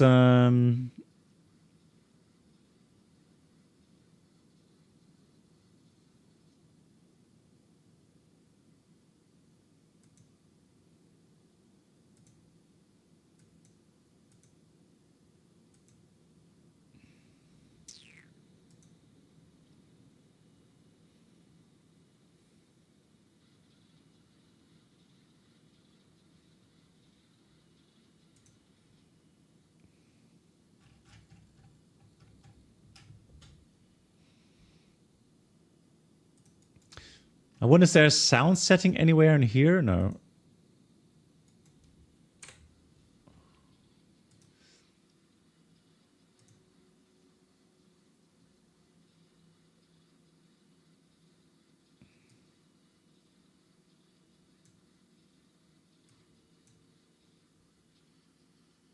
That's weird.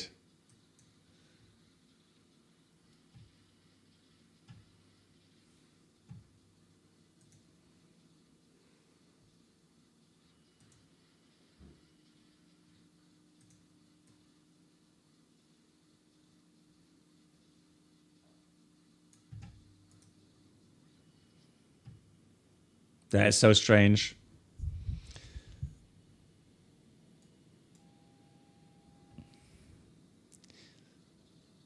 But it was working if it was working in the 777, right? It was working there.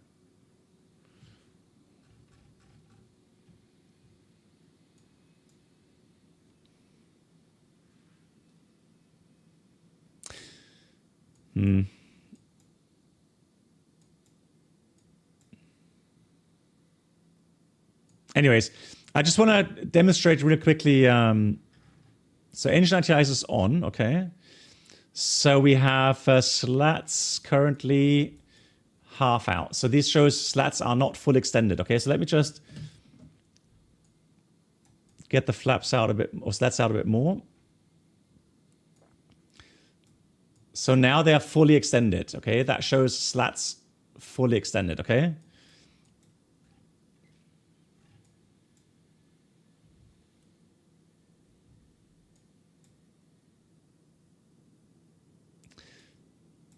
So now the command would be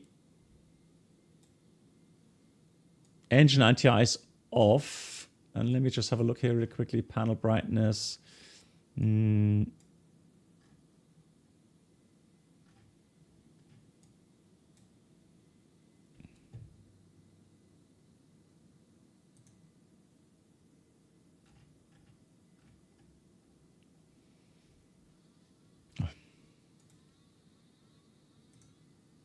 Yeah, the key binding is not quite right. Okay. So now we would say engine ATIS off, and then instead of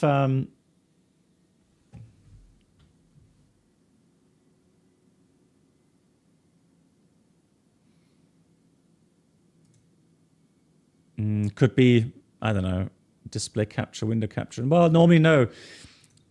I mean, it's using the same channels as the FilghtFactor. But again, there must be a setting somewhere. But don't worry about that right now. So instead of engine ATIS, you switch off these two pumps, all right? So what happens now, the B pressure drops, right? But immediately you get master caution hydraulic. So that's the first thing the pilot monitoring and the pilot flying, of course, should be able to see. And I wonder why hydraulic failure, right? So you can see, interesting. Oh, that's interesting.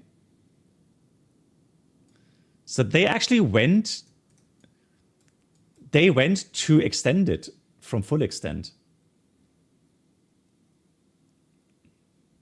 I don't know if that's wrongly simulated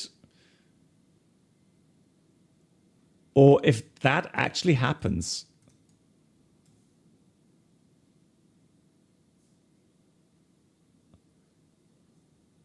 If that's kind of a safeguard they put in. Oh, that's interesting.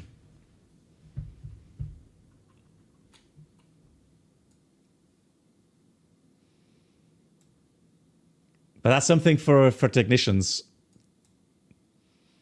I don't think they would even quote that in the manuals. That is interesting.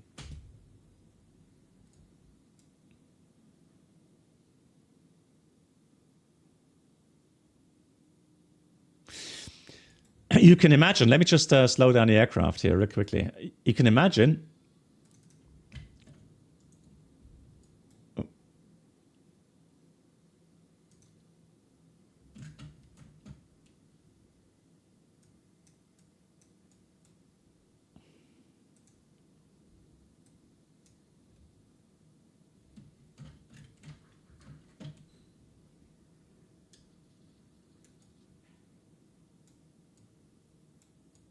well, now, I don't know, something's... Oh, that's all right. So let me just try that. So what I can imagine... Yeah, it could be a bug. It could be a bug. I agree. I don't know. It's... But in principle, so let's say you're flying along, okay, flaps 40 at your approach speed, VREF plus 5, in a descent on the ILS, okay?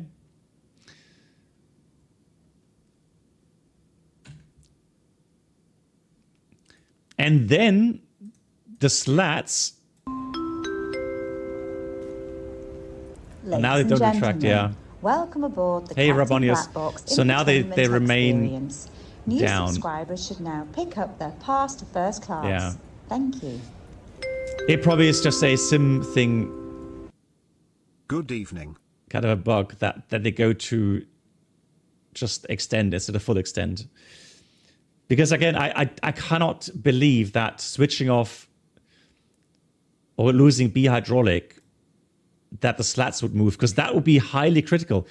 Imagine if you now have slow speed and the slats retract,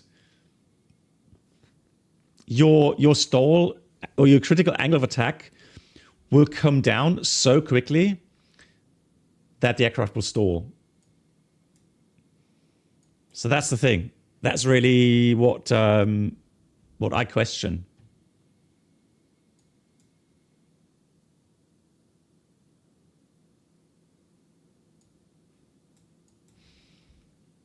Interesting.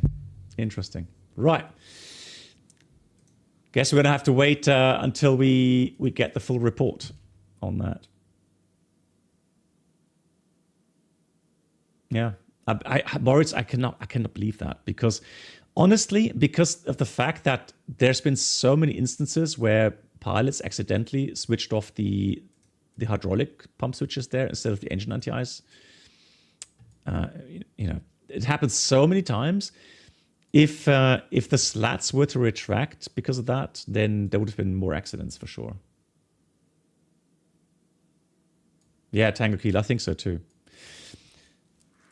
But I think that's what really the report actually pointed at, right?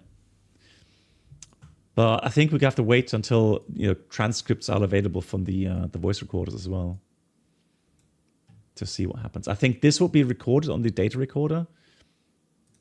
All right.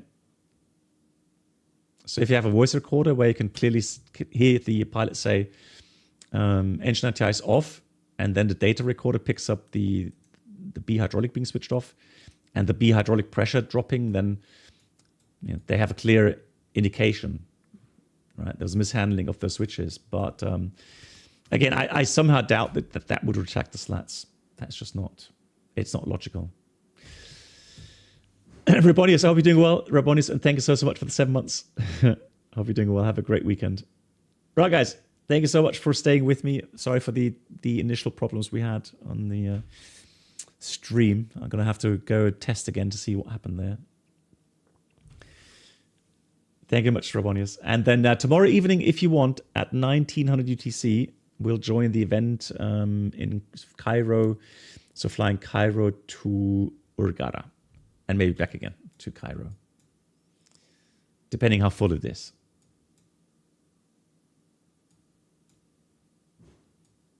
Cool. All right, guys. Thank you so much, my dear moderators. As always, thank you so much for the help. And I'll see you again very, very soon. Take care.